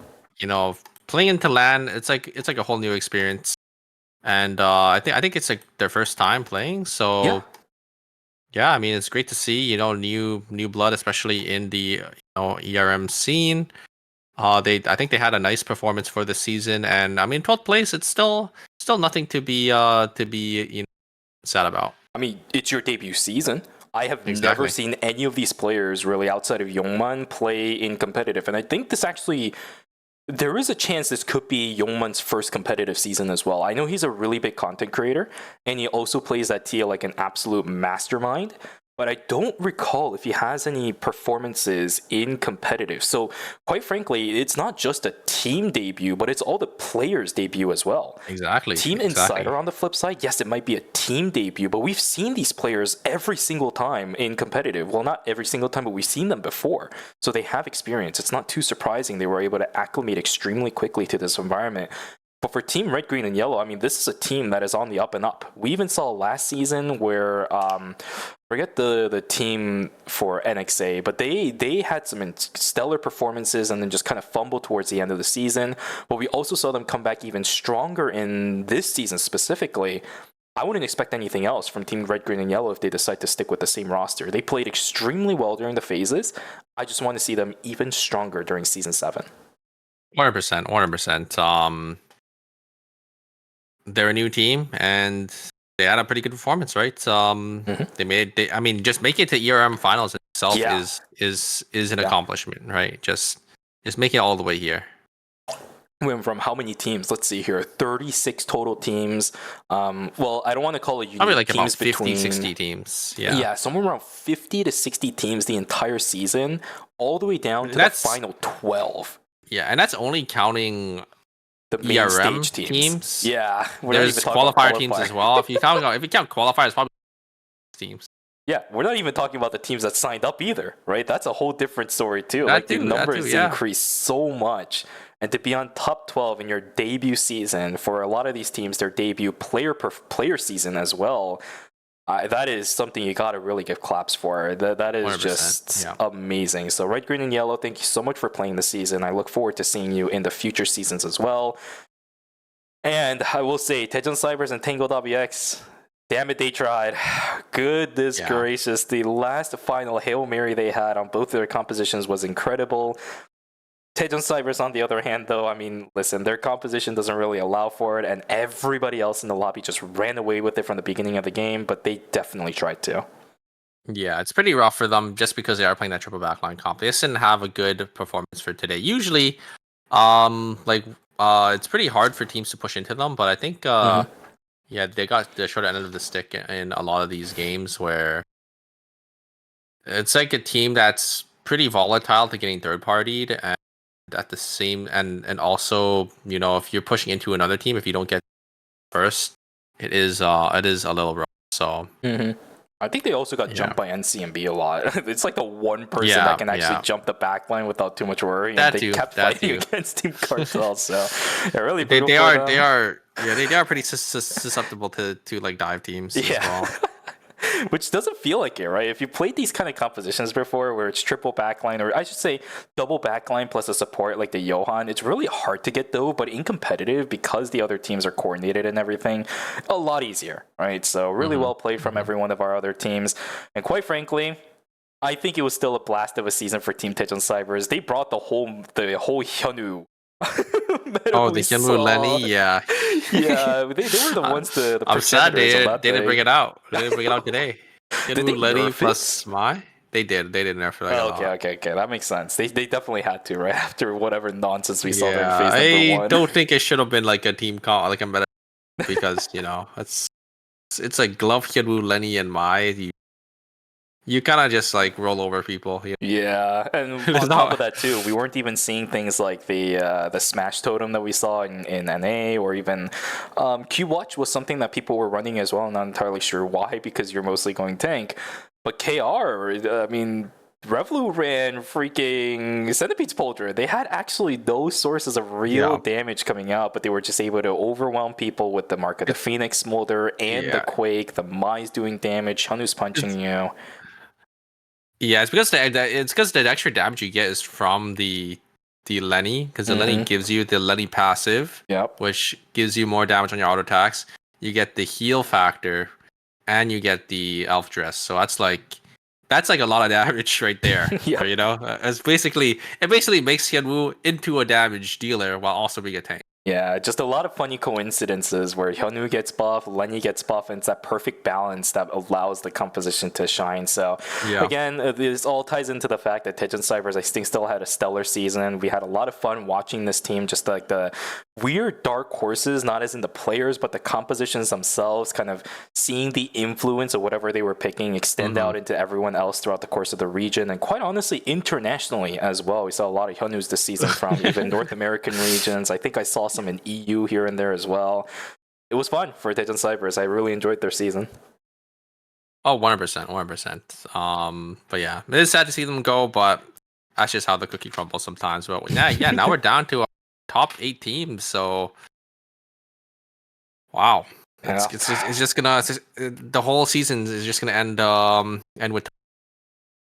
It's all gonna come down to tomorrow for these teams. Indeed, our top 4 plus FN Sejong, Ultimate, Gyeonggi Innate, as well as Gyeongnam Sparkles, right? Oh, that is going to be a series and a half tomorrow, my guy. Holy moly. Make sure all of you guys do not miss it. It's going to be 3 hours earlier than we started today. So it's going to be midnight for Central, 1 a.m. for Eastern, as well as 10 p.m. for Pacific. Wow. It's actually prime time. Early. No excuses for you guys missing it. So early for the North American side. So yeah. Absolutely no excuses. It's not like you're queuing ranked either. It's preseason. Unless you want to. That is true. That is true, actually. You are correct.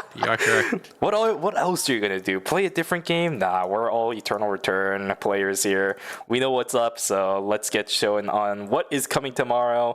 FN Sejong, Ultimate, Gyeongnam Sparkle, and Gyeonggi Innate. As I mentioned, joining them will be Team Auto Arms, Saber, Insider, and Cartel are 2 LCQ teams. Made it out as well. Look at that. Oh yeah, you are correct. You are correct. So it looks like our LCQ teams definitely were able to prove themselves here. Insider such a dominant performance. Oh yeah. I'm sure they're gonna have a good time tomorrow, but we have to see, because it is gonna be up against our 4 best teams in season 6, and then Team Cartel. Pretty solid performance. I think NCMP just playing out of his mind. And Bongwa as well. Indeed, but tomorrow is going to be the exactly. Peng was also playing incredible today as well. All 3 of them. But they're all going to be playing into the return of G-Work. His what is it? I don't know what to say. His suspension, I guess, if you want to. No, is it done? Yeah, it is over, but suspension is not exactly the right word. I don't know what word I'm looking for, but either way, that is going to be it from us, ladies and gentlemen. Join us tomorrow at 1 a.m. Eastern Time, right here on the Eternal Return Game channel, as we bring the checkpoint format for the season finals day number 2. Oh God. Do not miss it, everybody. We'll see you guys games, tomorrow. guys. Yeah. All right, guys. Yep. Have a good night, everybody. Bye-bye, or good morning. Take care.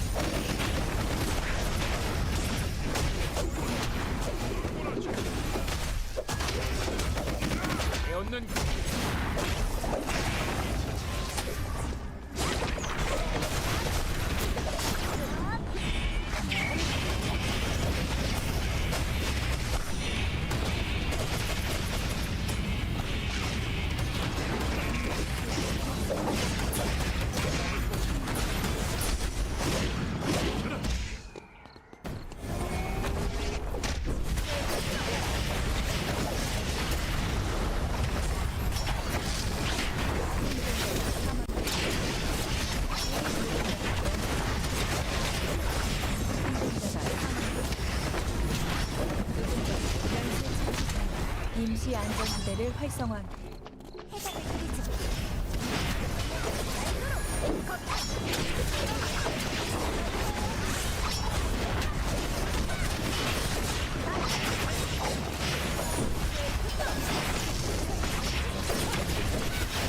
생존자가 사망했습니다. 누군가 연쇄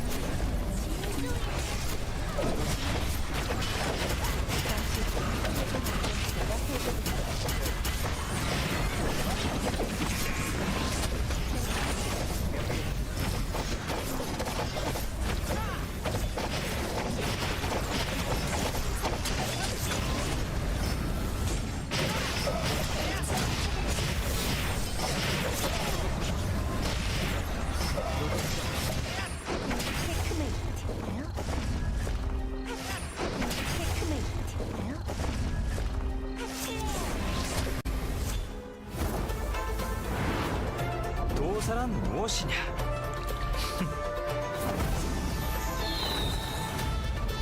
또 한 번 폭풍 휘몰아쳤군. 푸른 바람과 밝은 바다. 인생은 항해와도 같지. 조화와 상생, 이게 바로 진리지. 이거는 심상치 않은 곳이구나. 흩날려라. 과정이 중요한 법이야. 조화의 바람. 만물은 각자 역할이 있는 법. 오행의 상극과 상생, 바로 이거지. 불미운산.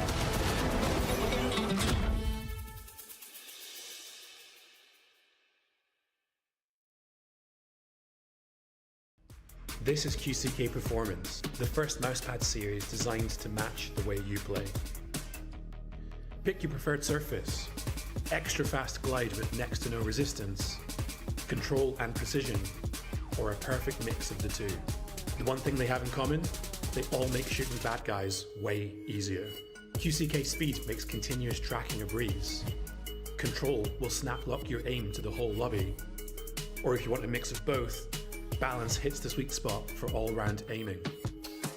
QCK Performance is extremely dense compared to regular mousepads, meaning you get unmatched consistency when moving your mouse.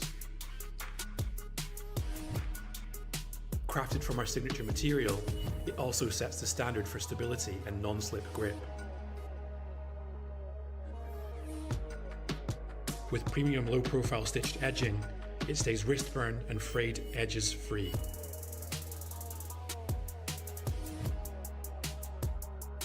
This is precision made personal.